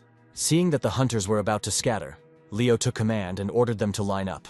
The hunters needed to immediately isolate the battle site and protect the inhabitants from this bloody massacre. Having sent the hunters into the attack, Leo ordered to avoid direct confrontation with the mutants and not allow any sudden maneuvers of the enemy. Until recently, even the most dangerous gates seemed insignificant compared to the dungeons. But now, everything has changed. The world became more and more dangerous, and monsters found new ways to penetrate the earth, attacking in whole hordes. Unfortunately, not all residents managed to avoid meeting the mutants, and a shoot of one of these creatures suddenly emerged from the darkness. The monster released its tentacles as if from nowhere, grabbing everyone who was nearby. The terrified residents called for help, although many had already despaired, realizing that no one would risk fighting such powerful aliens. Leo could no longer stand aside and, casting aside all doubts, prepared to rush into battle. But Jessica stood in his way, begging him not to do anything stupid and not to risk his life. Leo knew that in the black fog that enveloped everything and brought these monsters with it, there was something unimaginable that he could not cope with. However, Leo immediately reminded that the fog always causes a strange feeling, but one should not be afraid and retreat at the most inopportune moment. He had seen a lot, but now he had to make a choice, and, clenching his fists, he seemed to have made a decision. Suddenly he heard a noise behind him and realized that his old acquaintance no longer intended to remain a bystander. It was Jonathan, who, with fury in his eyes, rushed to attack the monsters, ready to tear each one to pieces. Jessica didn't expect this from her friend, and decided that he was acting like a child again.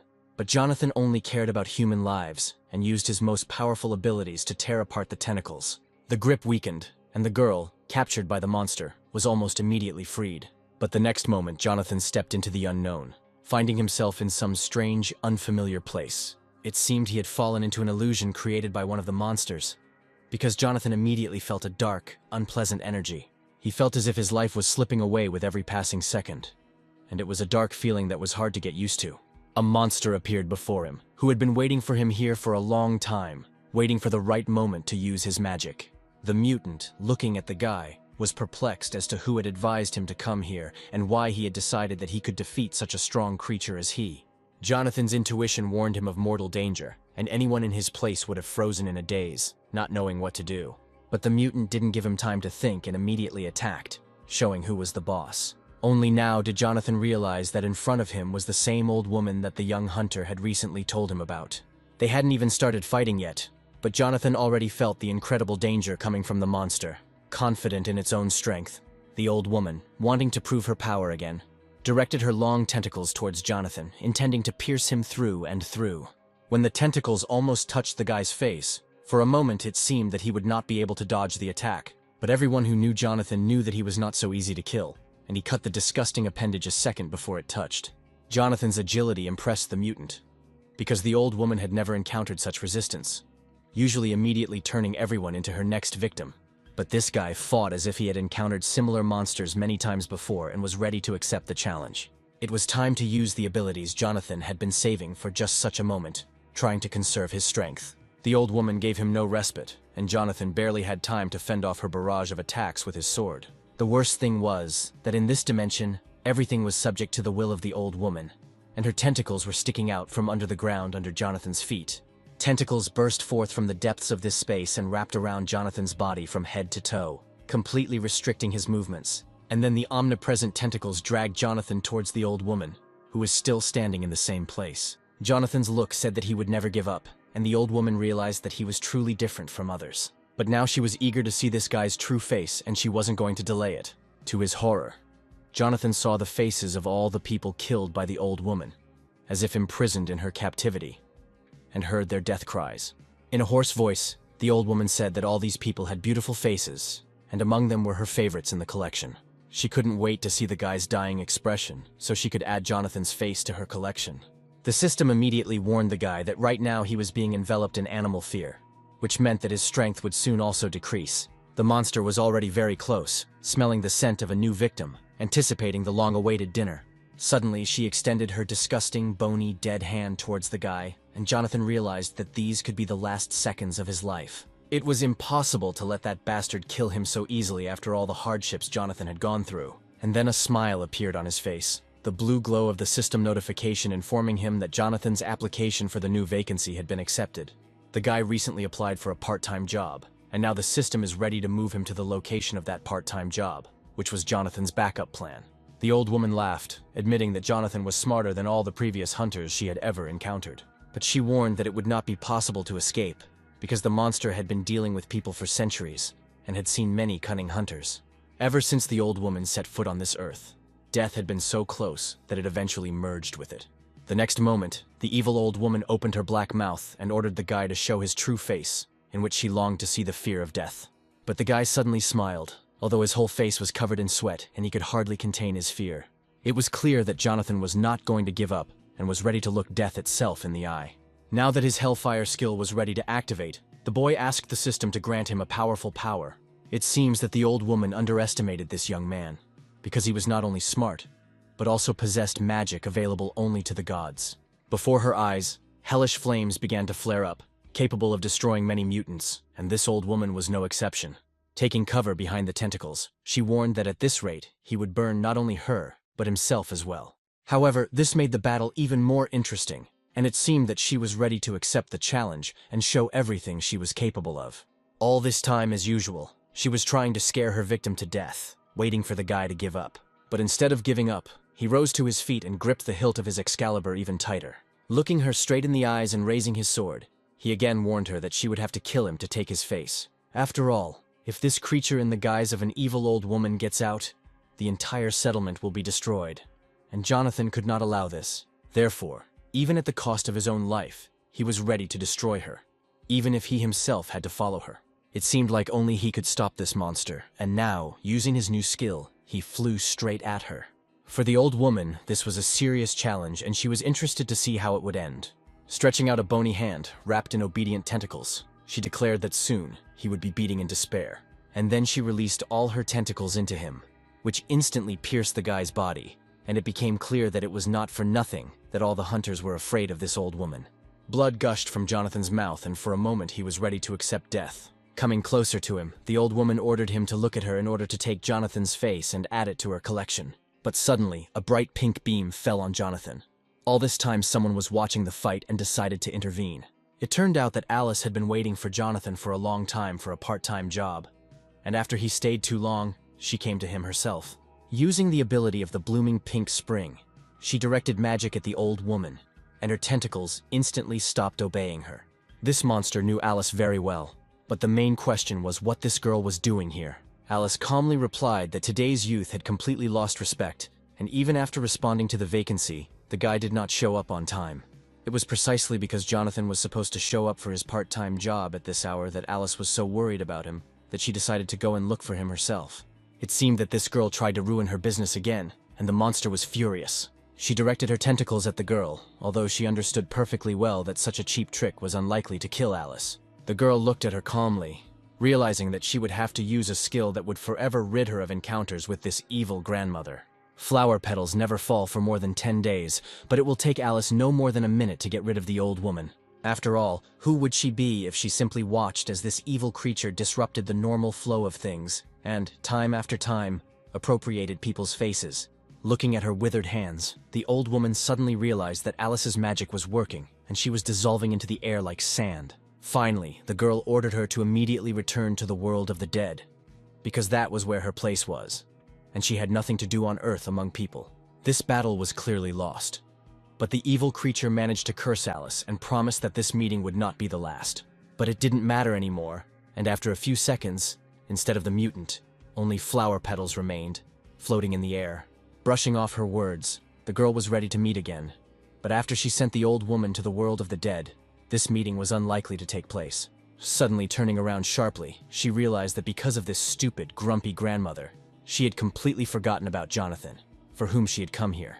It seems she arrived just in time. A few more minutes and Jonathan would have died, because his whole body was already covered in blood. His wounds were serious, and Alice immediately placed her hands on his body to heal the boy with magic. But at that moment she heard voices behind her, and happily realized that Jonathan's friends were already close. Before leaving, she left a flower next to Jonathan, with which they would still have to agree on their next meeting. And then, leaving this flower on the guy's chest, she disappeared into thin air, as if this girl had never been there. Jonathan's friends ran towards him as fast as they could, horrified at what the old woman had done to their friend. That same evening, they quickly arrived home where he was able to recover a little from everything that happened to him in the afterlife. He was still lying on the bed, unconscious for a long time. But at some point, the girl noticed that her friend had finally woken up. He had a terrible headache, and at first Jonathan could not remember all the details of the meeting with the old woman, and how he managed to get home at all. Jessica immediately said that he would be fine, because he was now in his room and was not in any danger. He was found alone in the fog, lying on the ground, and to tell the truth, he was lucky to survive that fight. Unexpectedly for Jessica, the guy suddenly started talking about the fact that the old woman was able to appropriate other people's faces, and his own face could easily add to her collection. This creature was much stronger than those mutants with whom he had ever entered into open combat. Yes, this forgotten goddess was comparable in strength to the highest deity, and in her danger she surpassed many gods from Olympus itself. Having entered into open combat with her, the guy greatly overestimated his capabilities and could have paid for it with his life. Imagine Jessica's surprise when she learned that the old woman was even able to break the window of her side job. The girl couldn't believe that this old woman's strength was enough to destroy the system window, and besides, how could they now receive information about new vacancies? But Jonathan immediately tried to calm her down, saying that he would soon restore this system window using magic. For some reason, Jessica continued to act as if a real tragedy had happened, although there was no reason for it now. Although it was understandable, since the system window was a data protocol that covered all dimensions at once. Never in her life had Jessica heard that the system could fail, and she moved even closer to her friend's bed, so as not to wake the boys sleeping on the floor. At some point, Jonathan realized that this news had dramatically changed Jessica's mood, and tried to explain that they had no reason to panic yet. But the girl did not want to listen to anything, and the idea came to her that now they would have to ask for help from Hephaestus himself. However, right now Hephaestus was forced to go on a short journey, so it was not possible to contact the god. At that moment, Jonathan suddenly heard a quiet voice coming from the very flower Alice had left on his chest. This voice sounded so clear, as if the girl was still somewhere nearby, although there was no one else in the room except the boys. It turned out that Alice left Jonathan her message, in which she asked the guy to help her in her work, and in return, was ready to reward him with a new ability. Yes, it was an interesting way of communication, because the plant was able to record thoughts and then transmit them directly to any person. She suggested discussing all the details of the new job in person during a meeting, and asked him to be present at the moment of her movement in space. And then, throughout the entire apartment of this multi-story building, a bright pink light suddenly lit up, which could not be confused with anything other than magic. A moment later, they found themselves in a green clearing somewhere high in the mountains.